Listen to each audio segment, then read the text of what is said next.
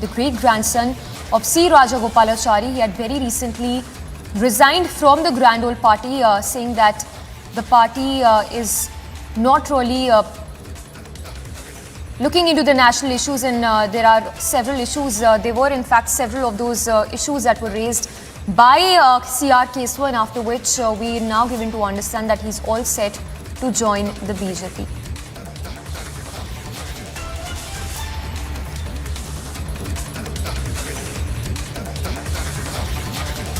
So it's yet another setback for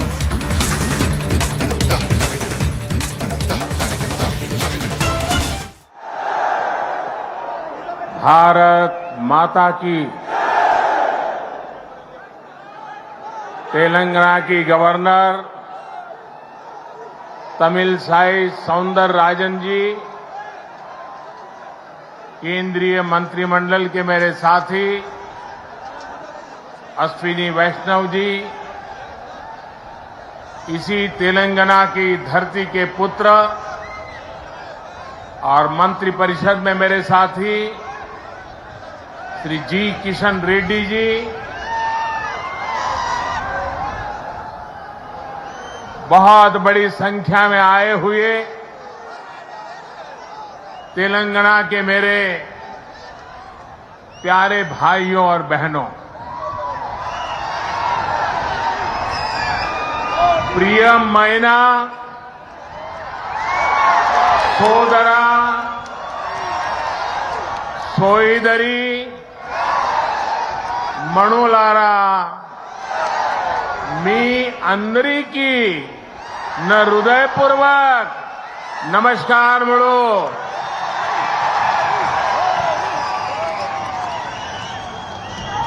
महान क्रांतिकारियों की धरती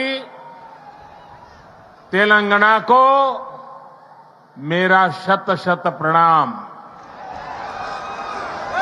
आज मुझे तेलंगाना के विकास को और गति देने का पुनः सौभाग्य मिला। थोड़ी देर पहले ही तेलंगाना आंध्र प्रदेश को जोड़ने वाली एक और वंदे भारत ट्रेन को हरी झंडी दिखाई गई है। ये आधुनिक ट्रेन अब भाग्यलक्ष्मी मंदिर के शहर को भगवान श्री वेंकटेश्वर धाम तिरुपति से जोड़ेगी। यानी एक प्रकार से ये वंदे भारत एक्सप्रेस आस्था, आधुनिकता, टेक्नोलॉजी और टूरिज्म को कनेक्ट करने वाली है। इसके साथ ही आज यहां 11,000 करोड़ रुपए से अधिक के प्रोजेक्ट्स का लोकार्पण और शिलान्यास हुआ है। ये तेलंगाना की रेल और रोड कनेक्टिविटी से जुड़े प्रोजेक्ट्स हैं, हेल्थ इंफ्रास्ट्रक्चर से जुड़े प्रोजेक्ट्स हैं।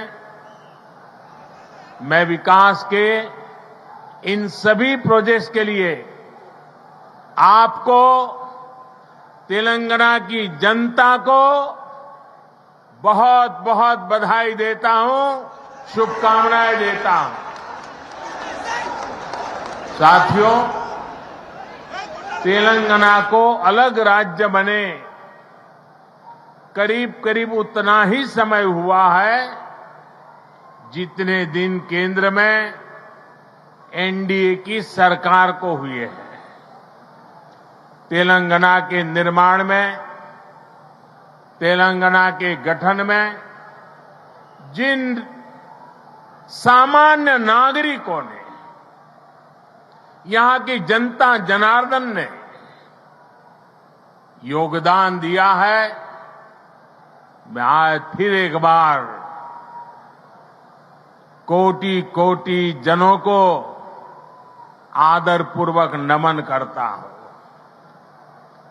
तेलंगाना के विकास को लेकर, तेलंगाना के लोगों के विकास को लेकर जो सपना आपने देखा था, तेलंगाना के नागरिकों ने देखा था, उसे पूरा करना केंद्र की एनडीए सरकार अपना कर्तव्य समझती है। हम सबका साथ, सबका विकास, सबका विश्वास, सबका प्रयास के मंत्र को लेकर के आगे बढ़ रहे हैं। हमने पूरा प्रयास किया है कि भारत के विकास का जो नया मॉडल बीते 9 वर्षों में विकसित हुआ है, उसका लाभ तेलंगाना को भी ज्यादा से ज्यादा मिले। इसका एक उदाहरण हमारे शहरों का विकास है। बीते 9 वर्षों में हैदराबाद में ही करीब 70 किलोमीटर का मेट्रो नेटवर्क बनाया गया है। Hyderabad multi modal transport system MMTS project पर भी इस दौरान तेजी से काम हुआ है। आज भी यहां 13 एमएमटीएस सर्विस शुरू हुई है। एमएमटीएस का तेजी से विस्तार हो, इसके लिए इस वर्ष के केंद्र सरकार के बजट में तेलंगाना के लिए 600 करोड़ रुपए रखे गए हैं। इससे हैदराबाद, सिकंदराबाद सहित आसपास के जिलों के लाखों साथियों की सुविधा और बढ़ेगी। इससे नए बिजनेस हब बनेंगे, नए इलाकों में इन्वेस्टमेंट होना शुरू होगा। साथियों, 100 साल में आई सबसे बड़ी गंभीर महामारी और 2 देशों के युद्ध के बीच आज दुनिया भर की अर्थव्यवस्थाओं में बहुत तेज गति से उतार चढ़ाव हो रहा है। इस अनिश्चितता के बीच भारत दुनिया के उन देशों में से एक है जो अपने इंफ्रास्ट्रक्चर को आधुनिक बनाने के लिए रिकॉर्ड निवेश कर रहा है। इस साल के बजट में भी 10 लाख करोड़ रुपए आधुनिक इंफ्रा के लिए अलॉट किए गए हैं। आज का नया भारत, 21वीं सदी का नया भारत तेजी से देश के कोने कोने में मॉडर्न इंफ्रा बना रहा है। तेलंगाना में भी बीते 9 वर्षों में रेलवे बजट में लगभग 17 गुना की वृद्धि की गई है। अभी अश्विनी जी आंकड़ा दे रहे थे। इससे नई रेल लाइन बिछाने का काम हो, रेल लाइनों की डबलिंग का काम हो या फिर इलेक्ट्रिफिकेशन का काम हो, सभी कुछ रिकॉर्ड तेजी से हुआ है। आज जिस सिकंदराबाद और महबूबनगर के बीच रेल लाइन, वो इसी का उदाहरण है। इससे हैदराबाद और बेंगलुरु की कनेक्टिविटी भी बेहतर होगी। देश भर के बड़े रेलवे स्टेशनों को आधुनिक बनाने का जो अभियान शुरू हुआ है, उसका लाभ भी तेलंगाना को मिल रहा है। सिकंदराबाद रेलवे स्टेशन का विकास भी इसी अभियान का हिस्सा है। साथियों, रेलवे के साथ ही केंद्र सरकार द्वारा तेलंगाना में हाईवे का नेटवर्क भी तेज गति से विकसित किया जा रहा है। आज 4 हाईवे प्रोजेक्ट्स का शिलान्यास यहां हुआ है।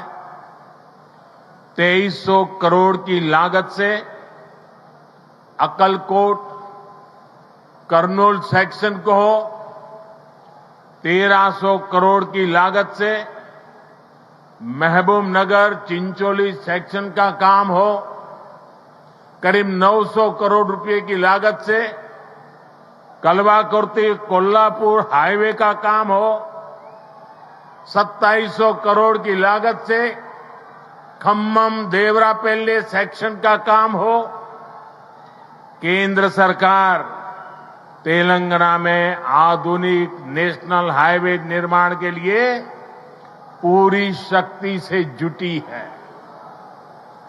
केंद्र सरकार के निरंतर प्रयास की वजह से आज तेलंगाना में नेशनल हाईवे की लंबाई दोगुनी हो चुकी है। साल 2014 में जब तेलंगाना का निर्माण हुआ था, तब यहां 2500 किलोमीटर के आसपास नेशनल हाईवे थे।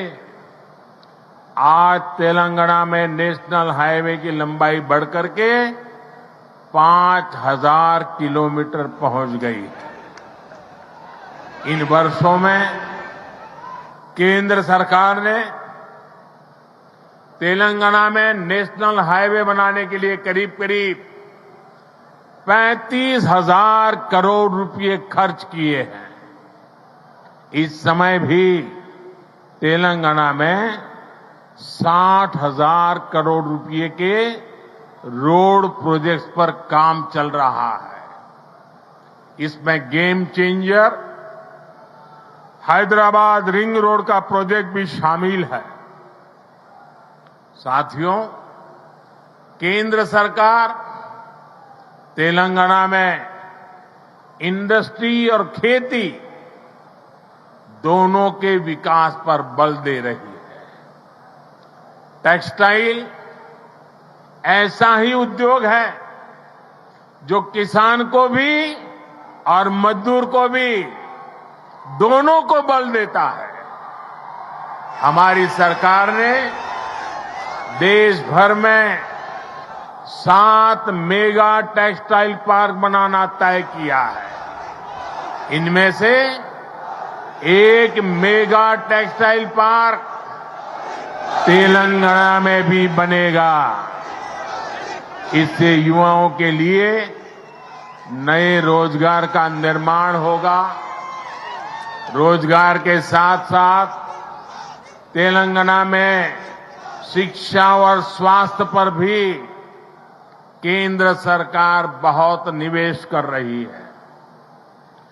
तेलंगाना को अपना एम्स देने का सौभाग्य हमारी सरकार को मिला है। एम्स बीबी नगर से जुड़ी अलग अलग सुविधाओं के लिए भी आज काम शुरू हुए हैं। आज के ये प्रोजेक्ट तेलंगाना में ease of travel, ease of living और ईज ऑफ डूइंग बिजनेस तीनों को बढ़ाएंगे। हालांकि साथियों, केंद्र सरकार की इन कोशिशों के बीच मुझे एक बात के लिए बहुत पीड़ा है, बहुत दुख होता है, दर्द होता है। केंद्र के ज्यादातर प्रोजेक्ट्स में राज्य सरकार से सहयोग न मिलने के कारण हर प्रोजेक्ट में देरी हो रही है, विलंब हो रहा है। इससे नुकसान तेलंगाना के लोगों का, आप लोगों का हो रहा है।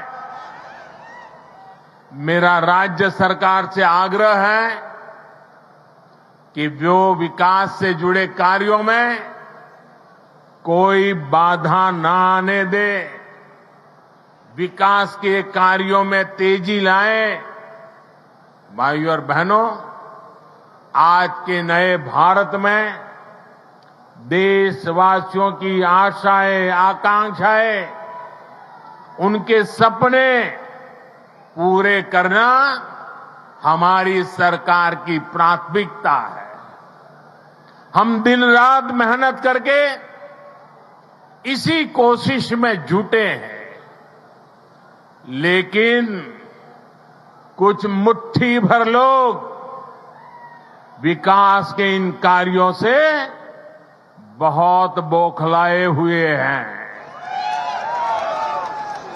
ऐसे लोग जो परिवारवाद, भाई भतीजावाद और भ्रष्टाचार को पोषित करते रहे, उन्हें ईमानदारी से काम करने वालों से परेशानी हो रही है।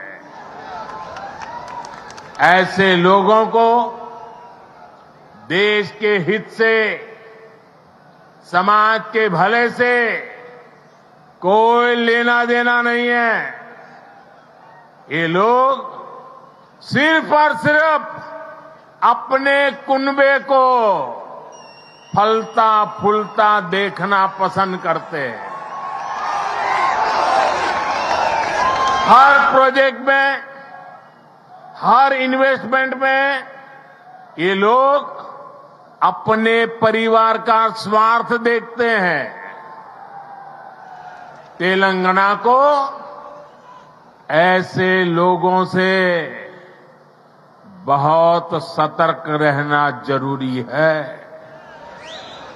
भाइयों और बहनों, भ्रष्टाचार और परिवारवाद एक दूसरे से अलग नहीं है।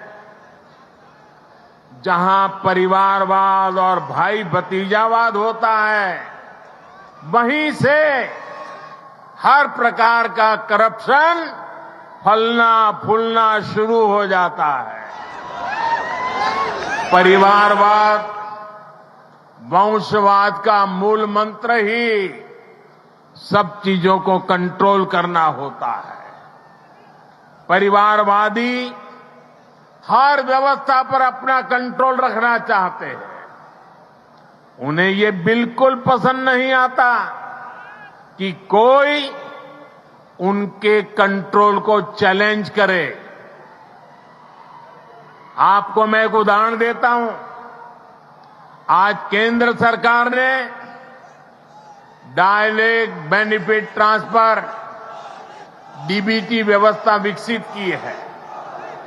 आज किसानों को, विद्यार्थियों को, छोटे व्यापारियों को, छोटे कारोबारियों को आर्थिक मदद का पैसा सीधे उनके बैंक खाते में भेजा जाता है। हमने देश भर में डिजिटल पेमेंट की व्यवस्था बढ़ाई है। आखिर ये पहले क्यों नहीं हो पाता था? ये इसलिए नहीं हुआ क्योंकि परिवारवादी ताकतें व्यवस्था पर, सिस्टम पर अपना कंट्रोल छोड़ना नहीं चाहते थे। किस लाभार्थी को क्या लाभ मिले, कितना मिले, इसका नियंत्रण ये परिवारवादी अपने पास रखना चाहते हैं। इससे इनके तीन मतलब सकते थे। एक, इनके ही परिवार की जय जयकार होती रहे। दूसरा, करप्शन का पैसा इनके परिवार के पास ही आता रहे। और तीसरा, जो पैसे गरीब के लिए भेजे जाते हैं, वो पैसे इनके भ्रष्ट इकोसिस्टम के अंदर बांटने के काम आ जाए। आज मोदी ने भ्रष्टाचार की इसलिए जड़ पर प्रहार कर दिया है। मुझे तेलंगाना के भाई बहन बताइए, आप जवाब देंगे?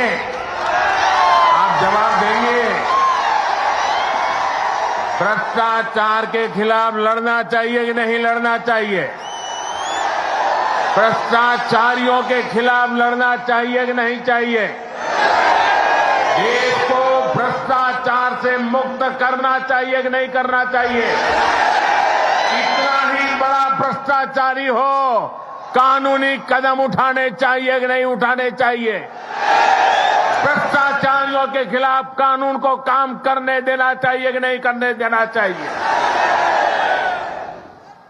और इसलिए ये लोग तिल मिलाए हुए हैं, बौखलाहट में कुछ भी किए जा रहे हैं। कुछ दिन पहले तो ऐसे कई राजनीतिक दल को अदालत में चले गए, कोर्ट के पास पहुंच गए थे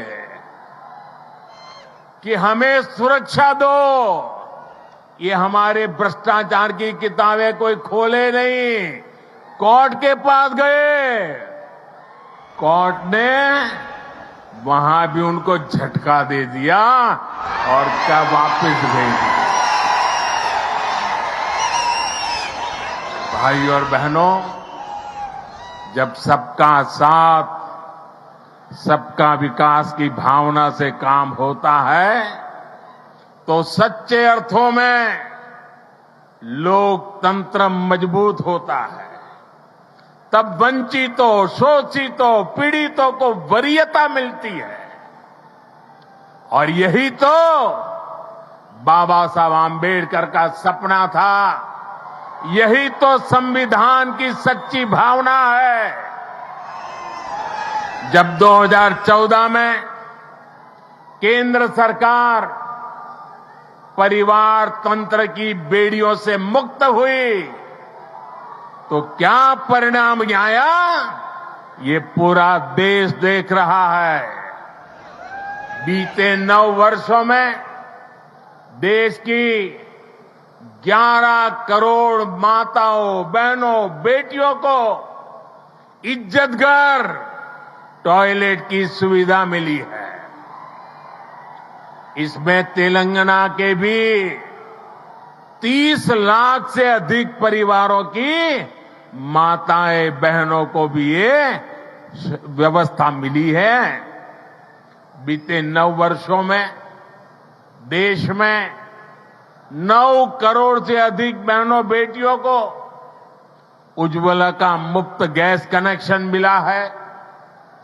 तेलंगाना के 11 लाख से अधिक गरीब परिवारों को भी इसका लाभ मिला है। साथियों, परिवार तंत्र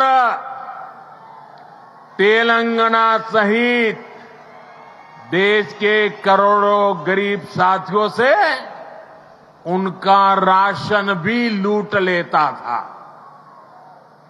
हमारी सरकार में आज 80 करोड़ गरीबों को मुफ्त राशन उपलब्ध कराया जा रहा है। इससे तेलंगाना के भी लाखों गरीबों की भी बहुत मदद हुई है।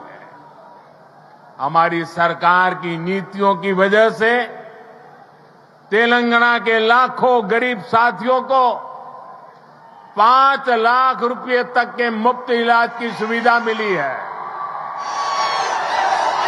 तेलंगाना के 1 करोड़ परिवारों का पहली बार जनधन बैंक खाता खुला है। तेलंगाना के 2.5 लाख छोटे उद्यमियों को बिना गारंटी का मुद्रा ऋण मिला है। यहां 5 लाख स्ट्रीट वेंडर्स को पहली बार बैंक लोन मिला है। तेलंगाना के 40 लाख से अधिक छोटे किसानों को पीएम किसान सम्मान निधि के तहत लगभग 9,000 करोड़ रुपए भी मिले। ये वो वंचित वर्ग है जिसको पहली बार वरीयता मिली है, प्राथमिकता मिली है। साथियों, जब देश तुष्टीकरण से निकलकर सबके संतुष्टीकरण की तरफ बढ़ता है, तब सच्चा सामाजिक न्याय जन्म लेता है। आज तेलंगाना सहित पूरा देश संतुष्टिकरण के रास्ते पर चलना चाहता है, सबका प्रयास से विकसित होना चाहता है। आज भी तेलंगाना को जो प्रोजेक्ट मिले हैं वो संतुष्टिकरण की भावना से प्रेरित है, सबका विकास के लिए समर्पित है। आजादी के अमृत काल में विकसित भारत के निर्माण के लिए तेलंगाना का तेज विकास बहुत जरूरी है। आने वाले 25 साल तेलंगाना के लिए भी बहुत महत्वपूर्ण है। तेलंगाना के लोगों को तुष्टीकरण तथा भ्रष्टाचार में डूबी हर ताकतों से, ऐसी हर ताकतों से दूर रहना ही तेलंगाना के भाग्य को निर्धारित करेगा। हमें एकजुट होकर तेलंगाना के विकास के सारे सपनों को पूरा करना है। इन सारे प्रोजेक्ट्स के लिए एक बार फिर तेलंगाना के मेरे प्यारे भाइयों बहनों को मैं बहुत बहुत बधाई देता हूं। ये मेरे लिए अत्यंत संतोष की बात है, इतनी बड़ी तादाद में तेलंगाना के उज्जवल भविष्य के लिए, तेलंगाना के विकास के लिए आप हमें आशीर्वाद देने के लिए आए हैं। मैं आपका हृदय से आभार व्यक्त करता हूं। बोलिए भारत माता की, भारत माता की, भारत माता की। बहुत बहुत धन्यवाद।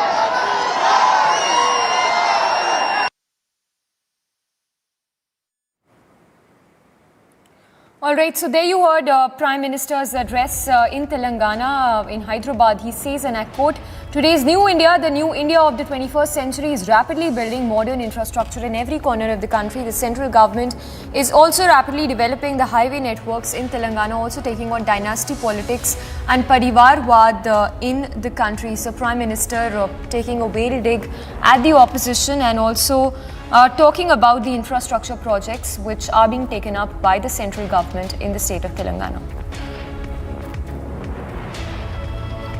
Let's quickly take a word from Aneri also joining us. Aneri, if you can quickly take us through the key highlights of Prime Minister's address there, and two, what can we next expect as far as Prime Minister's visit to Telangana is concerned?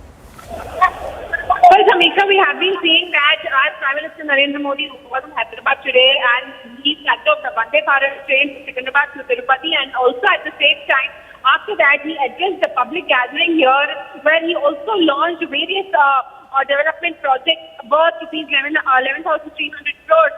And also, while speaking, while addressing the gathering, Prime Minister Narendra Modi hit it out at the dynasty politics, at the corrupt rule here in the state of Telangana, and also at the same time he further went on to state that we have to fight against corruption and he will continue to fight against corruption by giving various.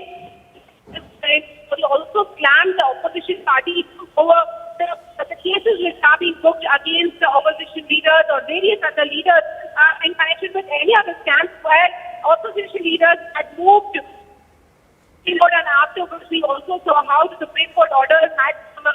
Well, Prime Minister Narendra Modi also hinted at the opposition parties and especially hitting out on a comment here. Well, he says that we are against the dynasty politics, the family rule, and also the corruption. And also we believe in removing corruption from the egg, and that is the reason why a strong message being given out by Prime Minister Narendra Modi. Samiksha, this is.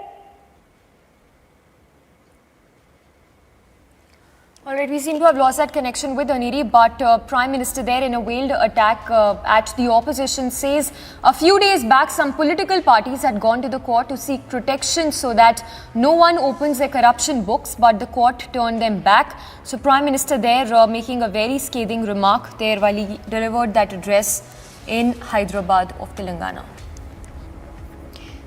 And with that, we slip into a very short break. Coming up on the other side, all that's making news from across the country.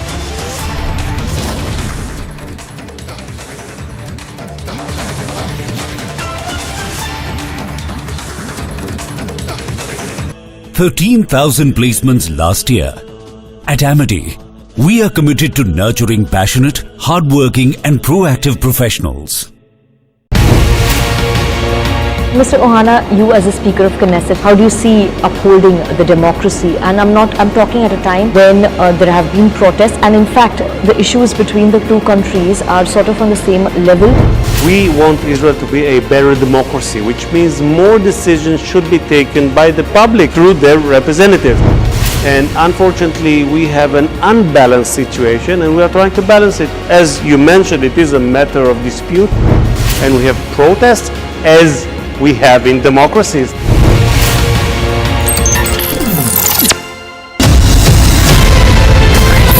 इस देश में बहुत समय के बाद एक ऐसी सरकार आई है जो सरकार टिकाने के लिए नहीं चल रही है, देश को सुधारने के लिए सरकार चल रही है। ये पहला एक बड़ा इवेंट हुआ है जहां पे आप इस पर विस्तृत तौर से इन डिटेल आप बात करेंगे, तो let us address all issues.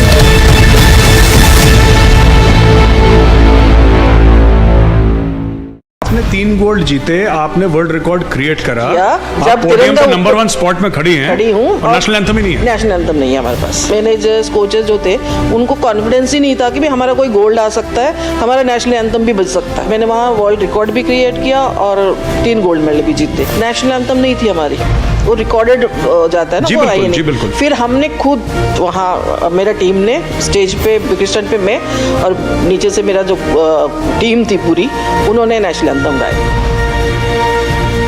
आपने 3 गोल्ड जीते, आपने वर्ल्ड रिकॉर्ड क्रिएट करा, जब पोडियम पे नंबर 1 स्पॉट में खड़ी हूँ और नेशनल एंथम ही नहीं है। नेशनल एंथम नहीं है हमारे पास। मैनेजर्स, कोचेस जो थे उनको कॉन्फिडेंस ही नहीं था कि भी हमारा कोई गोल्ड आ सकता है, हमारा नेशनल एंथम भी बज सकता है। मैंने वहाँ वर्ल्ड रिकॉर्ड भी क्रिएट किया और 3 गोल्ड मेडल भी जीते। नेशनल एंथम नहीं थी हमारी, वो रिकॉर्डेड जाता है ना, वो आई नहीं। फिर हमने खुद वहाँ मेरा टीम ने स्टेज पे क्रिस्टन पे मैं और नीचे से मेरा जो टीम थी पूरी, उन्होंने नेशनल एंथम गाया।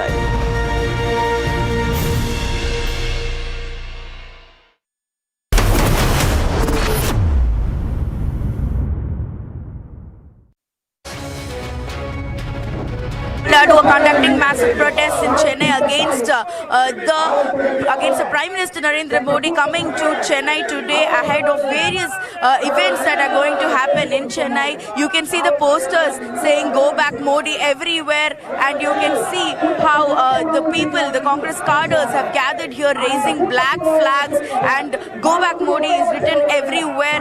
Right now you're looking at a man who's painted himself with "Go Back Modi," and this is one of the prime locations in Chennai, and they have started from the morning to protest against the arrival of Prime Minister Narendra Modi ji, and they are conducting this protest condemning the disqualification of Rahul Gandhi from the parliament, and that is exactly why they are doing this. But today's events are going to be very important.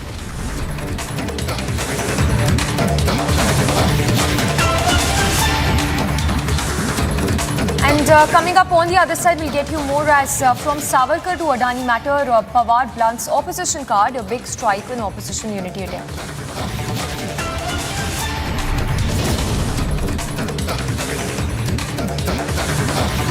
And BJP leader Kailash Vijayvargiya makes sexist comments, says girls wearing short dresses are shupnakas.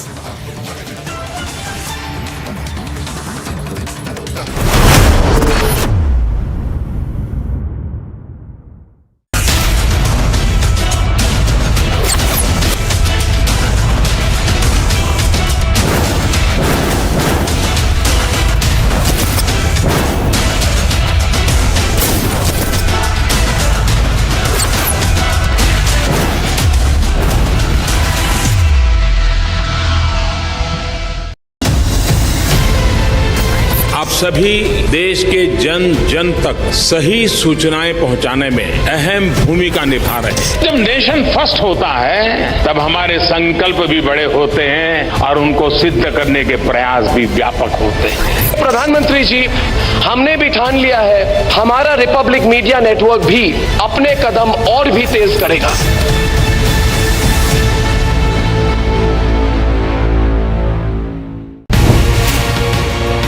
When we see that the masterminds, the plotters of this attack are still unpunished, they are still roaming free, what can India and Israel do together to ensure that the plotters, the mastermind of this attack are punished? Everyone that took part of the terror attacks pays the price, a very heavy price.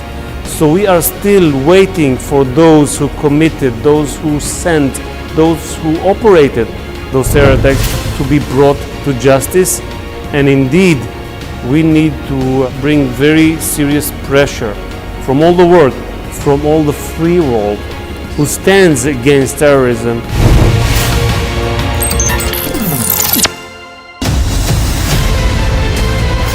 Mediation will work when there is uncertainty of winning by any one party. इसलिए जो judgment आया यही सबसे उत्तम है. इस देश में बहुत समय के बाद एक ऐसी सरकार आई है जो सरकार टिकाने के लिए नहीं चल रही, देश को सुधारने के लिए सरकार चल रही है। ये पहला एक बड़ा इवेंट हुआ है जहां पे आप इस पर विस्तृत तौर से डिटेल आप बात करेंगे, तो let us address all issues.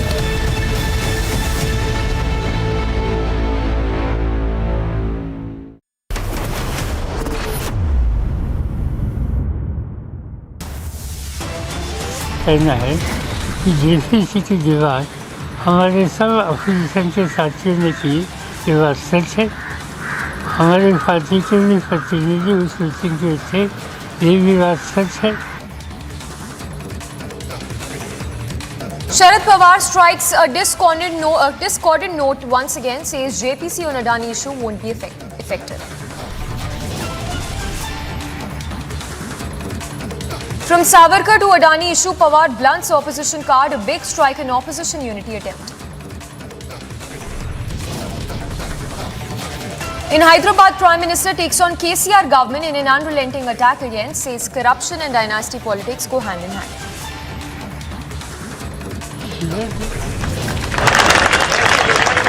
मैं रात में जब निकलता हूँ और पढ़े लिखे नौजवानों को, बच्चों को जब झूमते हुए देखता हूँ तो सच में ऐसी इच्छा होती है कि उतर के तो इनमें 5-7 ऐसे लोग नशा उतर जाए। सच में कह रहा हूँ, भगवान की कसम खा के हनुमान जयंती को झूठ नहीं बोल रहा। और लड़कियां भी इतने गंदे कपड़े पहन के निकलती है कि अपन महिलाओं को देवी बोलते हैं, उनमें देवी का स्वरूप नहीं दिखता,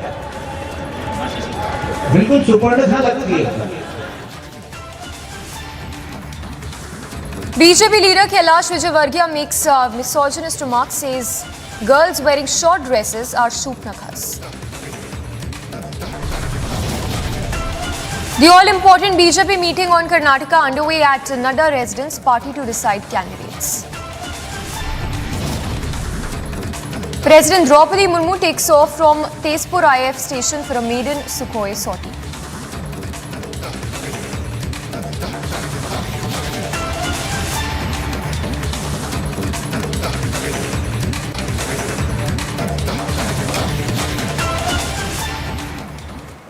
The Prime Minister is in Hyderabad and has again hit out at the KCR government in an unrelenting attack. In fact, Prime Minister in those remarks that he made also hit out at several opposition parties, saying that dynasty politics continues by several opposition parties. In fact, just to quote what Prime Minister has said, he says, and I quote, a few days back, some political parties had gone to the court to seek protection so that no one opens their corruption books. But the court turned them back. Prime Minister Modi made these remarks while he was addressing that rally in Telangana. And remember, this comes after politicians, after several opposition parties had moved the top court seeking, in fact, had moved the top court against the central agencies, while the Supreme Court had said that the politicians cannot be placed on a pedestal higher than citizens and cannot seek special treatment under law and immunity from arrest. So those were the remarks that were made, the observations by the court while it dismissed the plea moved by the opposition leaders, and Prime Minister there hitting out at the opposition, saying that, he says, and I quote again, a few days back some political parties had gone to the court to seek protection so that no one opens their corruption books, but the court turned them back. So those were the remarks where the Prime Minister has hit out at the opposition on Parivarwad, on dynasty politics, and even at overall opposition leaders after they moved the top court against the central agencies. Once again listen in to those remarks that were made by the Prime Minister while he addressed that rally in Hyderabad. हम दिन रात मेहनत करके इसी कोशिश में जुटे हैं, लेकिन कुछ मुट्ठी भर लोग विकास के इन कार्यों से बहुत बौखलाए हुए हैं। ऐसे लोग जो परिवारवाद, भाई भतीजावाद और भ्रष्टाचार को पोषित करते रहे, उन्हें ईमानदारी से काम करने वालों से परेशानी हो रही है। ऐसे लोगों को देश के हित से, समाज के भले से कोई लेना देना नहीं है। ये लोग सिर्फ और सिर्फ अपने कुनबे को फलता फूलता देखना पसंद करते हैं।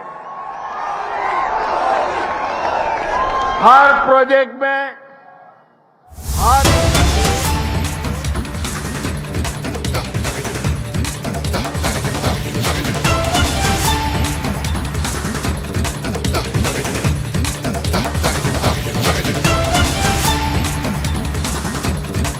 And getting in the feed right now of C.R. Kesavan, the great grandson of India's first Indian Governor General C. Rajagopalachari, an ex-Congress spokesperson who is all set to join the BJP. So in a few minutes from now, C.R. Kesavan would be formally joining the BJP. Remember, this comes, of course, after he resigned from the Grand Old Party a few days back. Well, those are the live visuals also coming in, the media briefing that is expected to begin anytime now, as he's now been inducted into the BJP days after he resigned from the Congress party. So it's once again Republic Newsbreak that's been confirmed as C.R. Kesavan, the former Congress leader, has now officially joined the BJP today. Remember, this comes just after a few days after he resigned from the Grand Old Party. शराब बंद हो तो बोले चुनाव। शुभ दिन है और शुभ इसलिए कि चक्रवर्ती राजगोपालाचारी केशवन जी आज भारतीय जनता पार्टी में शामिल हो रहे हैं। आपको जैसा कि अनिल बलूनी जी ने बताया, चक्रवर्ती राजगोपालाचारी जी के बारे में बोलना बहुत मेरे लिए एक बहुत बड़ी बात होगी और सब हम इतिहास जानते हैं और आप ये भी जानते हैं कि उनका कद कितना बड़ा था, उनकी विद्वत्ता कितनी बड़ी थी। He was an intellectual and he was one of the tallest leaders during the freedom movement. However, after independence we all know how he was sidelined. उनको अलग कर दिया गया और एक तरीके से अगर आप इतिहास को देखें, उनको गुम कर दिया गया। बहुत कम उनका नाम लिया जाने लगा and it was one family which tried to say that they did everything but Rajagopalachari ji was nothing in it. तो आज बहुत मुझे खुशी है कि केशवन जी जो कांग्रेस में भी रहे, काफी समय विदेश में रहे और आज हमारे बीच में, वो इसलिए हैं क्योंकि उनको लगता है भारत को गौरवशाली बनाने में भारतीय जनता पार्टी के साथ होना उनके लिए महत्वपूर्ण है। और ये उनसे जब मैं बात कर रहा था तो मुझे लगा कि जितने समय वो बाहर रहे उन्होंने देखा है कि बाहर क्या बदलाव आया है भारत के बारे में. People look at India today differently than what we were looking at it. And I would say that in the last 9 years, there has been a sea change in how people abroad view India and India's achievements. Unfortunately, out here in the din of many other things, that gets lost, but people who are outside, they're able to see that very clearly, despite all that is happening to drown those good things.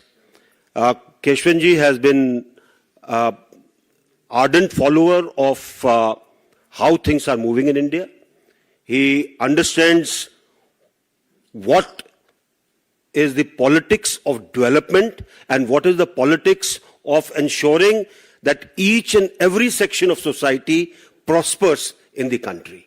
And that is how he decided to join Bharatiya Janata Party.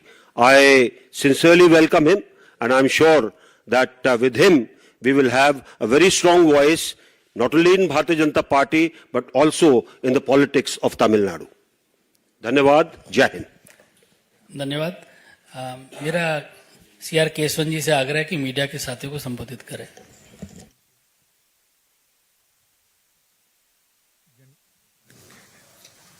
General VK Singh ji, Anil Baluni जी, संजय जी, प्रेम शुक्ला जी और यहाँ उपस्थित आप सबको मेरा हार्दिक प्रणाम. आज मुझे BJP में दिल से स्वागत करने के लिए मैं जनरल वीके सिंह जी और इन सब दिग्गजों को अत्यंत आभार व्यक्त करना चाहता हूं. प्रधानमंत्री नरेंद्र मोदी जी, अमित शाह जी और नड्डा जी, उनके प्रोत्साहन और मार्गदर्शन के लिए मैं हमेशा आभारी रहूंगा. और मैं सिर्फ ये कहना चाहता हूं कि इन सब के उपस्थिति यहाँ पूज्य राजा जी सी राजगोपालाचारी के प्रति इनके गहरा आदर को दर्शाता है. I want to thank the elders for inducting me here into the world's largest political party, the Bharatiya Janata Party, especially on a day when our Prime Minister is in Tamil Nadu.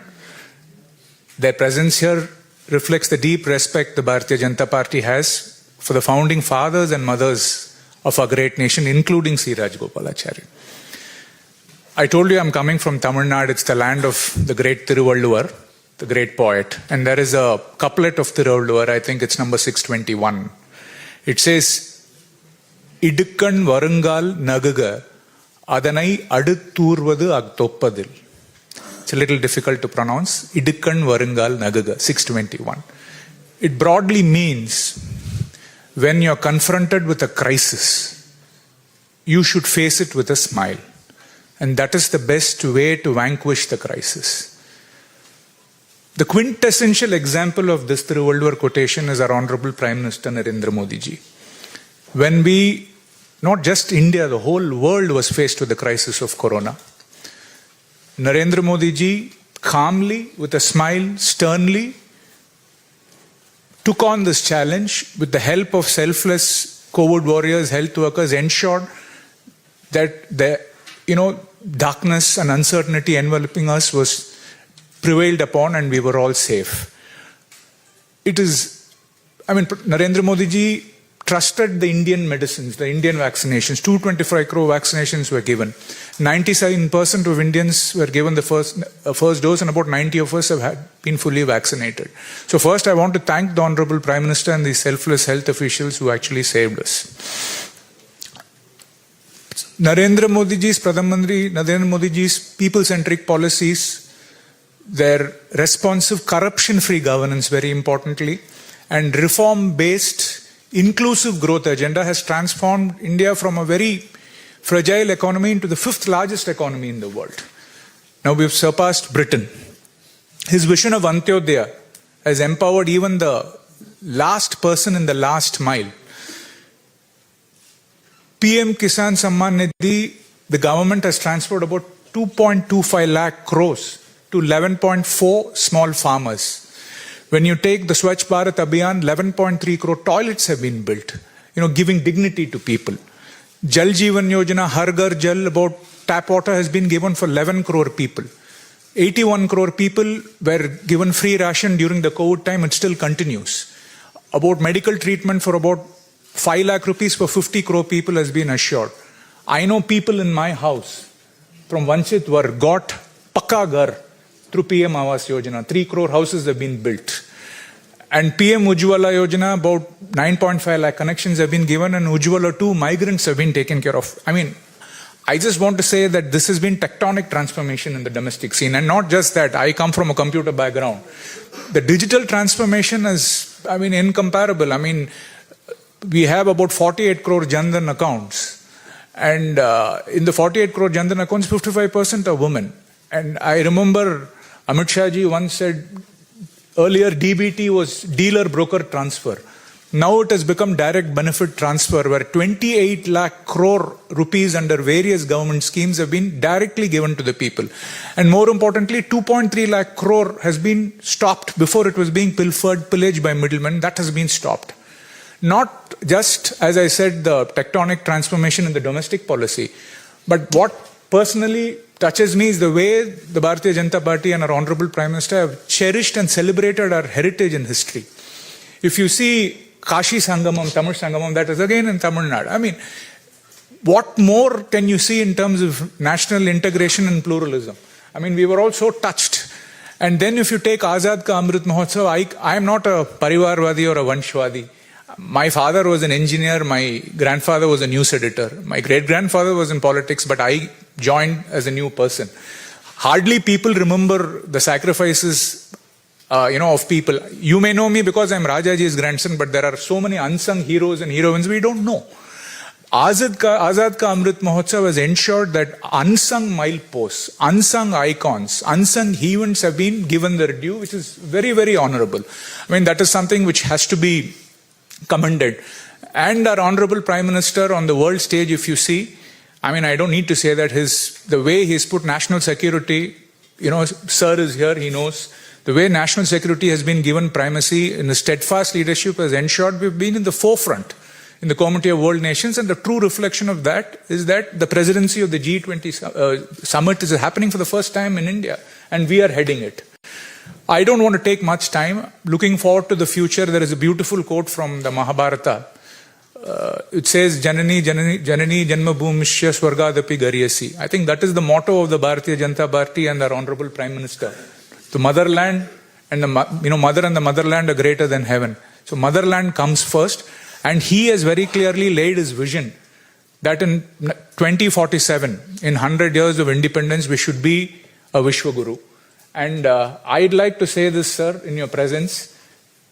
When Ram Setu was being built, Gilhari played a small role. Now that I've come into the Bharatiya Janata Party, when the bridge of peace, when the bridge of prosperity, when the bridge of progress is being built for the 2047 to become a Vishwaguru, I'm very glad that I'm in the BJP to play my own small role in nation building. Thank you.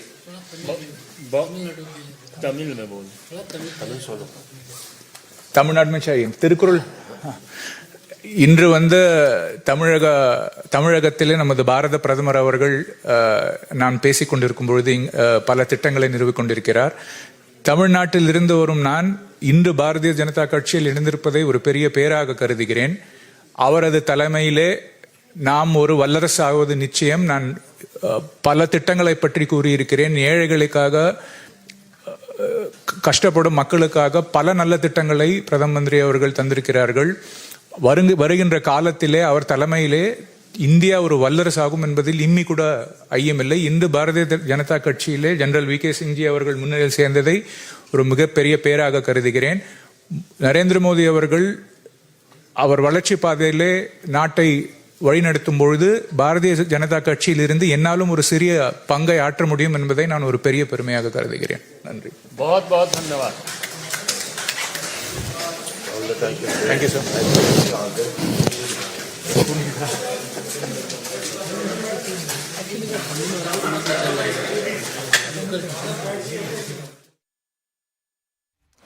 All right, so it's a big boost for the BJP as CR Kesavan, who had resigned from Congress very recently, has now officially joined the BJP, saying that BJP has done a lot when it comes to looking into, in fact, ensuring that the national interest is kept in mind, and he's, of course, Rajagopalachari's great grandson, who's now joined the BJP.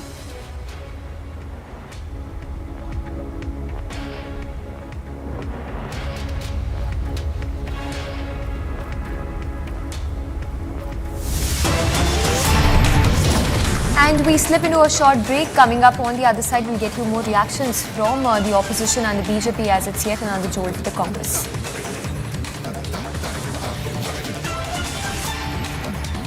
आपने 3 gold जीते, आपने world record create करा, जब podium पे number 1 spot में खड़ी हूँ और नेशनल एंथम ही नहीं है। नेशनल एंथम नहीं है हमारे पास। मैनेजर्स, कोचेस जो थे, उनको कॉन्फिडेंस ही नहीं था कि भी हमारा कोई गोल्ड आ सकता है, हमारा नेशनल एंथम भी बज सकता है। मैंने वहाँ वर्ल्ड रिकॉर्ड भी क्रिएट किया और 3 गोल्ड मेडल भी जीते। नेशनल एंथम नहीं थी हमारी, वो रिकॉर्डेड जाता है ना, वो आई नहीं। फिर हमने खुद वहाँ, मेरा टीम ने स्टेज पे क्रिस्टन पे मैं और नीचे से मेरा जो टीम थी पूरी, उन्होंने नेशनल एंथम गाया।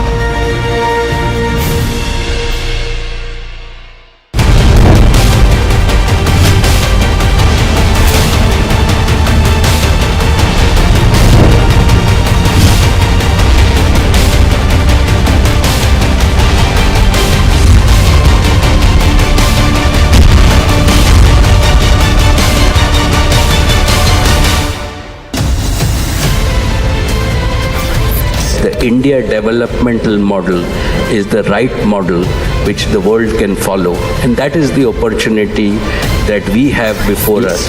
I believe that you are soaked in the philosophy of nation first.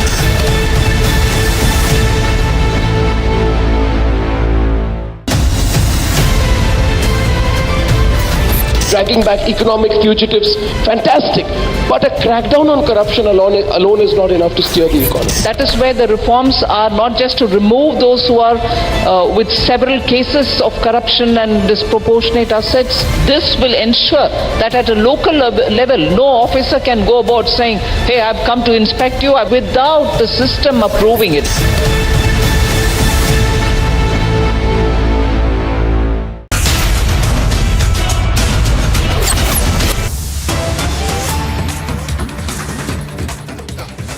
Sent out. How do you see this such comment against the judiciary? It is very, very sad because not to get into individual details, but I think this is against the very essence and the grain of democracy. And I hope suitable legal, it's not about from which party he said it, but I think the fact that somebody is casting aspersions and attacking the judiciary in this way, it's very unfortunate. I hope the right legal action is taken against this person. Thank you. So this was Kesavan, and he says that serious action should be taken against those who are making comments against judiciary. And the back-to-back resignation is one of the main reasons behind such resignations is because the BJP reflects the idea, according to them, of a developing India. This is Madhurima Mishra with Vijay Vivek for Republic TV. All right, so Madhurima there speaking exclusively to CR Kesavan, who's just joined the BJP. So another feather in the cap of the BJP, while it's a jolt for the Congress, as CR Kesavan, remember, had resigned from the Grand Old Party just very recently. In fact, in 3 days' time, we've seen 3 big setbacks come in for the Grand Old Party. And now, after Anil Antony and after Kiran Reddy, it's CR Kesavan who had tendered his resignation and has now joined the BJP. We slip into a short break, but we'll get you more on the other side of this very short break.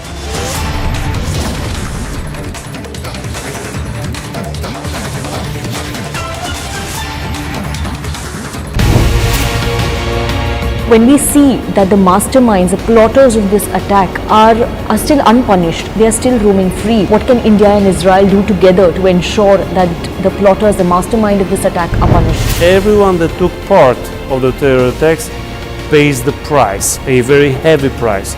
So we are still waiting for those who committed, those who sent, those who operated those terror attacks to be brought to justice. And indeed, we need to bring very serious pressure from all the world from all the free world who stands against terrorism.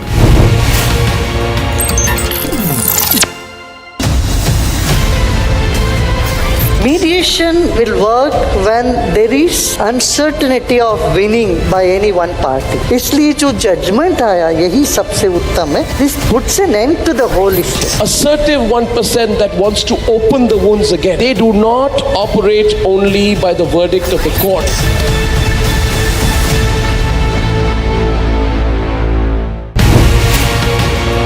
Mr. Ohana, you as a Speaker of Knesset, how do you see upholding the democracy? And I'm talking at a time when there have been protests, and in fact, the issues between the two countries are sort of on the same level. We want Israel to be a better democracy, which means more decisions should be taken by the public through their representatives. And unfortunately, we have an unbalanced situation, and we are trying to balance it. As you mentioned, it is a matter of dispute, and we have protests as we have in democracies.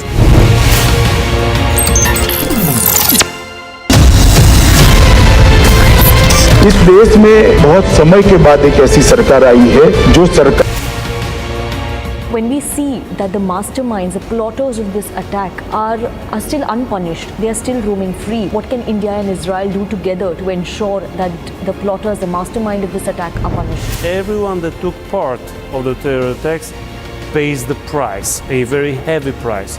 So we are still waiting for those who committed, those who sent, those who operated those terror attacks to be brought to justice. And indeed, we need to bring very serious pressure from all the world, from all the free world who stands against terrorism.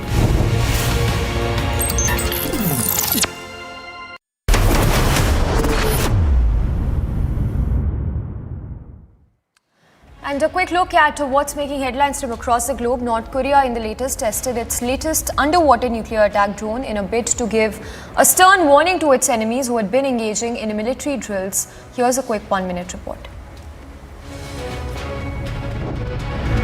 North Korea's state news agency reported the second test of what it described as an underwater nuclear attack drone. The drone was put into the sea off the country's east coast on 4th April, after which it travelled around for 71 hours and 6 minutes before detonating its warhead just outside a port. The images on your screen show a torpedo-shaped object, and a plume of water suggests an underwater explosion. Watch closely how the plume of water is rising from the weapon towards the sky. North Korea reported a first test of an underwater drone of this kind in late March. Saturday's report came after weeks of protests from Pyongyang against joint military exercises carried out by the US, South Korea and Japan.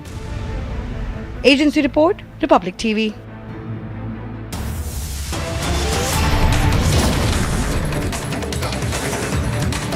And we slip into a very short break. Coming up on the other side, we'll get you more as BJP leader Kailash Vijayvargiya quotes controversy, makes sexist comments, says girls wearing short dresses are shupnakhas. And the all-important BJP meet on Karnataka underway at Nadda's residence, party to decide on candidates for upcoming polls. 3 gold जीते, आपने world record create करा, आप podium पे number 1 spot में खड़ी हूँ और national anthem ही नहीं है। नेशनल एंथम नहीं है हमारे पास। मैनेजर्स, कोचेस जो थे, उनको कॉन्फिडेंस ही नहीं था कि भी हमारा कोई गोल्ड आ सकता है, हमारा नेशनल एंथम भी बज सकता है। मैंने वहाँ वर्ल्ड रिकॉर्ड भी क्रिएट किया और 3 गोल्ड मेडल भी जीते। नेशनल एंथम नहीं थी हमारी, वो रिकॉर्डेड जाता है ना, जी बिल्कुल। फिर हमने खुद वहाँ, मेरा टीम ने स्टेज पे, क्रिस्टन पे मैं और नीचे से मेरा जो टीम थी पूरी, उन्होंने नेशनल एंथम गाया।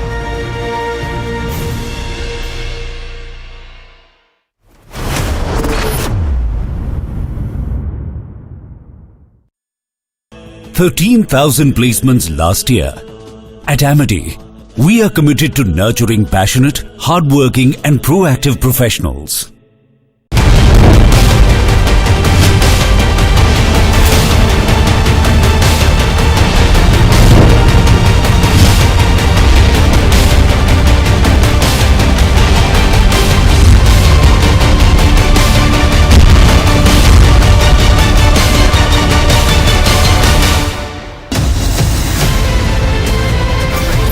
The India developmental model is the right model which the world can follow, and that is the opportunity that we have before us. I believe that you are soaked in the philosophy of nation first.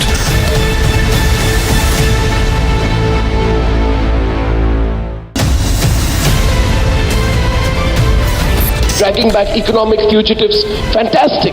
But a crackdown on corruption alone is not enough to steer the economy. That is where the reforms are not just to remove those who are with several cases of corruption and disproportionate assets. This will ensure that at a local level, no officer can go about saying, hey, I've come to inspect you, without the system approving it.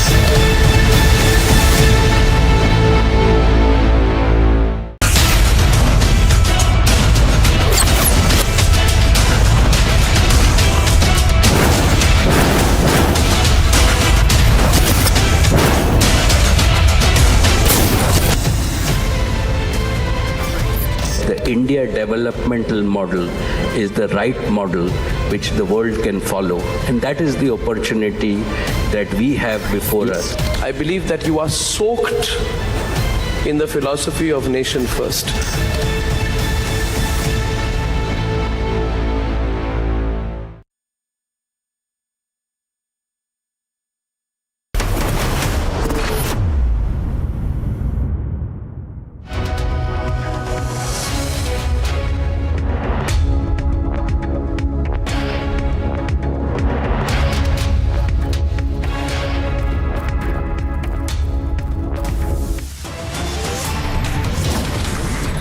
JPC की दीवार हमारे सब opposition के साथियों ने की, ये बात सच है।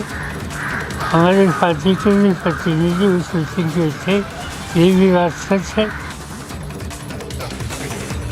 Sharad Pawar strikes a discordant note once again, says JPC on the Adani issue will not be effective.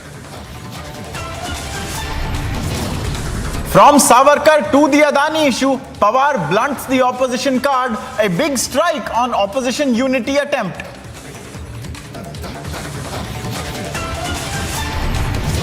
Her investment में ये लोग अपने परिवार का स्वार्थ देखते हैं। In Hyderabad, Prime Minister takes on the KCR government in an unrelenting attack, says corruption and dynasty politics go hand in hand.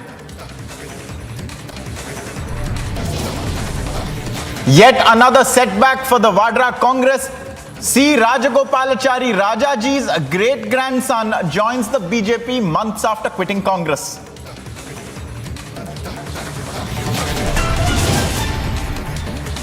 BJP leader Kailash Vijayvargiya makes a sexist remark, says girls wearing short dresses are surpanakhas.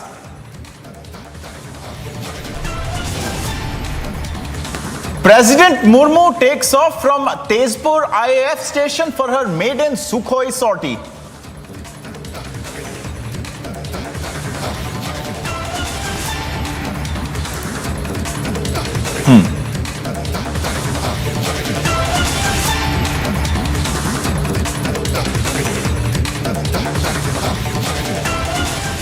Hello and welcome, ladies and gentlemen. My name is Ankit Prasad, and we start off with one more break from the goal of opposition unity. While the opposition has attempted to stall the parliament proceedings with a demand for a JPC probe in the Adani issue, Sharad Pawar, senior opposition leader, head of the NCP, has struck a discordant note. Sharad Pawar says that a Supreme Court panel will be more effective than a JPC. He has also dismissed the Hindenburg report, and he has claimed that in the whole process there appears to be a targeting of the Adani group. Sharad Pawar has also spoken out against disruptions being caused as a result of the political fiasco in relation to the Hindenburg row and its report on the Adani group. Since Sharad Pawar made these remarks, there are a number of opposition leaders, particularly from the Congress, who have attempted to downplay the former UPA minister, former Maharashtra chief minister and NCP Supremo's remarks by terming it as a personal view that they will persist with their joint parliamentary committee probe demand into the Adani row. But what is abundantly clear is that there is a discord within the opposition. Let's listen in to what Sharad Pawar said and also some of the reactions. ACC म्हणजे काय? Joint parliamentary committee. पार्लमेंटमध्ये लोकसभा आणि राज्यसभा दोन सभागृह आहेत आणि या दोन्ही सभागृहातल्या सदस्यांची ही समिती साधारणतः JPCचं फॉर्मेशन कसं होतं, या पक्षाच्या सभासदांची संख्या अधिक आहे त्यांना अधिक जागा मिळतात. आता उदाहरणार्थ 21 लोकांची JPC असेल तर त्याच्यामध्ये 15 लोक हे सत्ताधारी पक्षाचे म्हणजे भाजपचे असतील आणि 6 ते 7 लोक अपोजिशनचे असतील. तर ज्या कमिटीमध्ये अपोजिशनचे लोक इतके कमी आणि सत्ताधारी पक्षाची संख्या इतकी अधिक, याचा अर्थ याची चौकशी नीट करावी अशी आपली अपेक्षा आहे. त्या संबंधीची शंका व्यक्त करायला संधी आहे.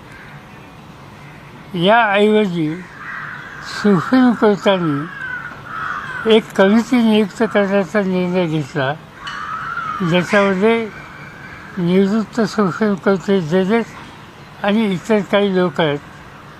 सुप्रीम कोर्टाने आणखीन एक गोष्ट केली की किती दिवसात त्याने अहवाल द्यायचा, टाईम पिरियड, या संबंधीची सूचना केली.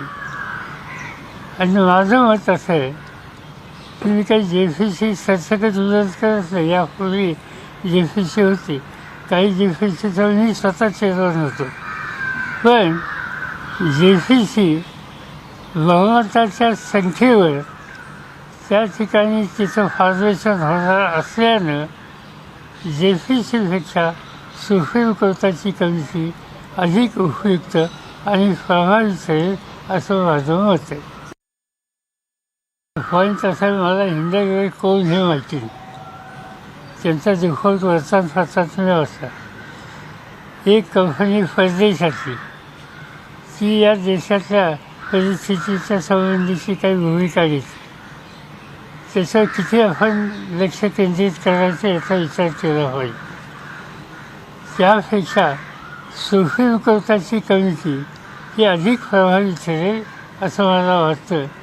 कुठलीतरी बाहेरची एखादी संघटना ती आम्हाला सांगणार यापेक्षा या देशातल्या सुप्रीम कोर्टाने आम्हाला सांगितलं तर ते लोकांच्या अधिक विश्वासाला पात्र ठरेल. एक जमाना ऐसा था कि उस जमाने में हम हमेशा रूलिंग पार्टी पर क्रिटिसिज्म करना हो तो टाटा बिरला पर हम क्रिटिसिज्म करते थे. आजकल टाटा बिरला का नाम लेते नहीं. और दूसरा देशवासियों को ये पता लगा है, अंदाज़ा है कि टाटा का भी देश में कॉन्ट्रीब्यूशन है. इसलिए आजकल अदानी अंबानी नाम लेते हैं. तो उनका कॉन्ट्रीब्यूशन क्या है इसमें, इस बारे में सोचने की आवश्यकता है. दूसरी बात, आज मुझे लगता है कि हमारे सामने दूसरे इशू ज़्यादा इम्पोर्टेंट है. एक अनएम्प्लॉयमेंट, दूसरा प्राइस राइज और तीसरा फार्मर्स किसानों की समस्या. ये 3 मेजर इशू आज देश के सभी लोगों के सामने है. इस बारे में अपोजिशन के नाते से हमें ध्यान देना पड़ेगा. हम देंगे और इससे ज़्यादा इस इशू पर कोई बोलने की आवश्यकता है ऐसे मुझे लगता है. So you just heard in detail Sharad Pawar's views on the matter, also his opinion on whether or not we should trust Hindenburg on something or whether the Supreme Court should perhaps control a probe into the Adani issue.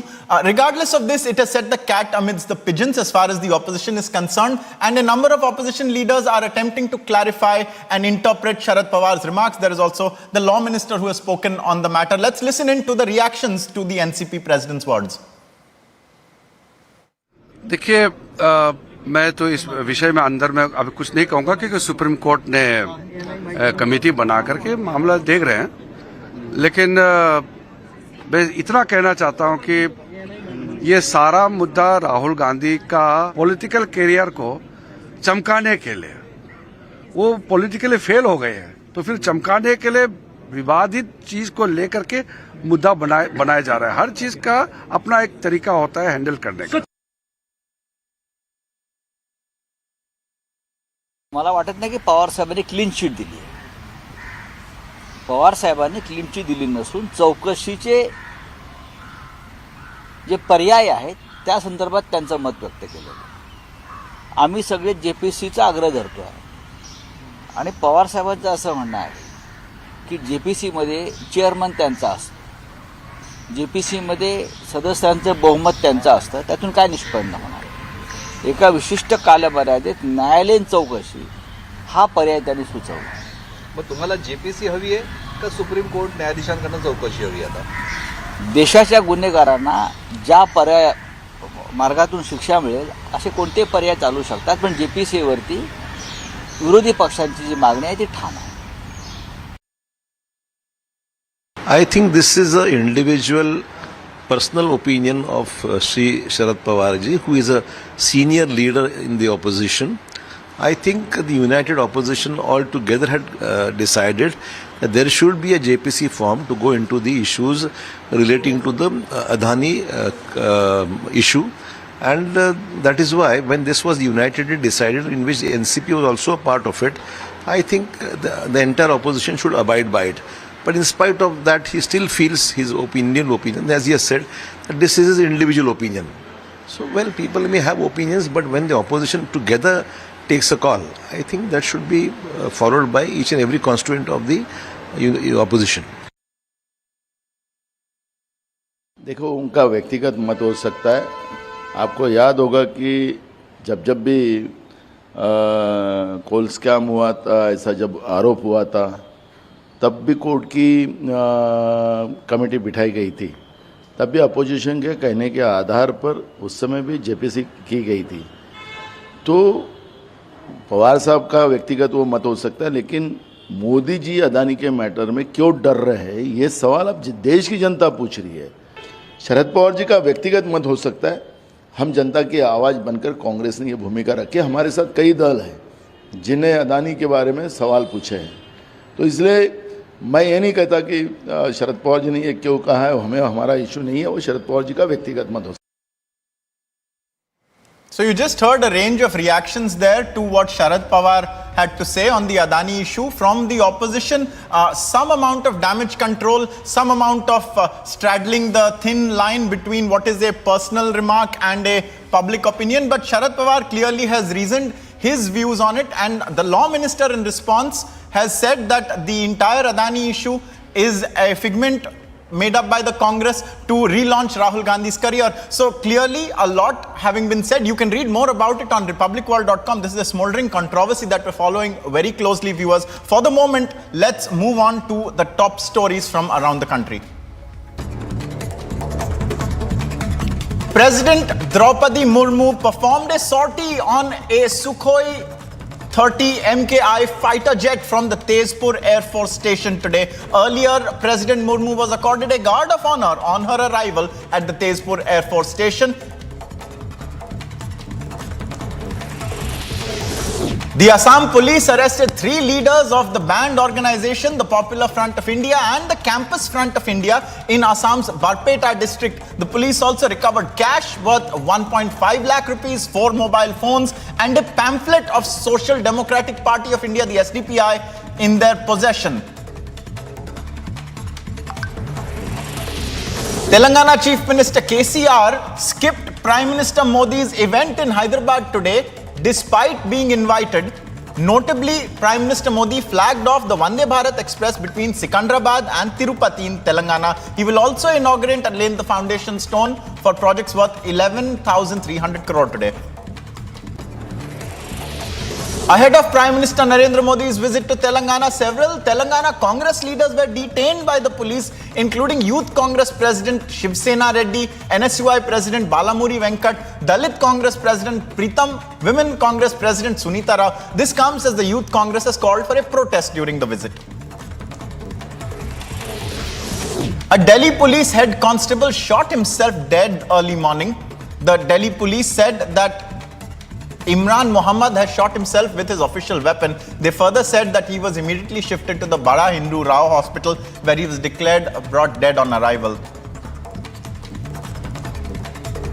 A major fire erupted at a PVC market in Delhi's Tikri Kalan today. Nearly 25 fire tenders were immediately dispatched to the spot to douse the blaze.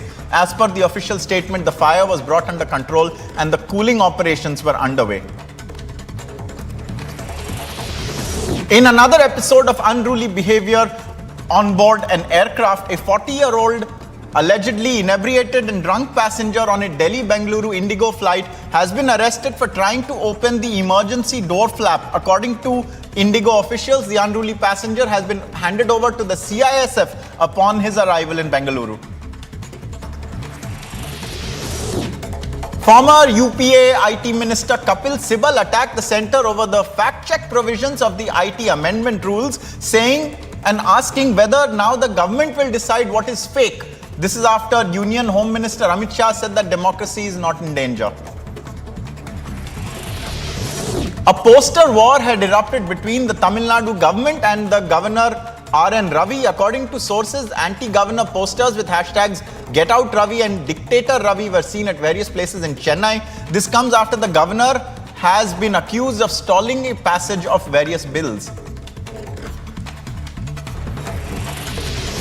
Bharatiya Janata Party West Bengal President Shukanta Majumdar, in a scathing attack, alleged that the Mamata Banerjee-led Trinamool Congress is doing everything to insult the tribal community. According to the BJP leader, some scheduled tribe community women who had joined the BJP were allegedly forced by the TMC to rejoin the ruling party and perform a parikrama as a punishment.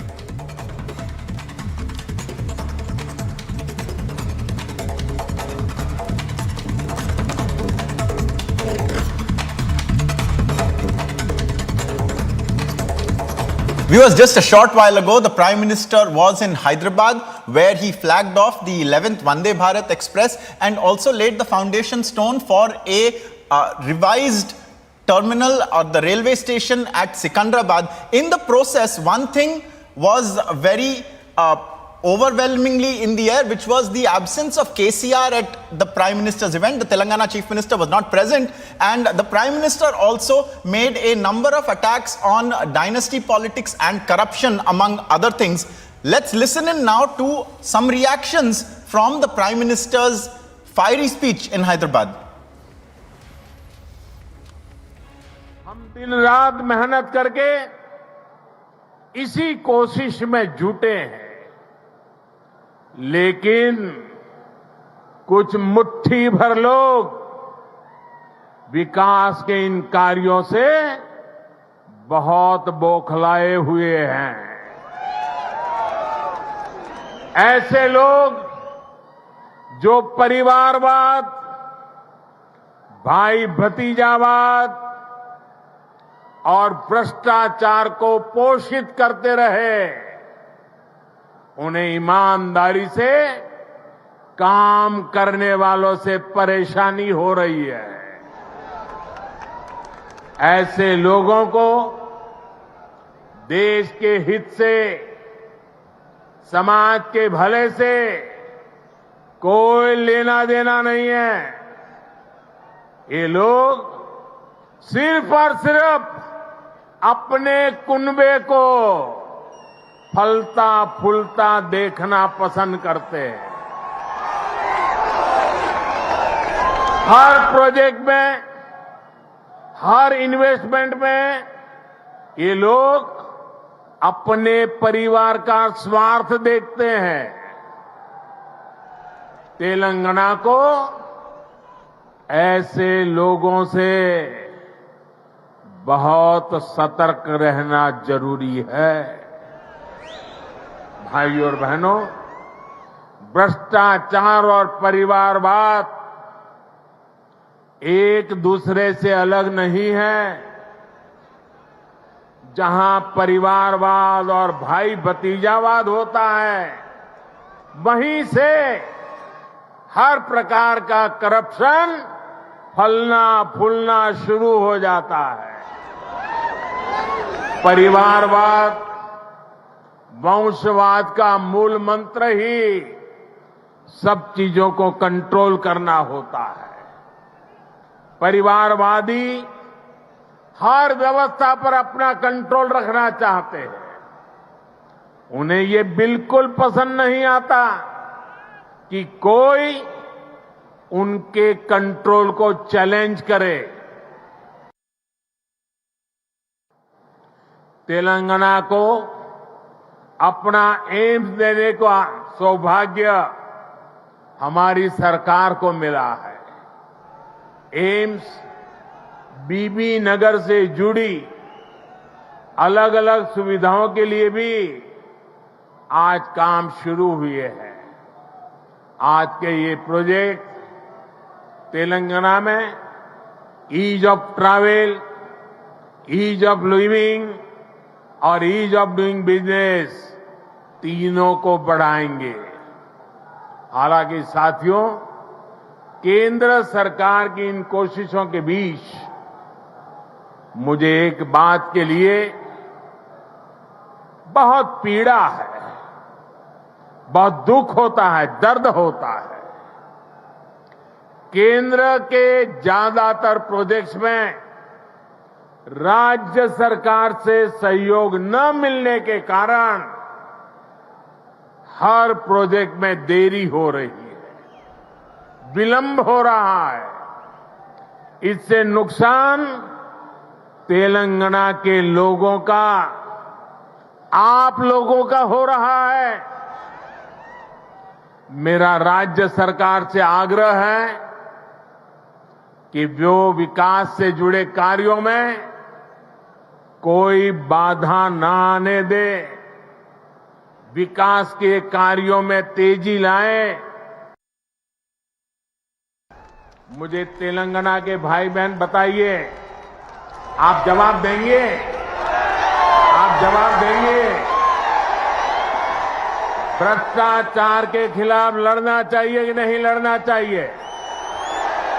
भ्रष्टाचारियों के खिलाफ लड़ना चाहिए कि नहीं चाहिए? देश को भ्रष्टाचार से मुक्त करना चाहिए कि नहीं करना चाहिए? कितना ही बड़ा भ्रष्टाचारी हो, कानूनी कदम उठाने चाहिए कि नहीं उठाने चाहिए? भ्रष्टाचारियों के खिलाफ कानून को काम करने देना चाहिए कि नहीं करने देना चाहिए?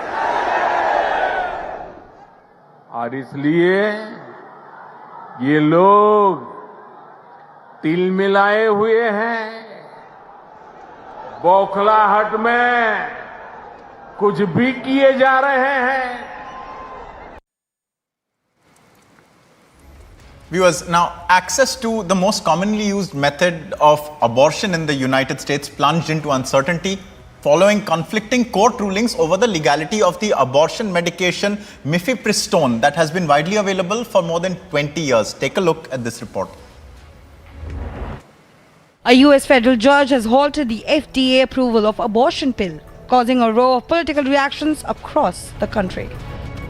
This comes as the US continues to witness massive protests across the states over the abortion rights of women in the country. Agency report, Republic TV. And there's a lot of news coming up, viewers. It's been another setback, 3 days, 3 setbacks for the Vadra Congress. Indian freedom fighter C. Rajagopalachari, Rajaji's grandson, C.R. Kesavan, has joined the BJP. And also, BJP leader Kailash Vijayvargiya has made a sexist remark for which he is being panned. He says that girls wearing short dresses are surpanakhas. We'll get you all the reactions on this after a short break. Stay with us.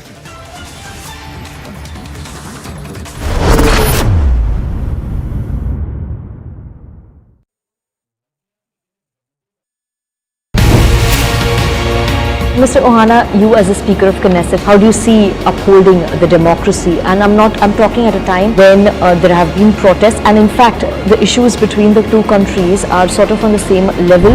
We want Israel to be a better democracy, which means more decisions should be taken by the public through their representatives. And unfortunately, we have an unbalanced situation, and we are trying to balance it. As you mentioned, it is a matter of dispute, and we have protests as we have in democracies.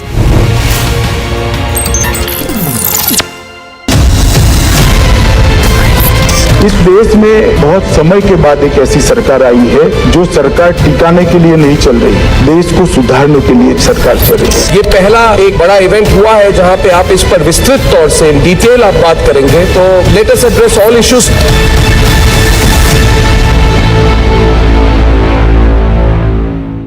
आपने 3 gold जीते, आपने world record create करा, जब आप podium पे number 1 spot में खड़ी हूँ और नेशनल एंथम ही नहीं है। नेशनल एंथम नहीं है हमारे पास। मैनेजर्स, कोचेस जो थे, उनको कॉन्फिडेंस ही नहीं था कि भी हमारा कोई गोल्ड आ सकता है, हमारा नेशनल एंथम भी बज सकता है। मैंने वहाँ वर्ल्ड रिकॉर्ड भी क्रिएट किया और 3 गोल्ड मेडल भी जीते। नेशनल एंथम नहीं थी हमारी, वो रिकॉर्डेड जाता है ना, वो आई नहीं। फिर हमने खुद वहाँ, मेरा टीम ने स्टेज पे क्रिस्टन पे मैं और नीचे से मेरा जो टीम थी पूरी, उन्होंने नेशनल एंथम गाया।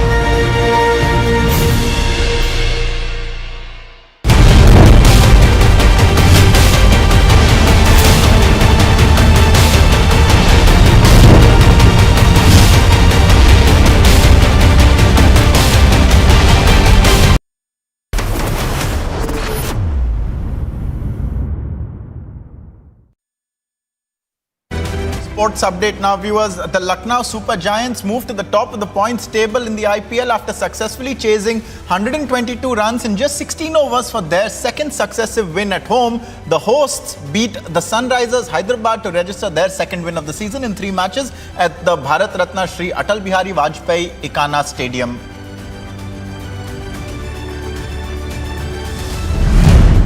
Spinners played a vital role for the Lucknow Super Giants as Krunal Pandya picked up 3 wickets and Amit Mishra picked up 2 to restrict the Sunrisers Hyderabad to just 121 in 20 overs. Opting to bat first, the Sunrisers did not get to the best of starts as Krunal Pandya dismissed opener Mayank Agarwal for just 8 runs.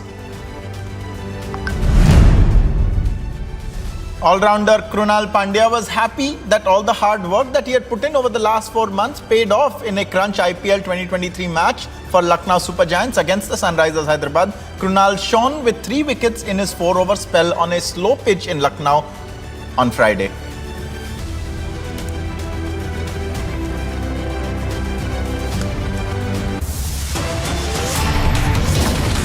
And a lot coming up this Saturday, viewers. In Hyderabad, Prime Minister Narendra Modi has taken on the KCR government in an unrelenting attack. He says that corruption and dynasty politics go hand in hand. More on that coming up. And heavy criticism of BJP leader Kailash Vijayvargiya for his sexist remark. He said girls wearing short dresses are surpanakhas. We'll get you more on this in just a few seconds. Stay with us.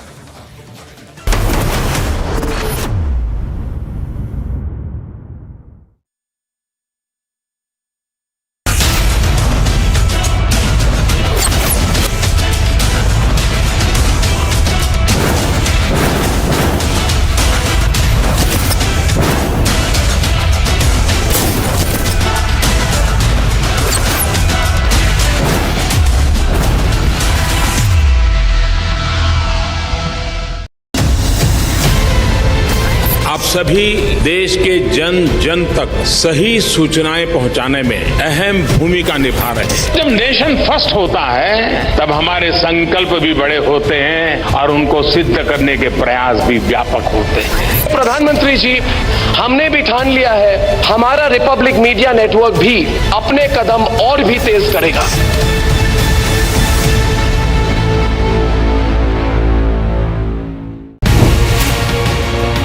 When we see that the masterminds, the plotters of this attack are still unpunished, they are still roaming free, what can India and Israel do together to ensure that the plotters, the mastermind of this attack are punished? Everyone that took part of the terror attacks pays the price, a very heavy price. So we are still waiting for those who committed, those who sent, those who operated those terror attacks to be brought to justice. And indeed, we need to bring very serious pressure from all the world, from all the free world who stands against terrorism.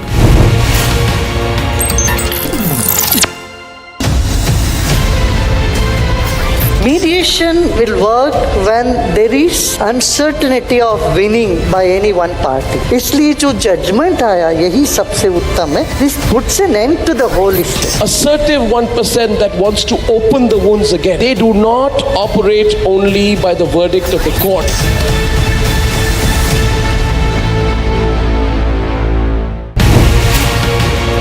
Mr. Ohana, you as a Speaker of Knesset, how do you see upholding the democracy? And I'm talking at a time when there have been protests, and in fact, the issues between the two countries are sort of on the same level. We want Israel to be a better democracy, which means more decisions should be taken by the public through their representatives. And unfortunately, we have an unbalanced situation, and we are trying to balance it. As you mentioned, it is a matter of dispute, and we have protests as we have in democracies.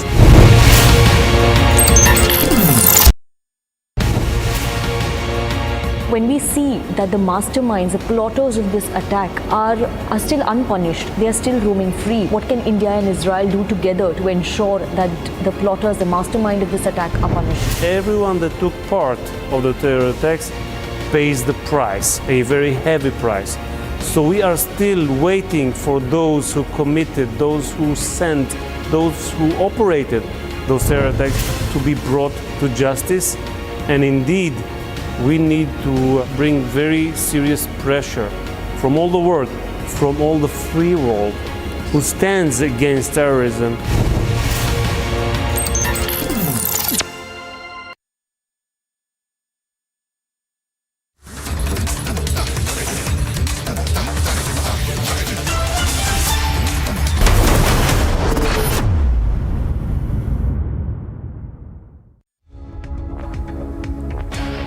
Hello and welcome. Just letting our viewers know that India's biggest news event is back. The third edition of the Republic Summit will be held in the national capital this month. The biggest names, the biggest newsmakers, the biggest agents of change and transformation in India will be at the Republic Summit once again this year. So stand by for what will be by far India's biggest news event by miles. मेरा इतना ही कहना है कि JPC की जो बात हमारे सब अपोजिशन के साथियों ने की, ये बात सच है। हमारे पार्टी के भी प्रतिनिधि उस मीटिंग के थे, ये भी बात सच है। Sharad Pawar strikes a discordant note once again, says JPC on Adani issue won't be effective. From Savarkar to Adani issue, Pawar blunts opposition card, a big strike on opposition's unity attempt. Her investment में ये लोग अपने परिवार का स्वार्थ देखते हैं. In Hyderabad, Prime Minister takes on KCR government in an unrelenting attack, says corruption and dynasty politics go hand in hand. Yet another setback for Vadra Congress. Rajgopalachari's great-grandson joins BJP months after quitting.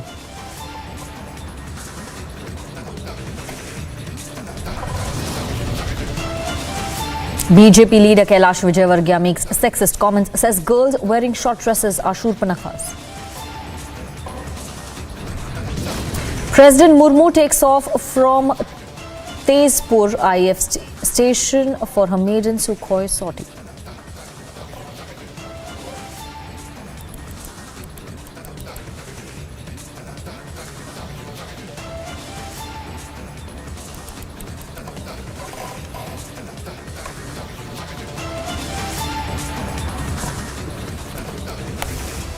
And we begin this edition of the News Wheel with this sexist and absolutely misogynistic comment coming in from a senior BJP leader, Kailash Vijayvargiya, who has said that girls who wear objectionable clothes short clothes, revealing clothes, look like Shurpanakhas. This is what he said. Let's listen in. जब निकलता हूँ और पढ़े लिखे नौजवानों को, बच्चों को जब झूमते हुए देखता हूँ तो सच में ऐसी इच्छा होती है कि उतर के और इनमें 5-7 ऐसे लोग नशा उतर जाए। सच में कह रहा हूँ, भगवान की कसम खा के हनुमान जयंती को झूठ नहीं बोलूंगा। और लड़कियां भी इतने गंदे कपड़े पहन के निकलती है कि अपन महिलाओं को देवी बोलते हैं। उनमें देवी का स्वरूप नहीं दिखता है, बिल्कुल सुपर्ण सा लगती है। सच में अच्छे सुंदर भगवान ने शरीर किया है, तो जरा अच्छे कपड़े पहनो यार। This comment inviting a lot of anger and outrage. This sexist comment that BJP Neta Kailash Vijayvargiya has made has also triggered a political storm. Let's listen in to some Congress reactions coming in. पूरे देश के महिलाओं का इसका विरोध किया जाना चाहिए। और वैसे ही खट्टर जी ने कहा था कभी कि अगर आज़ाद होना चाहती तो नंगी घूमे। इन लोगों की मानसिकता महिला विरोधी है और आरएसएस तो महिला विरोधी है ही है। मोहन भागवत जी कहते हैं कि पति का बात अगर पत्नी ना माने तो तलाक दे सकता है। वो तो ये कहते हैं कि एक तरह से कॉन्ट्रैक्ट है। तो ये लोग तो महिलाओं के बहुत ज़्यादा खिलाफ में है, लेकिन महिलाओं को समझना चाहिए। बिहार लोकसभा के एक मंडल अध्यक्ष अमित सरकार को रात को मारकर फांसी पर लटका दिया गया। ये दीदी और भतीजे, पीसी और भाईकों का खेला चालू हो गया। वो सोच रहे हैं कि इससे पहले चरण के चुनाव के पहले हम आतंक फैलाकर भारतीय जनता पार्टी के कार्यकर्ताओं को घर बैठा देंगे, मतदाताओं को वोट डालने नहीं देंगे। दीदी, ये सपना आपका पूरा नहीं होगा।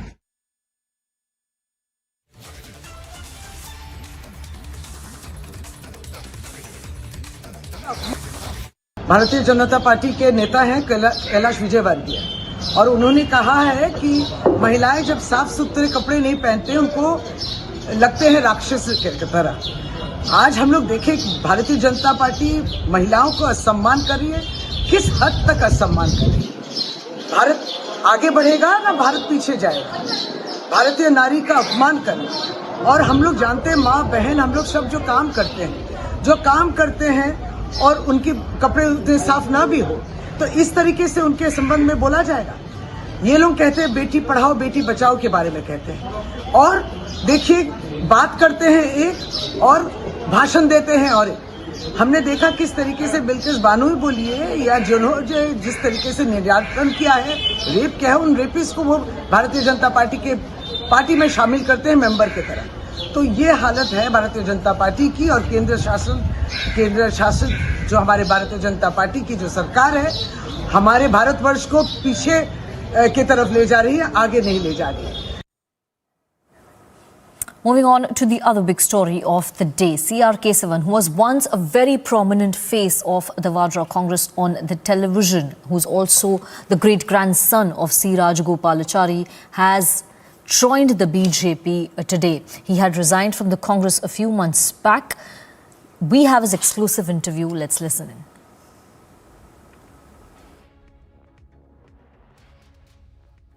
Joining is the newly inducted leader from the Congress party in Tamil Nadu. Now he's the part of the Bharatiya Janata Party, C.R. Kesavanji. So thank you for speaking with us. What do you think today you've joined? Yesterday it was Mr. Reddy, then it was Mr. Antony. What do you think is the reason back-to-back resignations from the Congress party? It's very clear. Right-thinking people, when I say right, doesn't mean right of the political spectrum, that too. But right-thinking people who want to be on the right side of the nation, who put the people first, regardless of the political affiliation, when they look for a progressive platform, it is very clear that the exemplary leadership of Narendra Modi is the right place for any right-thinking people to, do their bit in nation building. That's why people are joining. It's not a surprise at all.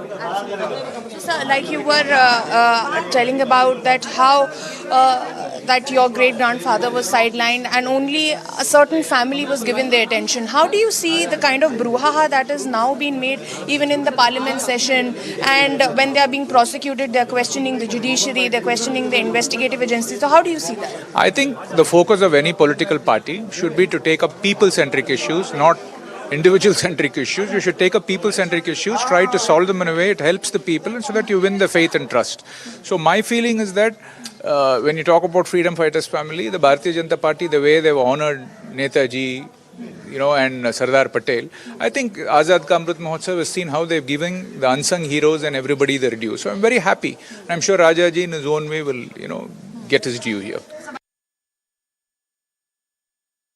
Joining is the newly inducted leader from the Congress party in Tamil Nadu. Now he's the part of the Bharatiya Janata Party, C.R. Kesavan. So thank you for speaking with us. What do you think today you've joined? Yesterday it was Mr. Reddy, then it was Mr. Antony. What do you think is the reason back-to-back resignations from the Congress party? It's very clear. Right-thinking people, when I say right, doesn't mean right of the political spectrum, that too. But right-thinking people who want to be on the right side of the nation, who put the people first, regardless of the political affiliation, when they look for a progressive platform, it is very clear that the exemplary leadership of Narendra Modi is the right place for any right-thinking people to, do their bit in nation building. That's why people are joining. It's not a surprise at all.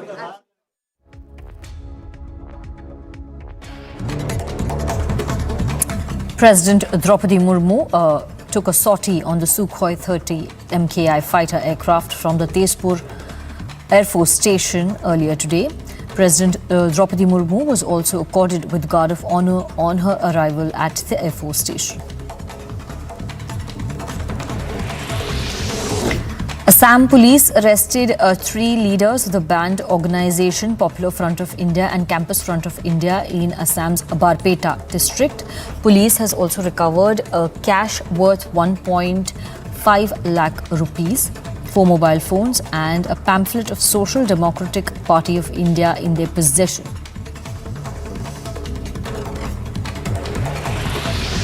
Telangana Chief Minister KCR skipped Prime Minister Modi's event in Hyderabad despite being invited, and as per the protocol, Prime Minister Modi flagged off the Vande Bharat Express between Secunderabad and Tirupati earlier today. Ahead of Prime Minister Narendra Modi's visit to Telangana, several Telangana Congress leaders were detained by the police, including Youth Congress President Shiv Sena Reddy, NSUI President Balamuri Venkat and Dalit Congress President Preetam, Women Congress President Sunita Rao. Delhi Police Head Constable shot himself early this morning. Delhi Police said that HC Imran Mohammed had shot himself with his official weapon. They further said that Mohammed was immediately shifted to Bara Hindu Rao Hospital, where he was declared as brought dead. The incident took place at around 6 a.m. on Bela Road. The district crime team has been called to inspect the incident. A major fire erupted at PVC market in Delhi's Tikri Kalan area today. Nearly 25 fire tenders were immediately rushed to the spot to douse the fire. In another episode of unruly behaviour on board, a 40-year-old drunk passenger on a Delhi to Bengaluru Indigo flight has been arrested for trying to open the emergency door of the aircraft. According to Indigo officials, the unruly passenger was handed over to the CISF upon arrival in Bengaluru. Former IT Minister Kapil Sibal attacked the centre over the fact-check provisions of the IT amendment rules, saying that the government will decide what is fake, as Union Home Minister says, and he said democracy is in danger. A poster war erupted between Tamil Nadu government and Governor R.N. Ravi. According to sources, anti-governor posters were put up by the DMK with hashtags Get Out Ravi and Dictator Ravi were seen at various places in Chennai. Bharatiya Janata Party West Bengal President Shrikanta Majumdar, in a scathing attack, alleged that Mamata Banerjee-led Trinamool Congress is doing everything to insult the tribal community. According to the BJP leader, some ST community women who joined the BJP were allegedly forced by the TMC to rejoin the ruling party and perform a Dandavat Parikrama as punishment.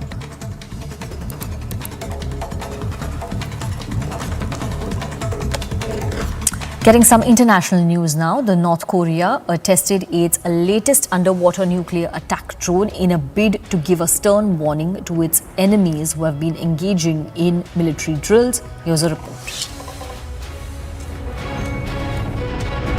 North Korea's state news agency reported the second test of what it described as an underwater nuclear attack drone.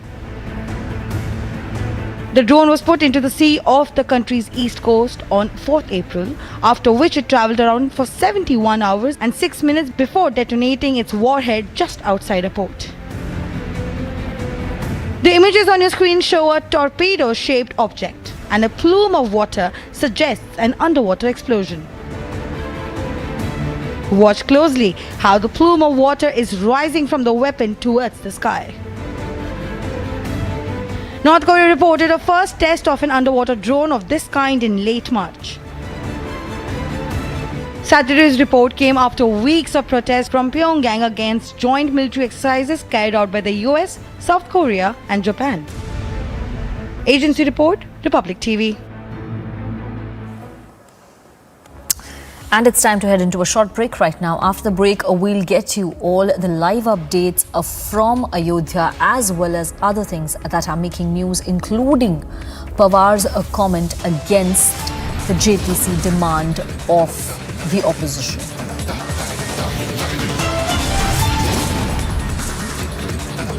Also coming up after the break, Prime Minister Narendra Modi launched a scathing attack on the KCR government by calling out corruption and dynasty politics.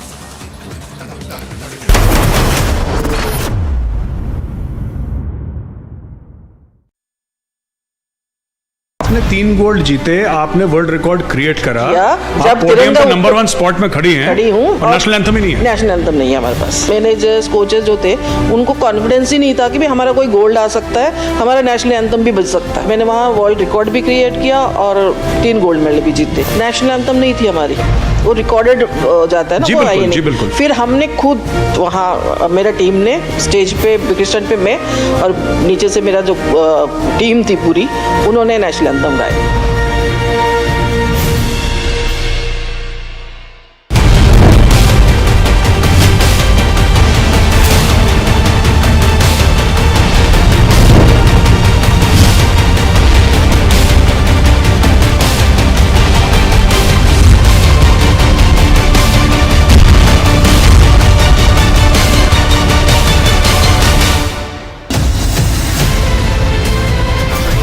The India developmental model is the right model which the world can follow, and that is the opportunity that we have before us. I believe that you are soaked in the philosophy of nation first.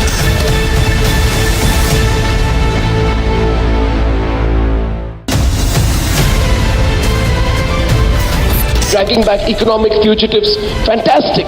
But a crackdown on corruption alone is not enough to steer the economy. That is where the reforms are not just to remove those who are with several cases of corruption and disproportionate assets. This will ensure that at a local level, no officer can go about saying, hey, I've come to inspect you, without the system approving it.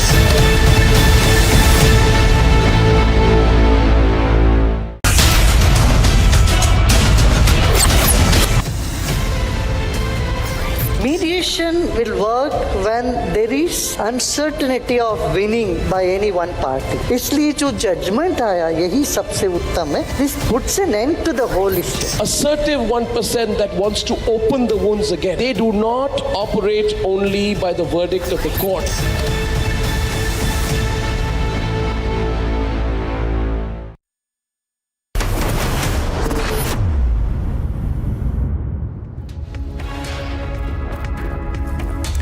Maharashtra Chief Minister Eknath Shinde will be reaching Ayodhya on 9th April. He is expected to visit Lucknow this evening. This will be his first visit to the temple town of Ayodhya since he became the Chief Minister last June.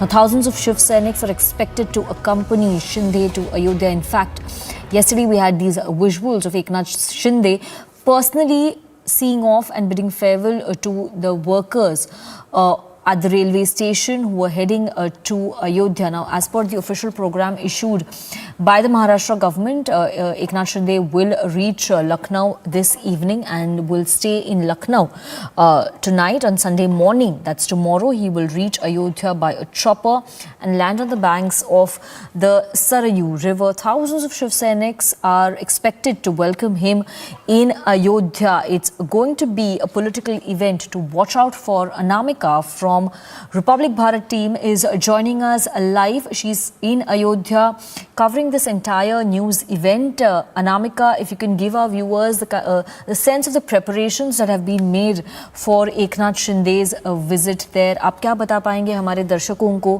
कि कैसी तैयारियां चल रही है अयोध्या में एकनाथ शिंदे के arrival के लिए? बिल्कुल, देखिए एकनाथ शिंदे के मुख्यमंत्री बनने के बाद ये उनका पहला दौरा है अयोध्या का, लिहाजा स्वागत को लेकर तैयारियां बहुत जोरदार तरीके से चल रही हैं। मेरी मौजूदगी रेलवे स्टेशन पर है और देखिए आप जिस तरीके से यहाँ पर भगवा झंडे देख रही हैं आप शिवसेना के, ये झंडे आपको पूरी अयोध्या में नजर आएंगे।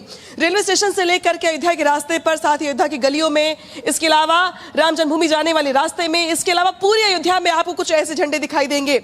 शिव सैनिकों से भरी ट्रेनें आज शाम को पहुंचने वाली अयोध्या, जो खासतौर पे एकनाथ शिंदे का वेलकम करने के लिए पहले ही पहुंच रही है। 3 ट्रेनें ऐसी हैं जिनको महाराष्ट्र से रवाना किया गया अयोध्या के लिए और वो आज शाम को पहुंच रही हैं। आज शाम को एकनाथ शिंदे भी पहुंच रहे हैं, हालांकि वो एयरपोर्ट पे पहुंचेंगे लखनऊ के, जिसके बाद वो आज शाम को जो उनका रात्रि प्रवास होगा वो लखनऊ में ही होगा। कल वो अर्ली मॉर्निंग निकलेंगे लखनऊ से अयोध्या के लिए, जहां पर रामकथा पार्क में उनका हेलीकॉप्टर उतरेगा। इसके बाद वो 12 बजे के आसपास जाएंगे राम जन्मभूमि पर, जहां पे वो भगवान राम की पूजा अर्चना करेंगे, साथ ही जो राम मंदिर का निर्माण चल रहा है उसका जायजा भी लेंगे। इसके बाद उनकी ओर से एक प्रेस कॉन्फ्रेंस भी की जाएगी जिसमें सवालों के जवाब दिए जाएंगे। साथ ही जिस तरीके से शिव सैनिकों की जो भूमिका रही है राम मंदिर के निर्माण को लेकर या इससे जुड़े आंदोलनों में, उसको लेकर वो अपनी बात रखेंगे। इसके अलावा महत्वपूर्ण बात यहाँ पर यह भी कि कल शाम को एकनाथ शिंदे अयोध्या में होने वाली सरयू की आरती में भी शामिल होंगे। सरयू की आरती जो हमेशा से बहुत मशहूर रही है, जिसका बहुत महत्व रहा है, इस आरती में शामिल होने के बाद एकनाथ शिंदे लखनऊ के लिए रवाना हो जाएंगे, जहां पर वो मुख्यमंत्री, जो यूपी के मुख्यमंत्री योगी आदित्यनाथ है, उनके आवास पर जाके उनसे मुलाकात करेंगे, साथ ही डिनर भी होगा। इसके बाद वो महाराष्ट्र के लिए रवाना होंगे। तो जो बहुत ही कट टू कट प्रोग्राम आया है एकनाथ शिंदे का, इसके मुताबिक जो सबसे बड़ा कार्यक्रम होगा एकनाथ शिंदे का वो होगा भगवान राम की पूजा अर्चना करने का, जो मुख्यमंत्री बनने के बाद पहली बार होने वाला है एकनाथ शिंदे की ओर से। लिहाजा ये कहा जा रहा है कि न सिर्फ मुख्यमंत्री बल्कि जो तमाम किंमत द्यायची नाही, परंतु दौऱ्याचं नियोजन इतकं सुंदर झालेलं आहे। या सगळ्या ह्याच्यामध्ये महाराष्ट्राबरोबर उत्तर प्रदेशच्या लोकांना देखील सगळ्या नियोजन करणाऱ्या आमच्या सहकार्यांनी सामावून घेतलंय आणि म्हणून मला असं वाटतं की या दौऱ्याला अनन्यसाधारण असं महत्व आहे। This conference by Maharashtra Minister Uday Samant, who is briefing the media on Chief Minister Eknath Shinde's visit to Ayodhya and the preparations for it. म्हणजे राम मंदिराचं दर्शन, त्याच्यानंतर राम मंदिराची पाहणी, शरयू नदीवरचं आरती, हे सगळे कार्यक्रम हे अतिशय चांगल्या पद्धतीनं नियोजनबद्ध असे आखलेले आहेत। आणि एक मात्र आपल्याला नक्की He's telling the media that everything is well planned.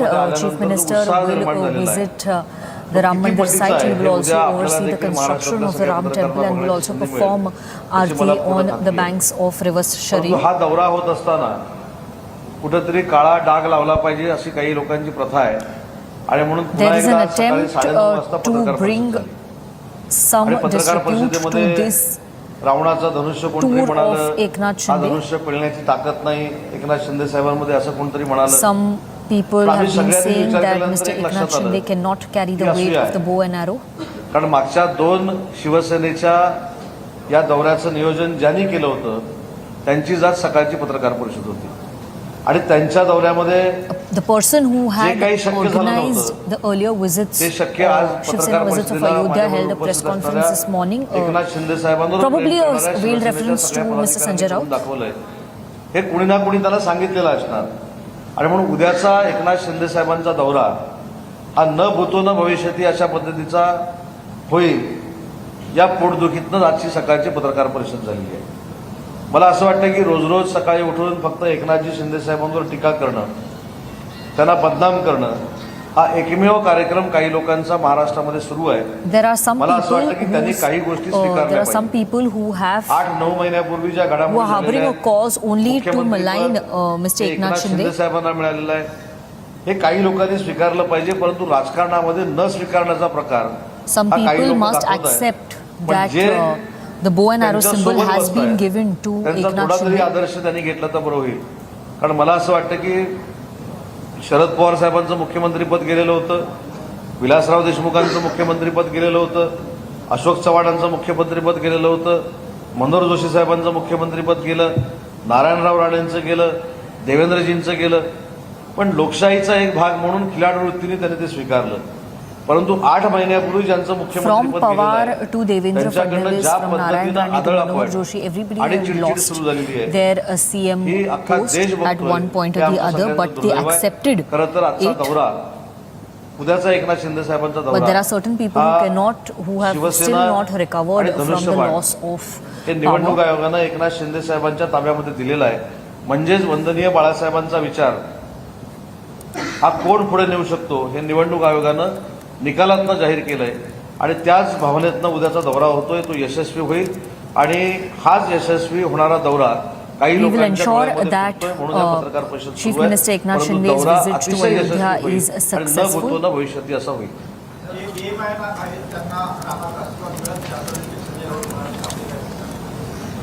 बेईमानाची व्याख्या काय?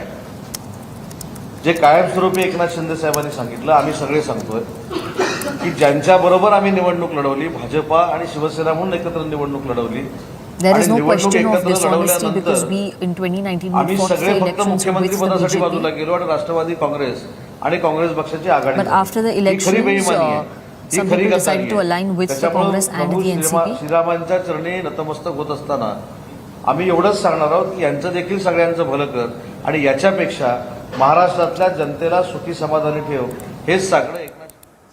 So all eyes on that very important visit of Maharashtra Chief Minister Eknath Shinde, who will be visiting Ayodhya tomorrow. What we know is that he is going to spend roughly 9 hours in the temple town of Ayodhya. He will reach Lucknow this evening. Meetings with Yogi Adityanath are also on the cards. We will keep a close watch and we will be covering this event live. For now, we're heading into a short break. After the break, we'll get you details of the 3 setbacks for Congress in the last 3 days. Yet another forward Congress leader has joined the BJP. And there is massive anger over the sexist and misogynistic comments made by BJP leader Kailash Vijaywargiya.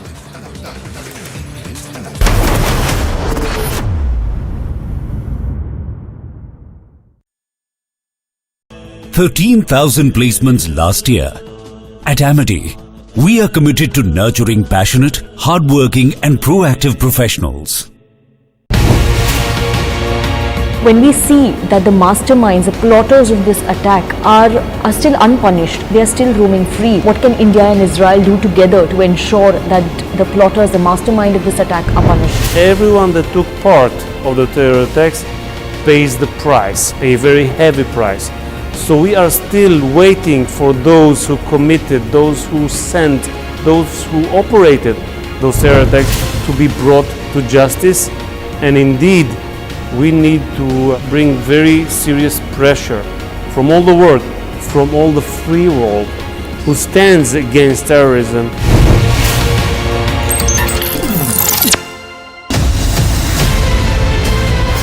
Mediation will work when there is uncertainty of winning by any one party. इसलिए जो judgment आया यही सबसे उत्तम है. This puts an end to the whole issue. Assertive 1% that wants to open the wounds again. They do not operate only by the verdict of the court.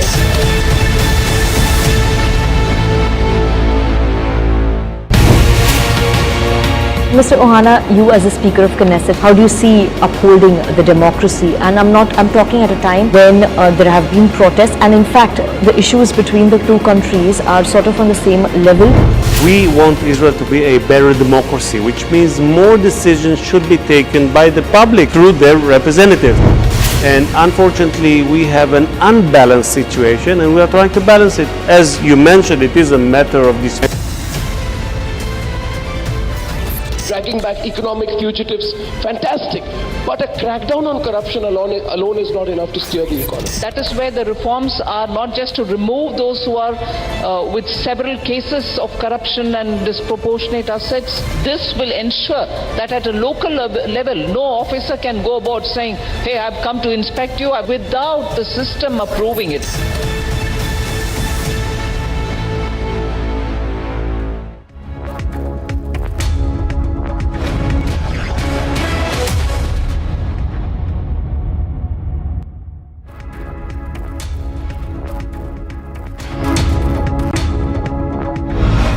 Hello and welcome, ladies and gentlemen. Let's dive right into the top stories this hour on Superfast 50. Sharad Pawar has struck a discordant note with the opposition once again. A day after saying that he believed the Adani group was being targeted, the NCP chief said that a Supreme Court appointed committee would be more fruitful than a JPC to investigate the allegations against the Adani group.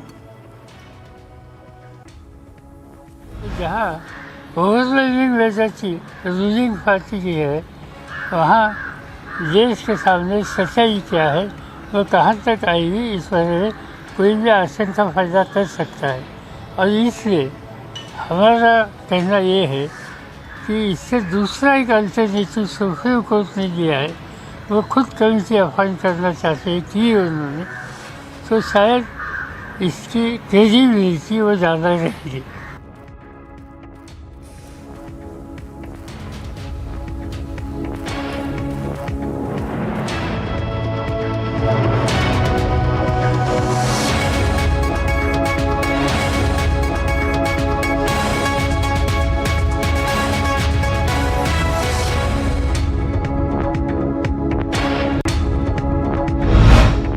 From Savarkar to the Adani issue, Sharad Pawar has blunted the opposition's attack, leading to a big breakdown on the opposition unity front. The NCP has been an ally of the Congress in Maharashtra since 1999, and both are a part of the MVA, which ran a government in Maharashtra before it was toppled last year. Maharashtra Congress President Nana Patole reacted to NCP Chief Sharad Pawar's statement on the Adani issue and said that it was Sharad Pawar's personal opinion. He claimed that the public is asking why the Prime Minister is afraid of the Adani issue. देखो, उनका व्यक्तिगत मत हो सकता है। आपको याद होगा कि जब भी कोल स्कैम हुआ था, ऐसा जब आरोप हुआ था, तब भी कोर्ट की कमेटी बिठाई गई थी। तब भी अपोजिशन के कहने के आधार पर उस समय भी जेपीसी की गई थी। तो पवार साहब का व्यक्तिगत वो मत हो सकता है, लेकिन मोदी जी अदानी के मैटर में क्यों डर रहे हैं, ये सवाल अब देश की जनता पूछ रही है। Maharashtra Chief Minister Eknath Shinde has taken a swipe at the Congress and the Shiv Sena Uddhav Balasaheb Thackeray leader Uddhav Thackeray by asking them to heed the words of NCP Supremo Sharad Pawar on the Adani issue. Often in hot water and infamous for his controversial remarks, Kailash Vijayvargiya has sparked outrage by saying that girls who wear short clothes look like Surpanakha. The BJP General Secretary made the misogynistic comment at a religious function organized in Indore. मैं रात में जब निकलता हूँ और पढ़े लिखे नौजवानों को, बच्चों को जब झूमते हुए देखता हूँ, तो सच में ऐसी इच्छा होती है कि उतर के और इनमें 5-7 ऐसे लोग नशा उतर जाए। सच में कह रहा हूँ, भगवान की कसम खा के हनुमान जयंती को झूठ नहीं बोलूंगा। और लड़कियां भी इतने गंदे कपड़े पहन के निकलती है कि अपन महिलाओं को देवी बोलते हैं। उनमें देवी का स्वरूप नहीं दिखता, बिल्कुल सुपर्णखा लगती है। सच में अच्छे सुंदर भगवान ने शरीर दिया है, तो जरा अच्छे कपड़े पहनो यार। President Draupadi Murmu flew a sortie aboard a Sukhoi 30 MKI fighter aircraft at the Tezpur Air Force Station in Assam, becoming the second lady president of India to fly a fighter aircraft. You can watch the full video on republicworld.com.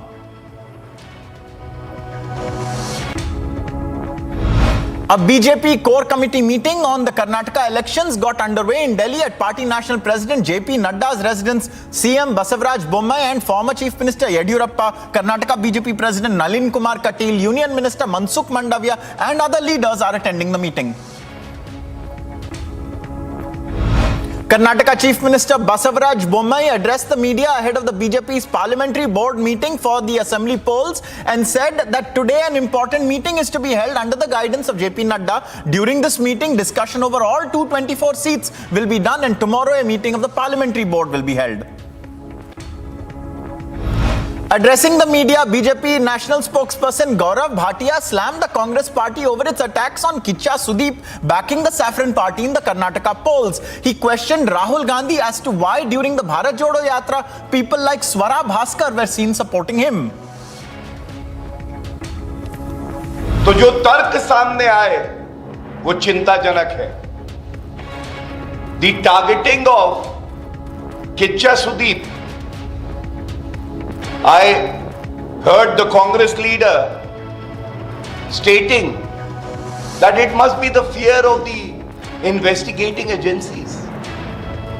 अगर Congress party के लिए कोई समर्थन करे तो वो लोकतंत्र के लिए बहुत अच्छा है, लेकिन भारतीय जनता पार्टी के लिए अगर कोई अपनी आवाज उठाए तो वो इन्वेस्टिगेटिंग एजेंसीज के डर से हो रहा है. The prime suspect in the train fire case in Kerala has confessed to the crime, we are told. ADGP Law and Order M.R. Ajit Kumar told reporters that the interrogation of the accused was underway and further details cannot be disclosed at this point. Prime Minister Narendra Modi addressed a public rally after flagging off the Vande Bharat Express from Secunderabad to Tirupati. He said that the train will connect faith and modernity as well as technology and tourism. Telangana Andhra Pradesh को जोड़ने वाली एक और Vande Bharat train को हरी झंडी दिखाई गई है. ये आधुनिक ट्रेन अब भाग्यलक्ष्मी मंदिर के शहर को भगवान श्री वेंकटेश्वर धाम तिरुपति से जोड़ेगी. यानी एक प्रकार से ये वंदे भारत एक्सप्रेस आस्था, आधुनिकता, टेक्नोलॉजी और टूरिज्म को कनेक्ट करने वाली है.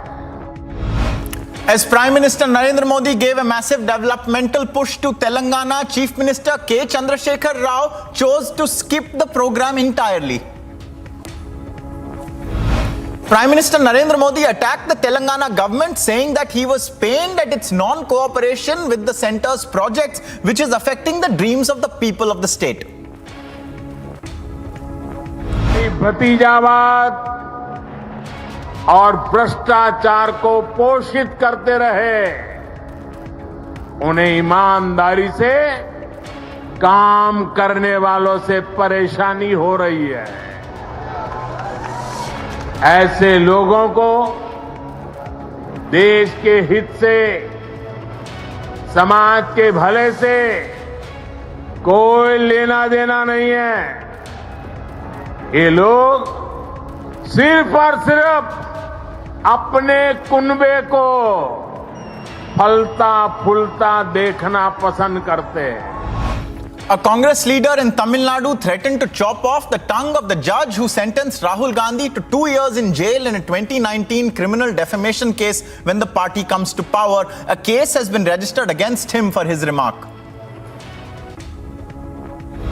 Ahead of Prime Minister Narendra Modi's visit to Telangana today, several Telangana Congress leaders were detained by the police. This comes as the Youth Congress had called for a protest during the visit of PM Modi.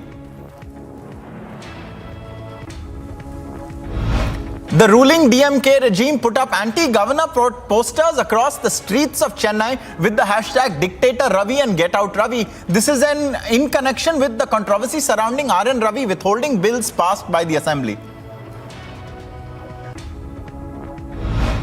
Abdul Aziz, who sought a ticket from the Narasimha Raja Assembly constituency in Karnataka, has resigned from the JDS, which is a big setback for the party. He submitted a letter of resignation from the primary membership of the party and the post of secretary of the state unit. C.R. Kesavan, former Vadra Congress leader and C. Rajagopalachari's grandson, has joined the BJP. He is the grandson of India's first Governor General, Rajaji, and had resigned from all party posts and primary membership of the grand old Congress party in February 2023. It's very clear. Right-thinking people, when I say right, it doesn't mean right of the political spectrum, that too. But right-thinking people who want to be on the right side of the nation, who put the people first, regardless of the political affiliation, when they look for a progressive platform, it is very clear that the exemplary leadership of Narendra Modi is the right place for any right-thinking people to, do their bit in nation building. That's why people are joining. It's not a surprise at all. Former UPA IT Minister Kapil Sibal attacked the centre over the fact-check provisions of the IT amendment rules, asking whether now the government will decide what is fake and what is real. The CBI has filed a charge sheet against the former MD and CEO of ICICI Bank, Chanda Kochar, her husband Deepak Kochar, and Videocon Group founder Venugopal Dhoot in a 3,250 crore rupees loan fraud case. Assam police arrested 3 leaders of the banned organization, the Popular Front of India and the Campus Front of India in Assam's Barpeta district. The police also recovered cash worth 1.5 lakh rupees, 4 mobile phones and a pamphlet of the Social Democratic Party of India, SDPI, from their possession. Union Home Minister Amit Shah will visit Arunachal Pradesh on April the 10th. On the first day of his visit, he will launch the Vibrant Villages program in Kitibu, a border village in the Anjar district of Arunachal Pradesh. The Bharat Gaurav Deluxe AC tourist train was flagged off by Union Minister of State for External Affairs and Culture Meenakshi Lekhi. The tourist train for the Sri Ramayana Yatra was given the green signal from Safdarjung in Delhi. The train would allow passengers to have a luxurious and comfortable voyage with a visit to major pilgrimage sites. Normal life was affected in Jharkhand's capital Ranchi due to a day-long bandh called by tribal outfits to protest the burning of a religious flag by unknown people. Demanding the arrest of those responsible, agitators affected traffic movement and forced traders to shut their shops. Conman Kiran Patel, who obtained government security by falsely identifying as a PMO official in Jammu and Kashmir, was brought to the Ahmedabad crime branch from Jammu and Kashmir in the early hours today.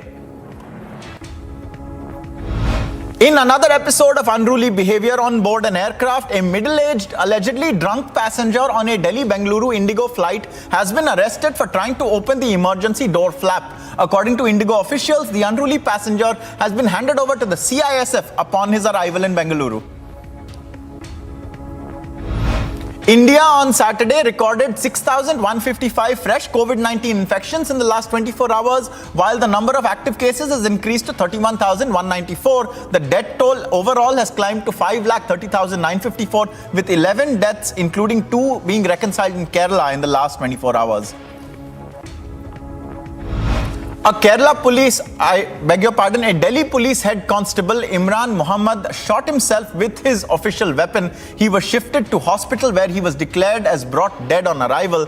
The incident took place at around 6 a.m. on the Bela Road near the Chandgi Ram Akhada. A massive landslide was witnessed at the Kiru area of Kishtwar. Kishtwar Pada Road was blocked due to the landslide. No loss of life has been reported, thankfully. A major fire erupted at the PVC market in Delhi's Tikri Kalan. Nearly 25 fire tenders were immediately rushed to the spot to douse the blaze. As per the official statement, the fire was brought under control and the cooling operation is underway.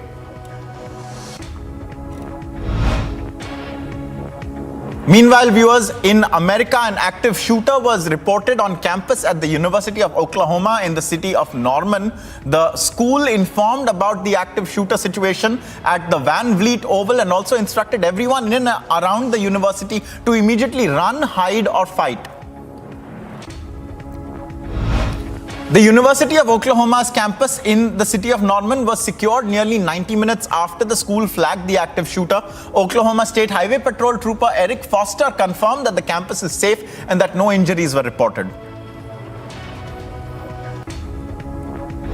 Clear. There is no current threat at this time. We found nothing to indicate that an active shooter actually took place at this point in time.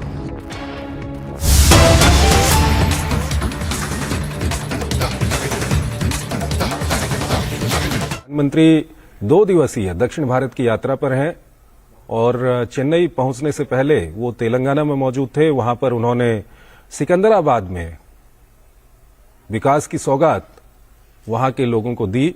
Vande Bharat express train को हरी झंडी दिखाकर वहां पर रवाना किया और अब प्रधानमंत्री चेन्नई पहुंच चुके हैं। ये चेन्नई एयरपोर्ट के हम आपको दृश्य दिखा रहे हैं। प्रधानमंत्री वहां पर जो विकास कार्य किए गए हैं, नए एकीकृत टर्मिनल भवन का यहां पर प्रधानमंत्री उद्घाटन करेंगे और साथ ही साथ हम आपको ये भी बता दें कि प्रधानमंत्री MGR Chennai central railway station पर चेन्नई कोयम्बटूर वंदे भारत एक्सप्रेस को हरी झंडी दिखाएंगे।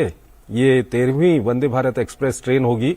इससे पहले अभी कुछ ही घंटे पहले प्रधानमंत्री ने तेलंगाना में जो 12वीं देश की वंदे भारत एक्सप्रेस ट्रेन है उसको हरी झंडी दिखाकर रवाना किया था और यहां पर चेन्नई में प्रधानमंत्री कई सड़क परियोजनाओं का भी उद्घाटन करने वाले हैं। और इस वक्त ये जो हम दृश्य आपको दिखा रहे हैं ये चेन्नई एयरपोर्ट के हैं।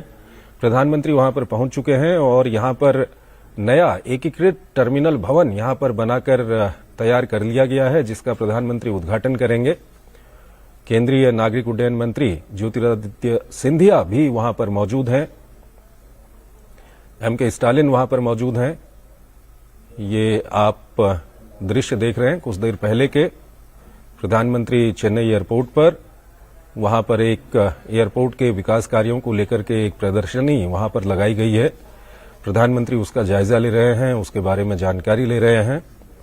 और दक्षिण भारत की ये जो 2 दिन की यात्रा है प्रधानमंत्री की, ये विकास के नजरिए से काफी महत्वपूर्ण ये यात्रा है क्योंकि अभी कुछ ही देर पहले प्रधानमंत्री तेलंगाना में मौजूद थे। वहां पर प्रधानमंत्री ने विकास के कई कार्यों का लोकार्पण और वहां पर शिलान्यास किया है। साथ ही साथ वंदे भारत ट्रेन को वहां पर हरी झंडी दिखाकर रवाना किया और अब प्रधानमंत्री तमिलनाडु पहुंच चुके हैं।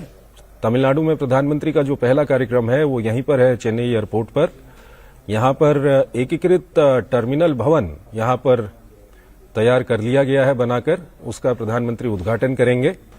और साथ ही साथ इसके बाद MGR Chennai central railway station पर चेन्नई कोयम्बटूर वंदे भारत एक्सप्रेस को हरी झंडी भी प्रधानमंत्री दिखाएंगे और कई अन्य रेलवे और सड़क परियोजनाओं का यहां पर प्रधानमंत्री उद्घाटन करने वाले हैं। तो काफी महत्वपूर्ण प्रधानमंत्री की दक्षिण भारत यात्रा, 2 दिन की ये यात्रा है। तेलंगाना के बाद अब प्रधानमंत्री इस वक्त तमिलनाडु पहुंच चुके हैं। चेन्नई एयरपोर्ट के ये दृश्य हम आपको दिखा रहे हैं जहां पर प्रधानमंत्री वहां पर जो विकास कार्य किए गए हैं उनका जायजा ले रहे हैं। केंद्रीय नागरिक उड्डयन मंत्री ज्योतिरादित्य सिंधिया वहां पर मौजूद हैं। एमके स्टालिन वहां पर मौजूद हैं। तो काफी ये महत्वपूर्ण यात्रा है प्रधानमंत्री की और यहां पर जो प्रदर्शनी लगाई गई है एयरपोर्ट के विकास कार्यों को लेकर के, उसका जायजा प्रधानमंत्री ले रहे हैं। हमारे संवाददाता नीरज सिंह हमारे साथ जुड़ गए हैं, उनसे हम बातचीत करेंगे। नीरज, प्रधानमंत्री चेन्नई पहुंच गए हैं और इस वक्त हम दर्शकों को वो दृश्य दिखा रहे हैं जब प्रधानमंत्री ने वहां पर जो प्रदर्शनी लगाई गई है उसका अवलोकन किया अब से कुछ ही देर पहले। और प्रधानमंत्री की दक्षिण भारत यात्रा की अगर हम बात करें तो कुछ देर पहले हमने देखा था कि तेलंगाना में वहां के लोगों को विकास की बहुत बड़ी सौगात प्रधानमंत्री की ओर से दी गई थी और अब प्रधानमंत्री तमिलनाडु में, क्या कुछ सौगात और क्या कुछ कहेंगे आप? देखिए, बिल्कुल आज तमिलनाडु के लिए एक बड़ा दिन है चंद्रशेखर, और 5,200 करोड़ की सौगात प्रधानमंत्री आज तमिलनाडु के लोगों को देने जा रहे हैं। और आपने देखा भी है कि किस तरीके से चेन्नई का जो एयरपोर्ट नया टर्मिनल बना है वो अपने आप में खूबसूरत है। प्रधानमंत्री ने उसका अवलोकन किया, देखा किस तरह की सुविधाएं वहां पर मौजूद हैं। और आप अगर देखें कि एयर कनेक्टिविटी की दृष्टि से ये बड़ा मील का पत्थर साबित होगा आने वाले समय में तमिलनाडु के लिए, क्योंकि आप अगर देखें कि चेन्नई और उसके आसपास इंडस्ट्रियल हब है, एजुकेशन के बड़े सेंटर यहाँ पर मौजूद हैं, बड़ी संख्या में बड़ी बड़ी जो फैक्ट्रियां हैं वो यहाँ पर मौजूद हैं, और कह सकते हैं कि मेडिकल के क्षेत्र में भी बहुत बड़े बड़े अस्पताल यहाँ मौजूद हैं। तो एक बड़ा कह सकते हैं कि वर्ग का आवागमन होता है एयर के द्वारा, और पहले काफी मुश्किलों का सामना भी लोगों को करना पड़ता था, क्योंकि जब ज्यादा रश हो जाता था तो उस समय परेशानी होती थी। लेकिन अब ये जो नया टर्मिनल बना है, इंटरनेशनल टर्मिनल, तो आप समझ सकते हैं कि 108 के करीब इमिग्रेशन यहाँ पर पॉइंट हैं और 80 के करीब चेक इन जो काउंटर यहाँ पर बनाए गए हैं, ताकि जब लोग ज्यादा हों तो उन्हें किसी तरह की परेशानी ना हो। और 2,20,000 वर्ग मीटर से ज्यादा बड़े एरिया में इस पूरे जो टर्मिनल है उसको बनाया गया है, नए टर्मिनल को। तमाम तरह की सुविधाओं का इसमें ध्यान रखा गया है, लेकिन उसके साथ साथ जो तमिलनाडु की जो कल्चर है वो आपको यहाँ पर दिखाई देगी। मंदिरों का प्रदेश है ये, तमाम तरह की कलाकृतियां, कांजीपुरम साड़ी यहाँ पर काफी फेमस है। तो वो जो दृश्य हैं वो आपको इस एयरपोर्ट पर दिखाई देंगे। आधुनिकता के साथ साथ जो यहाँ का ट्रेडिशनल है वो इस एयरपोर्ट टर्मिनल में आपको दिखाई देगा। और खासतौर से जब कोई इंटरनेशनल कोई यात्री यहाँ पहुंचेगा तो वो जान पाएगा कि जो तमिलनाडु है वो क्या है तमिलनाडु, यहाँ पर अगर एक बार उस टर्मिनल को घूम लेगा। तो इस तरह की सोच है, उसी तरीके से इसे बनाया गया है। और आने वाले समय में ये एक फेज 1 कह सकते हैं कि इस प्रोजेक्ट का है, क्योंकि 2,500 करोड़ का ये प्रोजेक्ट है और आने वाले समय में एक साल में करीब 3.5 करोड़ के करीब जो यात्री हैं उसकी क्षमता को ये वहन कर सकता है ये एयरपोर्ट। तो आप समझ सकते हैं कि कितनी बड़ी सौगात है। इसके साथ ही वंदे भारत ट्रेन की शुरुआत प्रधानमंत्री यहाँ पर करने वाले हैं, वो भी एक बड़ी सौगात है तमिलनाडु के लोगों के लिए। इसके साथ ही एयर कनेक्टिविटी के साथ साथ रेल कनेक्टिविटी और इसके अलावा जो रोड कनेक्टिविटी है उस पर भी प्रधानमंत्री का काफी फोकस है, और उसको लेकर भी कई सारे जो प्रोजेक्ट हैं उनकी भी शुरुआत प्रधानमंत्री करेंगे। तो आज का दिन काफी बड़ा दिन है तमिलनाडु के लोगों के लिए। और प्रधानमंत्री के साथ जो एविएशन मिनिस्टर हैं ज्योतिरादित्य सिंधिया वो मौजूद हैं, इसके अलावा यहाँ के जो मुख्यमंत्री हैं वो उनके साथ मौजूद हैं और इस पूरे अत्याधुनिक एयरपोर्ट का मुआयना कर रहे हैं और देख रहे हैं कि कितनी। And so there, viewers, you have Prime Minister Narendra Modi at the integrated new terminal T2 at the Chennai airport. Just an hour after he was inaugurating the Vande Bharat Express in Secunderabad to Tirupati on that route. He's now in Chennai and he has a lot of further programs that are planned, including another Vande Bharat Express and also the inauguration of a number of road projects in Tamil Nadu. To join us and to tell us a little bit more about what is on anvil, we have Varshini with us. Varshini, how is this new terminal building going to help Chennai? Tell us some of the facts and the stats that matter. Well, definitely yes, Ankit. If you see this new terminal, which is an integrated terminal, is going to be a very, very important one in the development of Tamil Nadu, mainly because this is going to help bring 30 million additional passengers in Chennai for a year. It is going to be increased by 30 million, which is definitely going to improve the revenue and other infrastructure of the Chennai city. Particularly, if you see this new state-of-the-art integrated terminal is also showcasing several cultural and arts related to Tamil Nadu that has been very, very important to the emotions of the people. So that will be a reflection of it. And the number of check-in, the number of immigration counters, everything has been expanded so that it would make it easier for the people who are traveling to Chennai or through Chennai. It will benefit them in a big way. Therefore, to attract more passengers, to attract more travelers, this could be very, very helpful for frequent travelers as well.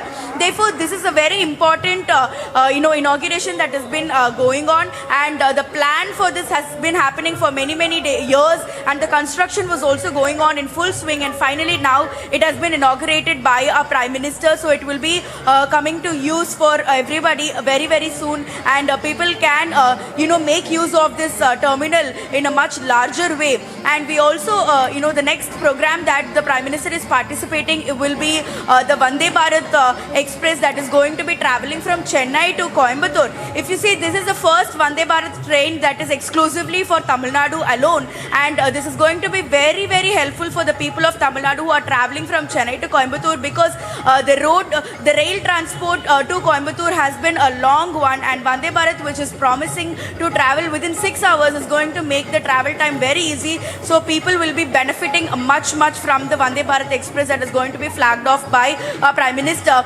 And the Prime Minister is coming to the Dr. MGR Central Railway Station in another few minutes, and we are standing right in front of the MGR Central Railway Station, which is just at the end of this road. And as we can see, a lot of public have gathered here in large numbers. We have cultural programs that are also happening to welcome the Prime Minister. It's been a long time the Prime Minister visited Chennai.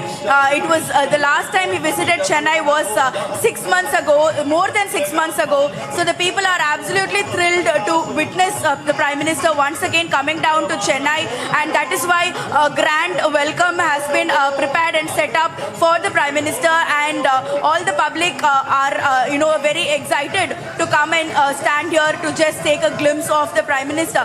Following this, there are two other important programs that the Prime Minister will be attending, one being the 125th year celebration of the Ramakrishna Mutt in Chennai, and after that he will be attending a public meeting where he will be inaugurating a lot of projects, road projects worth a lot of crores for the Tamil Nadu people, and the highway projects, etc. Therefore, today's visit of the Prime Minister is a very eventful visit, and a lot of new projects are coming up. A lot of finished projects are also being given for the people, and a foundation stone for a lot of new projects are going to be laid down by the Prime Minister today. Therefore, a very tightly packed schedule for the Prime Minister, where he'll be covering most of the important government projects that has been done by the Prime Minister for the state of Tamil Nadu, and that is exactly what the people are also waiting from Prime Minister Modi to give it to the people, and that is what they are waiting for. Okay, back to you. Absolutely. Viewers, we'll get you continuous coverage of the Prime Minister inaugurating an airport, a Vande Bharat Express, as well as several road projects in Chennai. You have Tamil Nadu Chief Minister Stalin with him, Civil Aviation Minister Scindia. More on that and more updates from Varshini after a short break. Stay with us.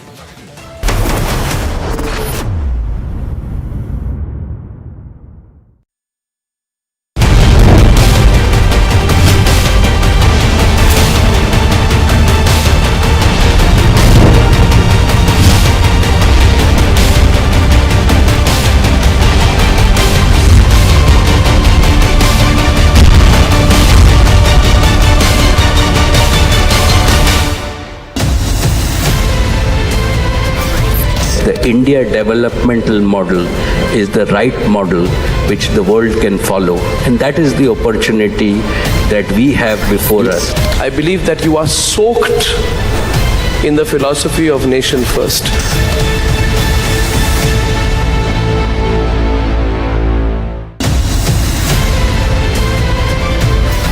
Dragging back economic fugitives, fantastic.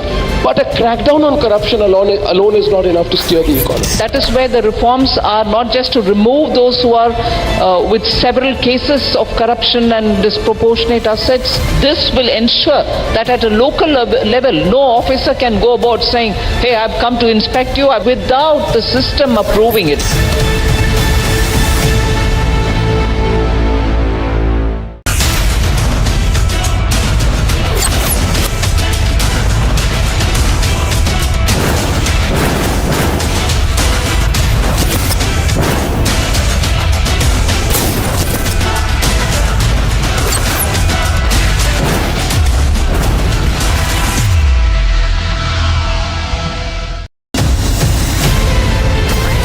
सभी देश के जन जन तक सही सूचनाएं पहुंचाने में अहम भूमिका निभा रहे हैं। जब नेशन फर्स्ट होता है तब हमारे संकल्प भी बड़े होते हैं और उनको सिद्ध करने के प्रयास भी व्यापक होते हैं। प्रधानमंत्री जी, हमने भी ठान लिया है हमारा रिपब्लिक मीडिया नेटवर्क भी अपने कदम और भी तेज करेगा।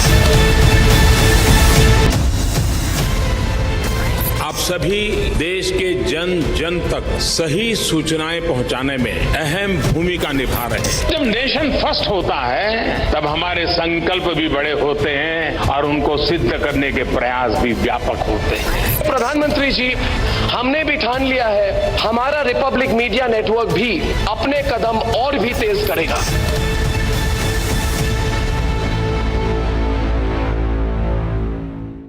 आपने 3 गोल्ड जीते, आपने वर्ल्ड रिकॉर्ड क्रिएट करा, जब पोडियम पे नंबर 1 स्पॉट में खड़ी हूँ और नेशनल एंथम ही नहीं है। नेशनल एंथम नहीं है हमारे पास। मैनेजर्स कोचेस जो थे उनको कॉन्फिडेंस ही नहीं था कि भी हमारा कोई गोल्ड आ सकता है, हमारा नेशनल एंथम भी बच सकता है। मैंने वहाँ वर्ल्ड रिकॉर्ड भी क्रिएट किया और 3 गोल्ड मेडल भी जीते। नेशनल एंथम नहीं थी हमारी, वो रिकॉर्डेड जाता है ना, वो आई नहीं। फिर हमने खुद वहाँ मेरा टीम ने स्टेज पे क्रिस्टन पे मैं और नीचे से मेरा जो टीम थी पूरी, उन्होंने नेशनल एंथम गाया।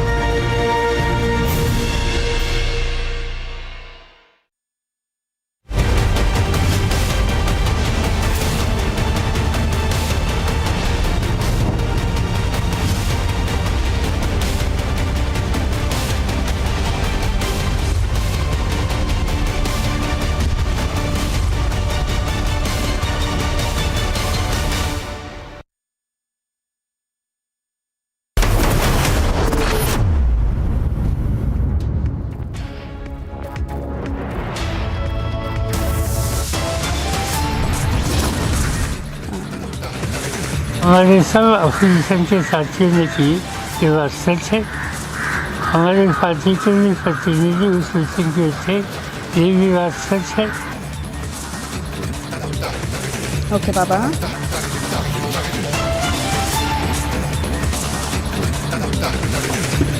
Sharad Pawar strikes a discordant note once again, says JPC on Adani issue won't be effective.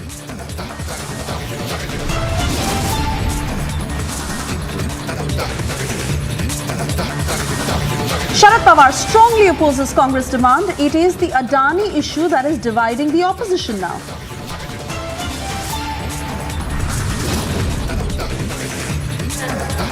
ये लोग अपने परिवार का स्वार्थ देखते हैं।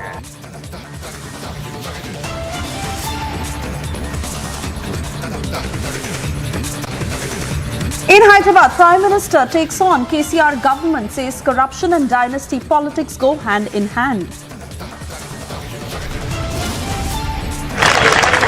मैं रात में जब निकलता हूँ और पढ़े लिखे नौजवानों को, बच्चों को जब झूमते हुए देखता हूँ तो सच में ऐसी इच्छा होती कि उतर के और इनमें 5-7 ऐसे लोग नशा उतर जाए। सच में कह रहा हूँ, भगवान की कसम खा के हनुमान जयंती को झूठ नहीं बोल रहा। और लड़कियां भी इतने गंदे कपड़े पहन के निकलती है कि अपन महिलाओं को देवी बोलते हैं, उनमें देवी का स्वरूप नहीं दिखता, बिल्कुल सुपर्ण सा लगती है।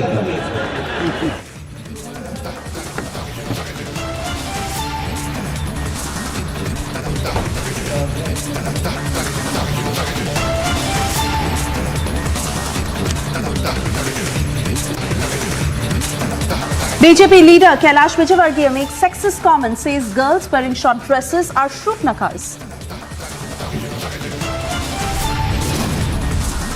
It is a big political storm as Kicha Sudeep comes out in BJP's support. JDS demands a ban. BJP hits back.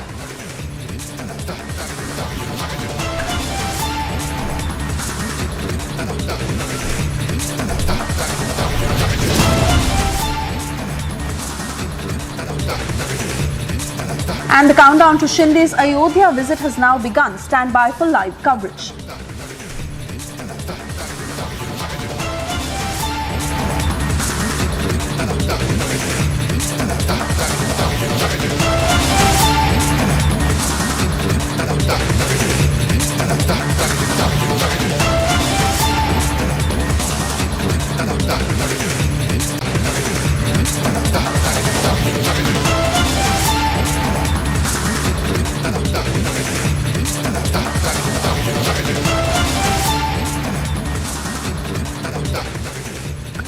good afternoon. You're watching Live and Breaking at 3:30. I'm Suesha Samant. On the top story we're tracking for you at this hour, as the opposition is now attempted to stall the parliament proceedings with JPC demand on the Adani issue. We now see a divide in the opposition. Sharad Pawar has struck a discordant note. He said that a Supreme Court panel will be more effective than a joint parliamentary committee probe. He's also dismissed the Hindenburg report. Listen into the reactions that have come in so far. अच्छा JPC म्हणजे काय? Joint parliamentary committee. पार्लमेंटमध्ये लोकसभा आणि राज्यसभा दोन सभागृह आहेत आणि या दोन्ही सभागृहातल्या सदस्यांची ही समिती साधारणतः JPCचं फॉर्मेशन कसं होतं, या पक्षाच्या सभासदांची संख्या अधिक आहे त्यांना अधिक जागा मिळतात. आता उदाहरणार्थ 21 लोकांची JPC असेल तर त्याच्यामध्ये 15 लोक हे सत्ताधारी पक्षाचे म्हणजे भाजपचे असतील आणि 6 ते 7 लोक अपोजिशनचे असतील. तर ज्या कमिटीमध्ये अपोजिशनचे लोक इतके कमी आणि सत्ताधारी पक्षाची संख्या इतकी अधिक, याचा अर्थ ज्याची चौकशी नीट करावी अशी आपली अपेक्षा आहे त्या संबंधीची शंका व्यक्त करायला संधी आहे.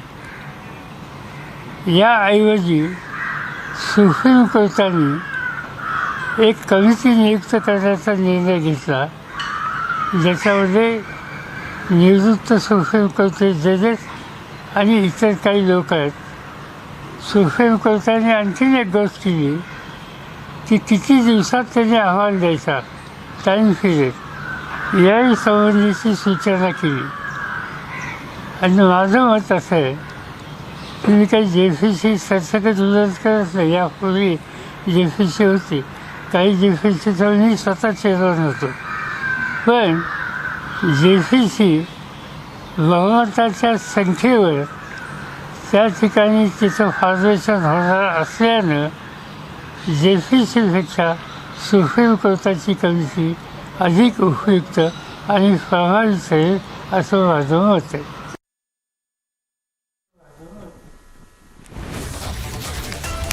माहिती त्यांचा डिफॉल्ट वर्तमानपत्रात वाचला. एक कंपनी परदेशातली ती या देशातल्या परिस्थितीच्या संबंधीची काही भूमिका घेतली, त्याच्यावर किती आपण लक्ष केंद्रित करायचं याचा विचार केला पाहिजे. त्यापेक्षा सुप्रीम कोर्टाची कमिटी ही अधिक प्रभावी ठरेल असं मला वाटतं. कुठलीतरी बाहेरची एखादी संघटना ती आम्हाला सांगणार यापेक्षा या देशातल्या सुप्रीम कोर्टाने आम्हाला सांगितलं तर ते लोकांच्या अधिक विश्वासाला पात्र ठरेल. I do not understand why he suddenly take this turn, because JPC is the only organization can bring the truth in this case. So it is his personal opinion. I do not know why he did it, but it is general opinion in the country that it should be inquired to the core and actual truth should be unearthed, and our economy should be protected from the unbridled people who are just looting the country instead of serving the country. हमारे देश का पैसा है साहब, ये मोदी जी और अमित शाह जी और भाजपा का पैसा नहीं है. तो जाहिर तौर पे ये सवाल पूछने का तो हमको हक है. हम भी जानते हैं कि बचपन में जब हम कहते थे टाटा बिरला की सरकार नहीं चलेगी, उसका आशय क्या होता था कि पूंजी के समक्ष सरकार आत्मसमर्पण ना करे. आज भी वही आशय है. दूध का दूध पानी का पानी हो जाएगा. सरकार चर्चा से क्यों भाग रही है? अगर कुछ नहीं है तो गौतम अडानी के बारे में जितनी चीजें पब्लिक डोमेन में आई हैं उस पर चर्चा हो. अरे आपके पास तो नंबर है सदन में, लोकसभा में 303, अब राज्यसभा में भी आपके पास मैनेज्ड मेजॉरिटी है, तो चिंता नहीं होनी चाहिए. आपकी चर्चा से आपका भागना ये बताता है कि बेखुदी बेसबब नहीं गालिब, कुछ तो है जिसकी पर्दादारी है। सर ओवरऑल देखें उनको क्या लगता है वो ऑपोजिशन जो अभी बनी है, यूनिटी बनी है, वो कब तक बरकरार रहेगी? नहीं, देखिए अब इसका कोई ऐसा तो मैंने दवाई की तरह है नहीं कि मैं एक्सपायरी डेट बता दूं या कि कब तक। सीधी सी बात है कि इस तरह के उतार चढ़ाव आएंगे। गोल क्या है? गोल है एक प्रगतिशील विकल्प देना। गोल है कि रेटोरिक वाली पॉलिटिक्स से रियलिटी वाली पॉलिटिक्स में जाना। अगर गोल वो है तो इस तरह के बयान थोड़े दिन थोड़ा संशय पैदा करेंगे, लेकिन अंततः पवार साहब बहुत सीजन पॉलिटिशियन हैं।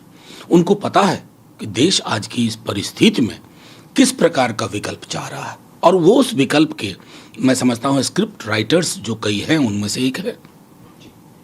सर चीफ असदुद्दीन ओवैसी वो ये कह रहे हैं कि भारत के पहले जो सबसे पहला आतंकवादी है वो नाथुराम गॉडसे है, और उसकी तस्वीर लेकर लोग हैदराबाद की गलियों में घूम रहे हैं उसके समर्थन में। अगर कोई उसामा बिन लादेन का तस्वीर लेकर घूमता तो अब तक क्या से क्या होता? देखिए मैं तो सीधे तौर पे कहता हूँ कि इसमें ये सवाल क्यों हुआ। मुझे दुख है इस बात का कि मेरे देश में अब इस तरह के सवाल पूछे जाते हैं। गॉडसे क्या था साहब? साध्वी प्रज्ञा जो भी कह दे वो तो सबसे बड़ा देशभक्त बताती है, और प्रधानमंत्री जी कहते हैं मन से माफ नहीं कर पाऊंगा। जिस देश में गॉडसे का महिमा मंडन होने लगे, मैंने रामनवमी के जुलूस के विजुअल्स देखे हैं कई जगह के, मैं समझता हूं उस देश को अपनी स्वास्थ्य के बारे में, अपनी अद्यतन परिस्थिति के बारे में सोच। And while you heard all those responses, let's also understand how Sharad Pawar's remark has caused a major controversy, rather triggered a massive political storm. From Maharashtra Chief Minister to Union Ministers, all are calling out the sham in the unity of the opposition. Listen it. गेले अनेक वर्ष त्यांना या राज्यामध्ये त्यांनी काम राज्यामध्ये केलेलं आहे, केंद्रामध्ये त्यांनी काम केलेलं आहे आणि त्यांनी ते भाष्य केलं आहे। त्यामुळे जे ज्यांना विरोध करतायत त्यांना तुम्ही हा प्रश्न विचारला पाहिजे। देखिए मैं तो इस विषय में अंदर में अभी कुछ नहीं कहूँगा क्योंकि सुप्रीम कोर्ट ने कमेटी बना करके मामला देख रहे हैं, लेकिन मैं इतना कहना चाहता हूँ कि ये सारा मुद्दा राहुल गांधी का पॉलिटिकल करियर को चमकाने के लिए, वो पॉलिटिकली फेल हो गए हैं, तो फिर चमकाने के लिए विवादित चीज को लेकर के मुद्दा बनाया जा रहा है। हर चीज का अपना एक तरीका होता है हैंडल करने का। And meanwhile, the Adani issue has the opposition completely divided. Even Uddhav faction now has come out in support of Sharad Pawar. Listen in to what he said. मला वाटत नाही की पवार साहेबांनी क्लीन चिट दिली आहे। पवार साहेबांनी क्लीन चिट दिली नसून चौकशीचे जे पर्याय आहेत त्या संदर्भात त्यांचं मत व्यक्त केलेलं आहे। आम्ही सगळे जेपीसीचा आग्रह धरतो आहे आणि पवार साहेबांचं असं म्हणणं आहे की जेपीसीमध्ये चेअरमन त्यांचा असतो, जेपीसीमध्ये सदस्यांचं बहुमत त्यांचं असतं, त्यातून काय निष्पन्न होणार? एका विशिष्ट कालमर्यादेत न्यायालयीन चौकशी हा पर्याय त्यांनी सुचवला। मग तुम्हाला जेपीसी हवी आहे का सुप्रीम कोर्ट न्यायाधीशांकडून चौकशी हवी? आता देशाच्या गुन्हेगारांना ज्या पर्याय मार्गातून शिक्षा मिळेल असे कोणते पर्याय चालू शकतात, पण जेपीसीवरती विरोधी पक्षांची जी मागणी आहे ती ठाम आहे।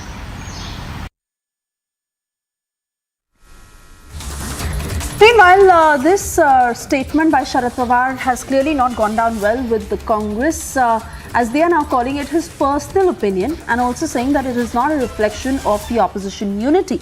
But from Savarkar insult to the Adani row, now Congress has been completely stunned. Listen in. I think this is an individual personal opinion of Sri Sharad Pawar ji, who is a senior leader in the opposition. I think the united opposition altogether had decided that there should be a JPC form to go into the issues relating to the Adani issue, and that is why when this was unitedly decided, in which the NCP was also a part of it, I think the entire opposition should abide by it. But in spite of that, he still feels his opinion, as he has said, that this is his individual opinion. So, well, people may have opinions, but when the opposition together takes a call, I think that should be followed by each and every constituent of the opposition. देखो, उनका व्यक्तिगत मत हो सकता है. आपको याद होगा कि जब भी कोल स्कैम हुआ था, ऐसा जब आरोप हुआ था, तब भी कोर्ट की कमेटी बिठाई गई थी. तब भी अपोजिशन के कहने के आधार पर उस समय भी जेपीसी की गई थी. तो पवार साहब का व्यक्तिगत वो मत हो सकता है, लेकिन मोदी जी अदानी के मैटर में क्यों डर रहे हैं, ये सवाल अब देश की जनता पूछ रही है. शरद पवार जी का व्यक्तिगत मत हो सकता है. हम जनता की आवाज़ बनकर कांग्रेस ने ये भूमिका रखी. हमारे साथ कई दल हैं जिन्हें अदानी के बारे में सवाल पूछे हैं.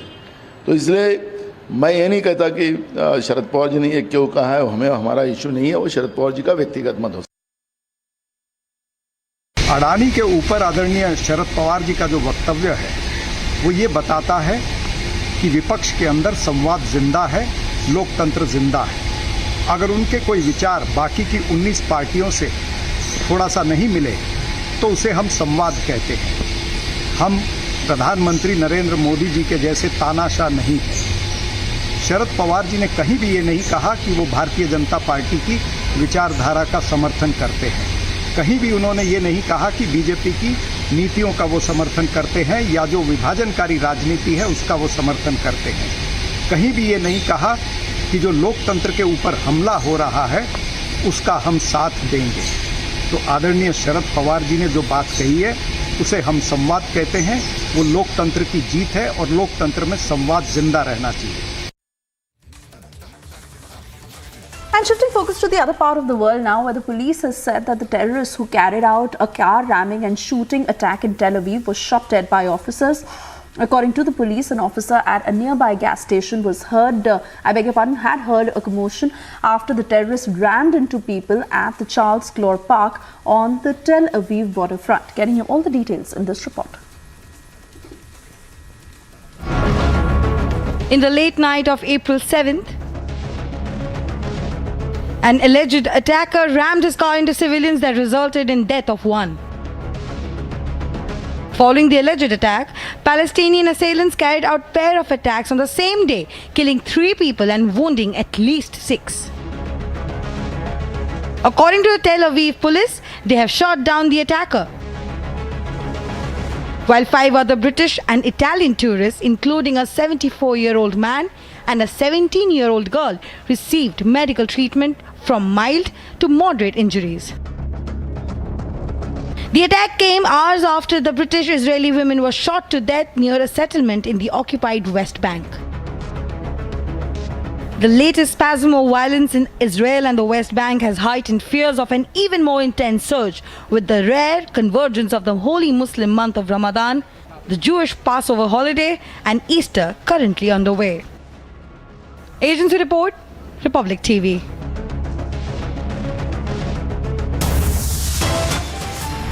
Time now for a short commercial break. On the other side, we get you details as BJP leader Kailash Vijaywargiya has made a sexist comment. He said that girls wearing short dresses are shubnakas. And it is a big political storm as Kicha Sudeep has come out in support of the BJP. JDS has demanded a ban. The BJP has hit back.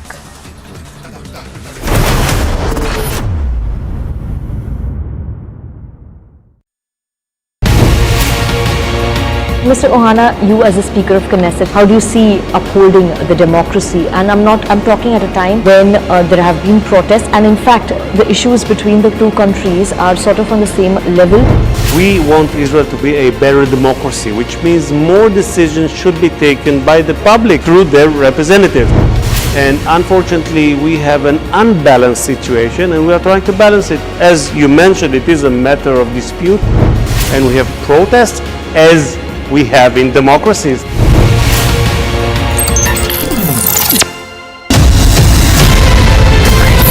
इस देश में बहुत समय के बाद एक ऐसी सरकार आई है जो सरकार टिकाने के लिए नहीं चल रही, देश को सुधारने के लिए सरकार चल रही है। ये पहला एक बड़ा इवेंट हुआ है जहां पे आप इस पर विस्तृत तौर से इन डिटेल आप बात करेंगे, तो let us address all issues.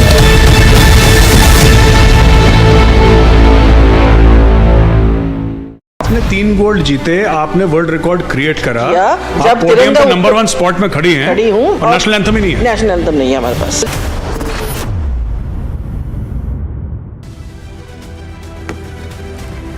And on to international updates. Pakistan's army on Friday had arrested a high-value target and the founder of a banned separatist group in the country's restive Baluchistan province in a successful intelligence operation. Gulzar Imam alias Shinde. According to Inter-Services Public Relations, Gulzar Imam was apprehended in a carefully planned operation that spanned over months across various geographical locations. Pakistan Tehreek-e-Insaf chairman and former Prime Minister Imran Khan expressed his concern about the government's actions, stating that they're making a mockery of Pakistan abroad.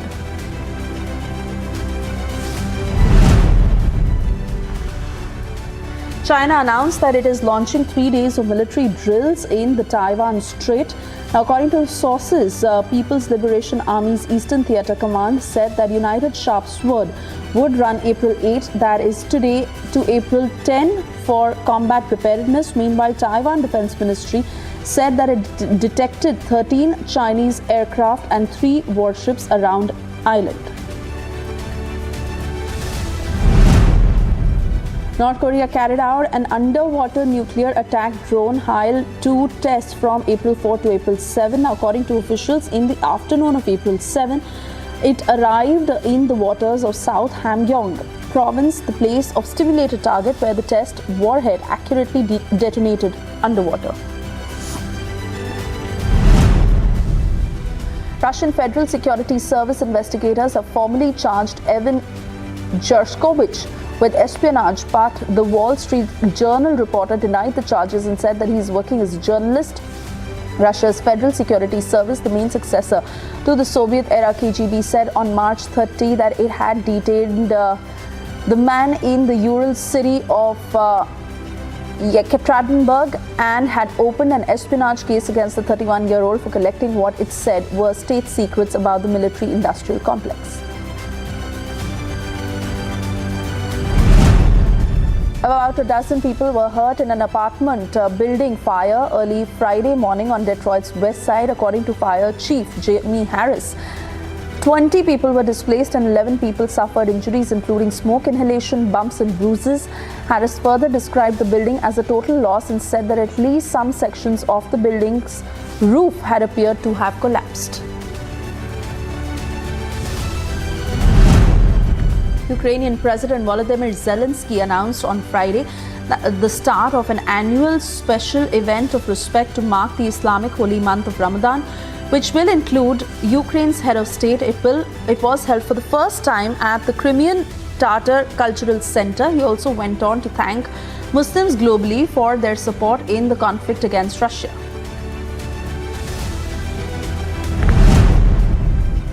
Ukrainian President Volodymyr Zelensky attended an iftar dinner celebrating Islam's holy month of Ramadan at a Crimea Tatar Cultural Center outside Kiev on Friday. During a speech at the event, he spoke about Ukraine's liberation of Crimea, which was annexed by Russia in 2014.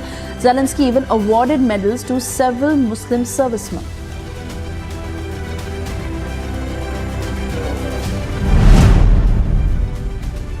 Tel Aviv on Friday night shot dead the terrorists who carried out a car ramming and shooting attack that resulted in the death of one person while injuring 6 others. Now, according to the police, an officer at a nearby gas station heard a commotion after the terrorists rammed into people at Charles Clore Park at the Tel Aviv waterfront. An air ambulance evacuated the wounded in a shooting attack in the northern occupied West Bank to a Jerusalem hospital on Friday as tensions run high across Israel and the region. This comes after an alleged Palestinian shooting attack which occurred near an Israeli settlement in the occupied West Bank that killed 2 British Israelis.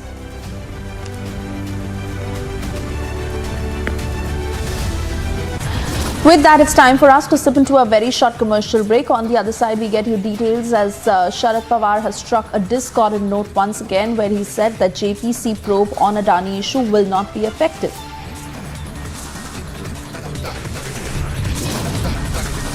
Also in Hyderabad, Prime Minister takes on KCR government in an unrelenting attack, says corruption and dynasty politics go hand in hand.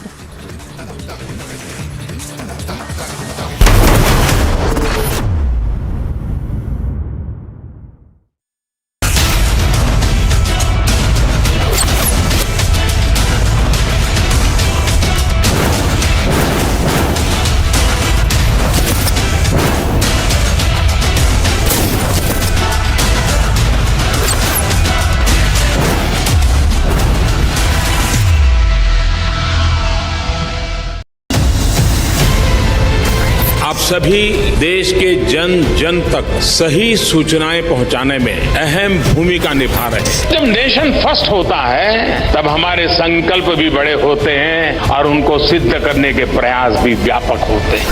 प्रधानमंत्री जी, हमने भी ठान लिया है हमारा Republic media network भी अपने कदम और भी तेज करेगा।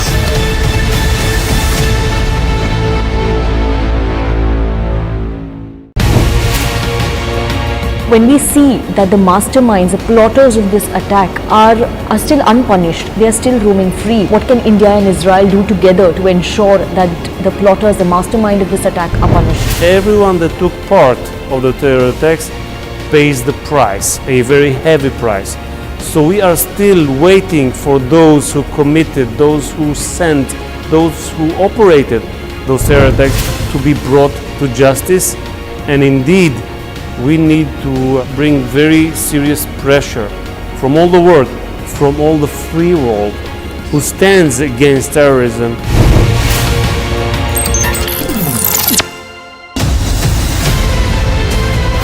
Mediation will work when there is uncertainty of winning by any one party. इसलिए जो जजमेंट आया यही सबसे उत्तम है। इस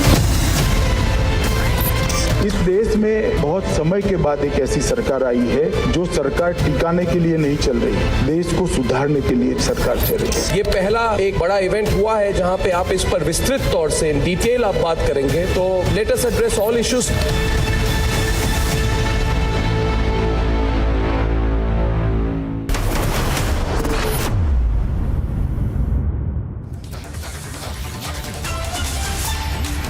Thank you for staying with Republic. And well, North Korea tested its latest underwater nuclear attack drone in a bid to give a stern warning to its enemies who have been engaging in military drills. Getting you all the details in this report.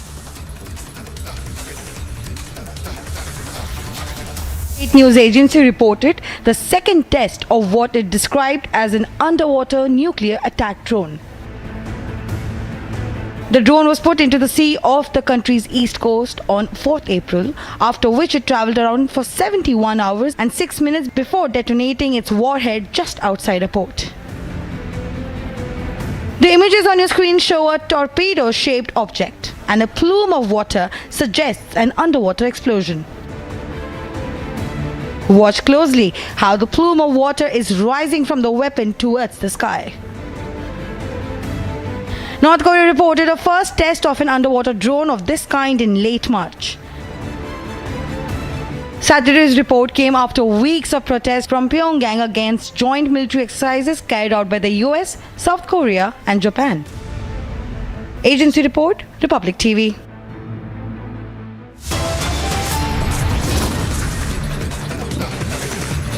Time now for a short commercial break. On the other side, we'll get you details as it is another setback for the Congress.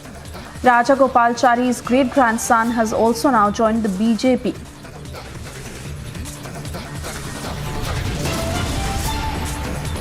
And BJP leader Kailash Vijayvargiya has made a sexist comment. He said that girls who wear short dresses are nakas. This has invited a lot of criticism against the leader. Mr. Ohana, you as the Speaker of Knesset, how do you see upholding the democracy? And I'm talking at a time when there have been protests, and in fact, the issues between the two countries are sort of on the same level. We want Israel to be a better democracy, which means more decisions should be taken by the public through their representatives.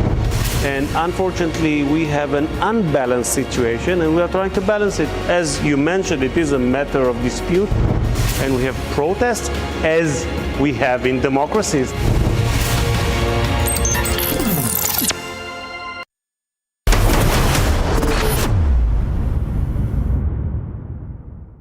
आपने 3 gold जीते, आपने world record create करा, जब podium पे number 1 spot में खड़ी हूँ और नेशनल एंथम ही नहीं है। नेशनल एंथम नहीं है हमारे पास। मैनेजर्स, कोचेस जो थे, उनको कॉन्फिडेंस ही नहीं था कि भी हमारा कोई गोल्ड आ सकता है, हमारा नेशनल एंथम भी बज सकता है। मैंने वहाँ वर्ल्ड रिकॉर्ड भी क्रिएट किया और 3 गोल्ड मेडल भी जीते। नेशनल एंथम नहीं थी हमारी, वो रिकॉर्डेड जाता है ना, वो आई नहीं। फिर हमने खुद वहाँ, मेरा टीम ने स्टेज पे क्रिस्टन पे मैं और नीचे से मेरा जो टीम थी पूरी, उन्होंने नेशनल एंथम गाया।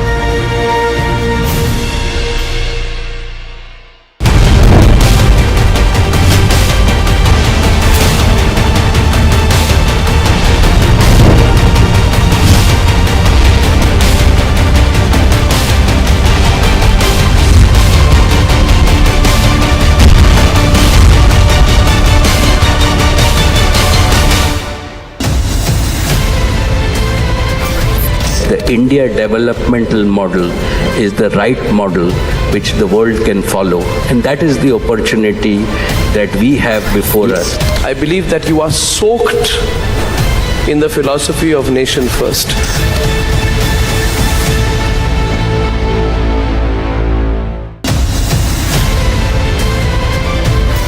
Dragging back economic fugitives, fantastic. But a crackdown on corruption alone is not enough to steer the economy. That is where the reforms are not just to remove those who are with several cases of corruption and disproportionate assets. This will ensure that at a local level, no officer can go about saying, hey, I've come to inspect you, without the system approving it.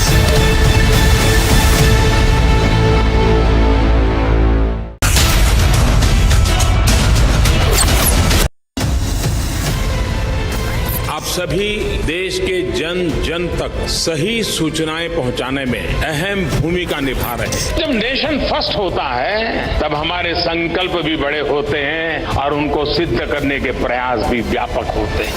प्रधानमंत्री जी, हमने भी ठान लिया है, हमारा Republic media network भी अपने कदम और भी तेज करेगा।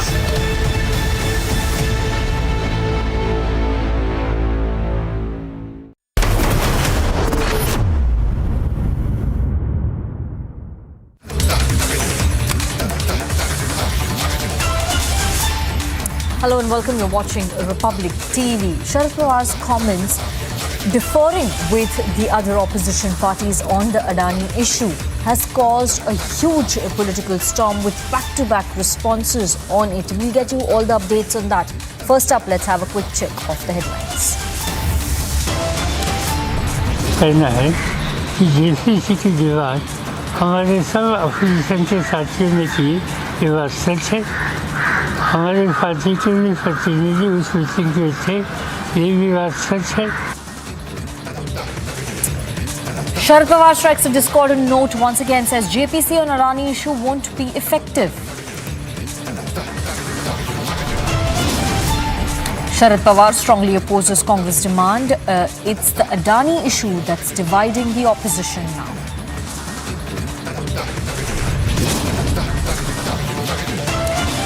ये लोग अपने परिवार का स्वार्थ देखते हैं।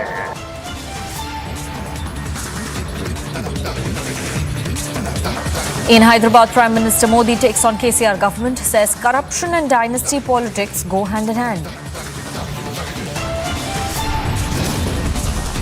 यहाँ भी इतने गंदे कपड़े पहन के निकलती है, बिल्कुल सुपर्ण सा लगती है। BJP leader Kailash Vijayvargiya makes a sexist comment, says girls wearing short dresses are shurpanakhas.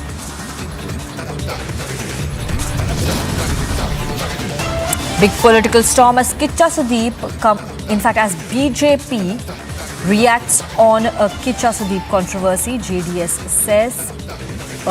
is demanding a ban, but BJP is hitting up.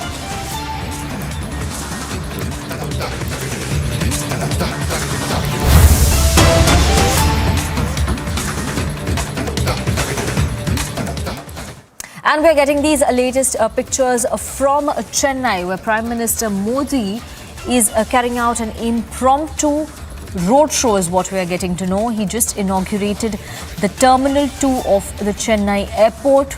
A roadshow is being conducted right now. Prime Minister Modi is greeting his supporters in Chennai, his supporters who've lined up on the streets, who've gathered to catch a glimpse of the Prime Minister.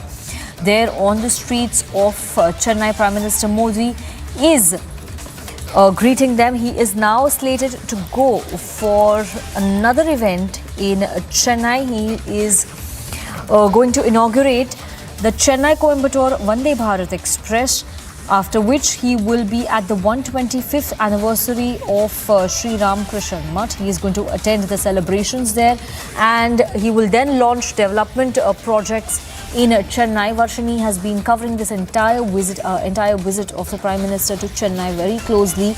We will go across to her now to get the live report. And now we are seeing that they are on their way en route to the Dr. MGR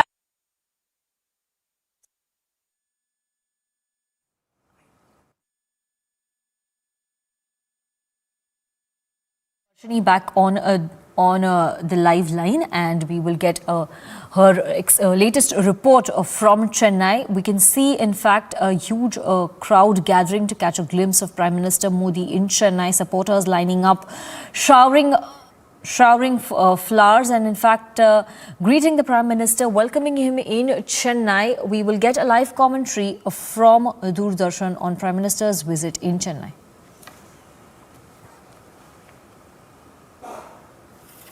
railway के क्षेत्र में लगातार जो है विकास हो रहा है। अगर मैं इसकी सुविधाओं की बात करूं तो इसके अंदर सबसे बड़ी बात तो ये है कि इसकी जो गति है वो करीब 140 से 180 किलोमीटर प्रति घंटा रहती है, जिसमें इसे दूसरे एक गंतव्य से दूसरे गंतव्य तक पहुंचने में समय बहुत कम लगता है। दूसरा, इसके अंदर कंफर्ट काफी है। जो सीटें इसके अंदर बनाई गई हैं वो काफी कंफर्ट हैं। 180 डिग्री का जो है आप पीछे और आगे करके उसमें रेस्ट ले सकते हैं। दूसरा, इसके अंदर एक जो डिजिटलीकरण का जो रूप है वो इसमें दिखाई देता है। इसके अंदर बेहतर कनेक्टिविटी दी गई है, वाईफाई की कनेक्टिविटी दी गई है, कौन सा स्टेशन कब आएगा उसका पूरा डिस्प्ले इसके अंदर होता है। चार्जर से और अपने लैपटॉप को चार्ज करने की सुविधा इसके अंदर दी गई है। और सबसे बड़ी बात यह है कि बाकी जो ट्रेन देश के अंदर राजधानी और शताब्दी जैसी जो आधुनिक ट्रेन है ये उनसे भी बेहतर ट्रेन है। इस लिहाज से देखें तो आज तमिलनाडु की जनता को एक बड़ा तोहफा चेन्नई कोयम्बटूर रूट पर इस चलने वाली ट्रेन से मिलेगा।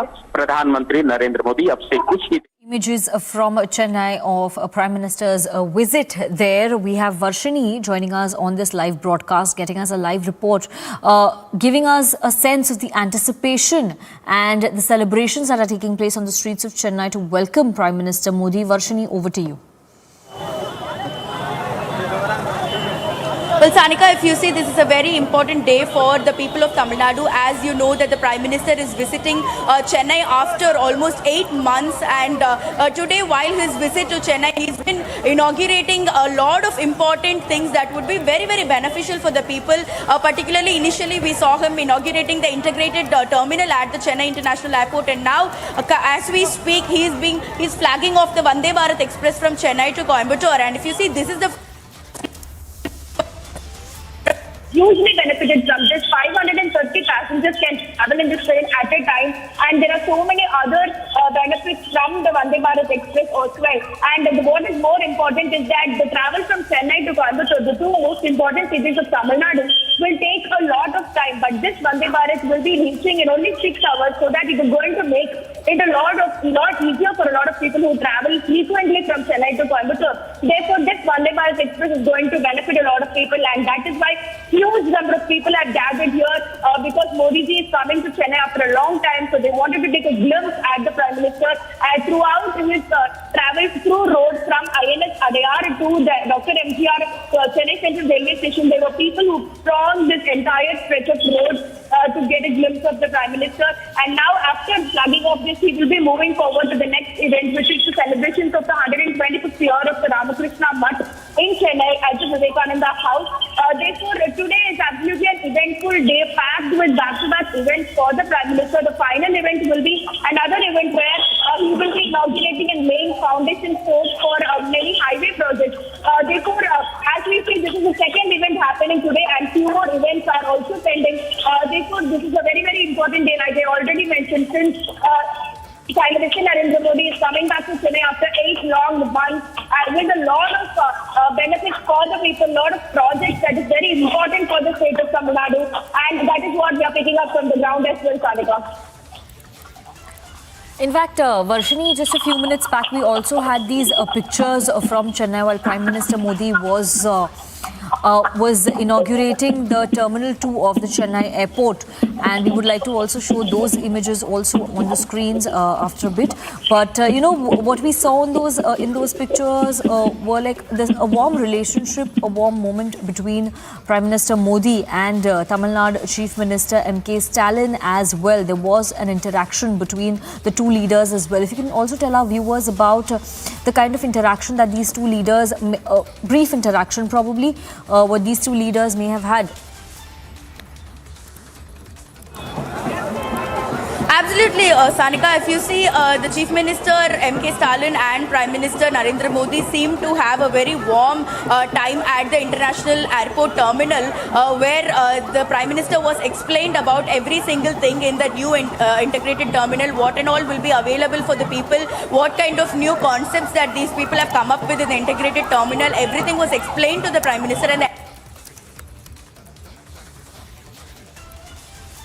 warm smile at each other, and this happens every single time when they share a stage, Sanika, despite the differences politically, party-wise, ideologically the two leaders have. But once when it comes to a stage where a lot of projects and schemes are being brought for the welfare of the people, that is all that matters, and that is what has been happening in the previous stages when Chief Minister M.K. Stalin and Prime Minister Narendra Modi shared together, whether be it during the Chess Olympiad inauguration, or even before that there was another event where Prime Minister had come down to Chennai to inaugurate a lot of other projects for the railways, southern railways, and the highway projects. At that time as well, the Chief Minister and Prime Minister seemed to have a very nice relationship, because the event for the inauguration of the projects that is going to help and benefit the people was much more important than the political differences that they both have in between them, and that is what transpired today as well during the inauguration of the integrated terminal at the Chennai International Airport, Sanika. And we will try to get that video link with Varshini also back, because it is important for us to show her location as well. Varshini, in fact, where you are right now, I believe you're surrounded by the supporters of Prime Minister Modi. If you can have a word with them and just tell our viewers about the kind of support and the kind of welcome that he's receiving on the streets of Chennai today. Definitely, yes, Sanika. We will definitely try to speak to some of the people here. Sir, நீங்க எல்லாரும் வந்து இப்போ prime மினிஸ்டரை வந்து வரவேற்கிறதுக்காக அவ்வளோ ஆரவாரமா சந்தோஷமா இங்க வந்து நின்றுருக்கீங்க. நீங்க எல்லாரும் சப்போர்ட் பண்றீங்க மோடிஜி வந்து தமிழ்நாட்டுக்கு வரணும், நிறைய ப்ராஜெக்ட்ஸ் கொண்டு வரணும் அப்படின்னு. நீங்க என்ன நினைக்கிறீங்க? நீங்க எதுக்காக இவ்வளோ ஆசையா இங்க வந்திருக்கீங்க? எவ்வளோ சந்தோஷமா இருக்கீங்க? இந்தியாவின் தலை சிறந்த பாரத பிரதமராக 9 ஆண்டு காலம் நல்ல திட்டங்களையும் சட்டங்களையும் ஏழை எளிய மக்களுக்காக கொடுத்து கொண்டிருக்கின்ற பாரத பிரதமர் ஐயா அவர்களுக்காக இன்று சென்னை வருகிறார்கள். நாங்கள் எல்லாம், நான் திருவண்ணாமலை வடக்கு மாவட்டத்துடைய தலைவர், என் பேர் சி. ஏழுமலை. இந்த தொண்டர்லாம் கூட நிறைய பேர் 700 பேருக்கு மேலே அவரை பார்க்க வந்திருக்கிறோம். மீண்டும் அவர் தான் வர வேண்டும் என்று பொதுமக்கள் எல்லாம் விரும்புகிறார்கள். பொதுமக்கள் விருப்பத்தை நிறைவேற்றக்கூடிய செயலில் ஆட்சி நடத்தி கொண்டிருக்கின்ற பாரத பிரதமர் ஐயா அவர்கள் இந்த இந்தியா மட்டுமல்ல உலகமே பாராட்டக்கூடிய ஒரே பிரதமர் எங்கள் நரேந்திர மோடிஜி ஐயா அவர்கள். Thank you so much. So he says that Prime Minister Narendra Modi is the only Prime Minister who has catered to the needs of the people, and they think that in the 9 years they have strongly built faith in him, and they expect that he will become the Prime Minister in the upcoming Assembly election, Parliament elections as well, is what the cadres here, the public here feels, Sanika, and that is what they've all gathered here to take a glimpse of the Prime Minister. Varshini, as you continue, let's also tell our viewers about what the Prime Minister has done so far in Chennai. He has launched, he has in fact inaugurated the state-of-the-art integrated terminal building, which is set up at the total outlay of 2,437 crore rupees at the Chennai airport. His next project inauguration will be the Coimbatore to Chennai Vande Bharat Express. He's expected to flag off the Vande Bharat Express, which will be the first such service connecting the two Tamil Nadu cities. A very important day and a very important event of this day as well. And Prime Minister Modi is also expected to launch a slew of projects in Tamil Nadu, developmental projects, and also he would be taking part in the 125th annual day celebrations of Sri Ramakrishna Math. A very power-packed visit, jam-packed visit in Chennai for the Prime Minister Varshini. And right now we have these visuals on our screens which shows the kind of warm welcome that Prime Minister Modi is getting in Chennai. And Varshini continues to report live for us from Chennai.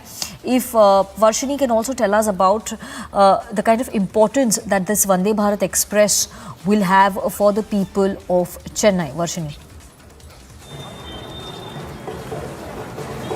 Well, if you see, the importance of Vande Bharat Express is that of because of this rapid services that it gives to the people. It will be a very quick travel from Chennai to Coimbatore. Usually it takes more than 8 to 10 hours to travel to Coimbatore, and now this Vande Bharat Express promises travel time of only 6 hours. It can accommodate up to 530 passengers, and one executive coach additionally is being provided in this Vande Bharat Express. Therefore, it is definitely a very important thing that is being starting from Chennai to Coimbatore, a travel service that is very important for the people, as it can benefit a lot of people who travel frequently from Chennai to Coimbatore and back to Chennai. Therefore, that is why people are looking forward for the Vande Bharat Express to commence from Chennai. And also, what was important to note is that previously the Vande Bharat Express from Chennai to Coimbatore had 3 trial runs which were also proven successful. Therefore, that is what created the excitement in the people. That is when people wanted to start traveling through Vande Bharat, and they were looking forward for this train service to start. And now that the Prime Minister has flagged it off from the Dr. MGR Chennai Central Railway Station, now it is going to be in use for the common people, which is going to make travel to Coimbatore very easier. Varshini there getting us the live report from Chennai as Prime Minister continues with his engagements in the city. The latest pictures on our screens right now of Prime Minister Modi getting a rousing reception in Chennai, following which next will be his flagging off of the Vande Bharat Express from Coimbatore to Chennai.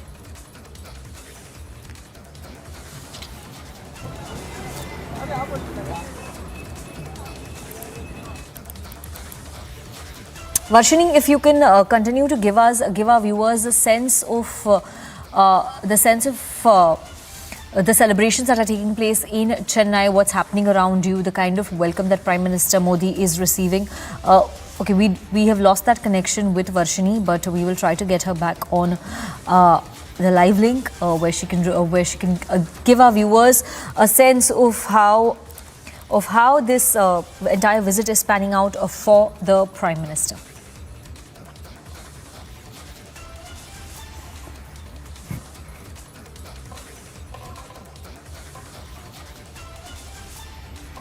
And with that, we're moving on to the next breaking story, this time from West Bengal, where we're getting to know that the NHRC team that was on its way to Rishra in Hooghly, the fact-finding team of the NHRC has been stopped.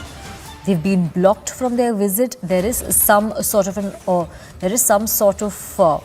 talks that are taking place, some dialogue that is taking place. These are the visuals that we're getting from Hooghly, where the NHRC team was on their way to the violence-affected Rishra area in West Bengal. We will have a team of reporters from our sister channel, Republic Bangla, to give us more details. But before that, let's listen in to what one of the members of the fact-finding team said.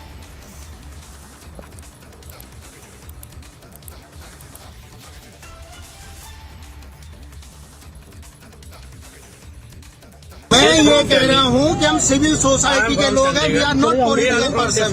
We are not here to reshape the atmosphere. We are here to meet the victims of violence.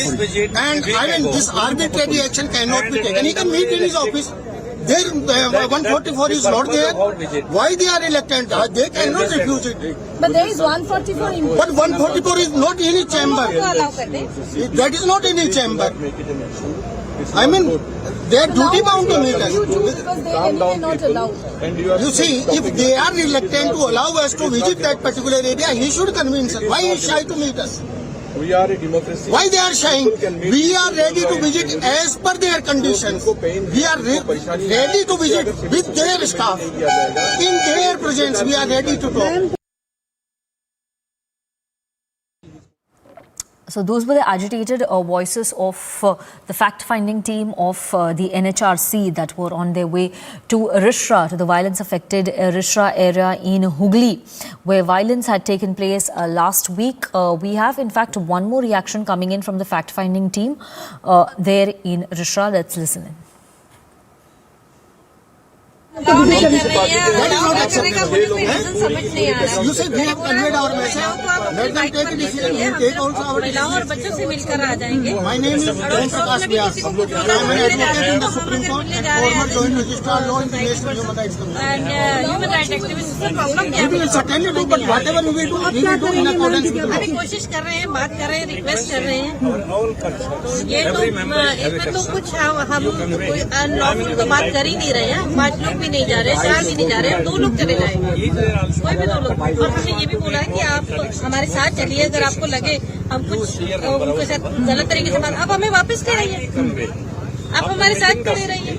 अभी 2 minute हम चाय वाली लेने के बाद गए, हमने प्यार से बोला, देखिए उसकी आंखों में आंसू देखिए, उसके फीलिंग्स देखिए. तो अगर हम किसी की फीलिंग्स को कंट्रोल करते हैं तो फिर क्या प्रॉब्लम है? So these were the images that we are getting from Hooghly, where the NHRC fact-finding team that was on its way to Rishra was allegedly blocked from visiting the violence-hit areas. We have Shukanta Majumdar, West Bengal BJP chief, joining us on the phone line to give us his first response. Mr. Majumdar, we're now getting to know, in fact, we're getting these pictures of the fact-finding team of the NHRC, which were on their way to Rishra. They are allegedly blocked midway. They're not being allowed to go to Hooghly, is what they are saying. There seems to be some kind of altercation between them and the police officers there. Your first response on the situation that is now building up in Hooghly? Even in case of us also, they have opposed us to go there, and they have obstructed us to go and leave that area. So it is quite clear from the activity of the police that TMC has instructed their police officials that no one should be allowed except the TMC leaders, whether it may be a member of NHRC team or any kind of team made up of civic members or representatives from the civil society. It is not a matter. The main thing is only the people associated with TMC. They are eligible to go inside and do what they want to do. They can do whatever they want to do, but the other people belonging from the opposition party, maybe the representative of the civic society, nobody will be allowed inside. Mr. Shukanta Majumdar, for giving us your first response on this, but we're getting more breaking news coming in from Chennai, where Prime Minister... We wish all those on the train a very happy, safe and memorable journey. We are sure that the experience of traveling in Vande Bharat is going to be a very significant one, and more people will be traveling by this train in the forthcoming days.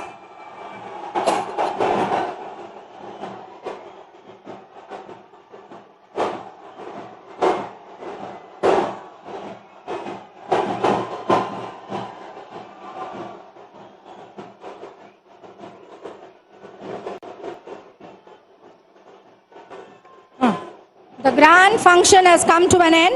We would like to extend our... आप सीधे दृश्य देख रहे थे. So these are the latest images. Coming in from Chennai. Prime Minister Modi has flagged off the Vande Bharat Express between Chennai and Coimbatore. Next to him is the Tamil Nadu Chief Minister M.K. Stalin, who is also present at the event to flag off the Vande Bharat Express. Railway Minister Ashwini Vaishnav and Tamil Nadu Governor is also present at this event that is taking place. And we have Varshini joining us live from Chennai to give us more details about what is expected next in Prime Minister's itinerary. Over to you, Varshini.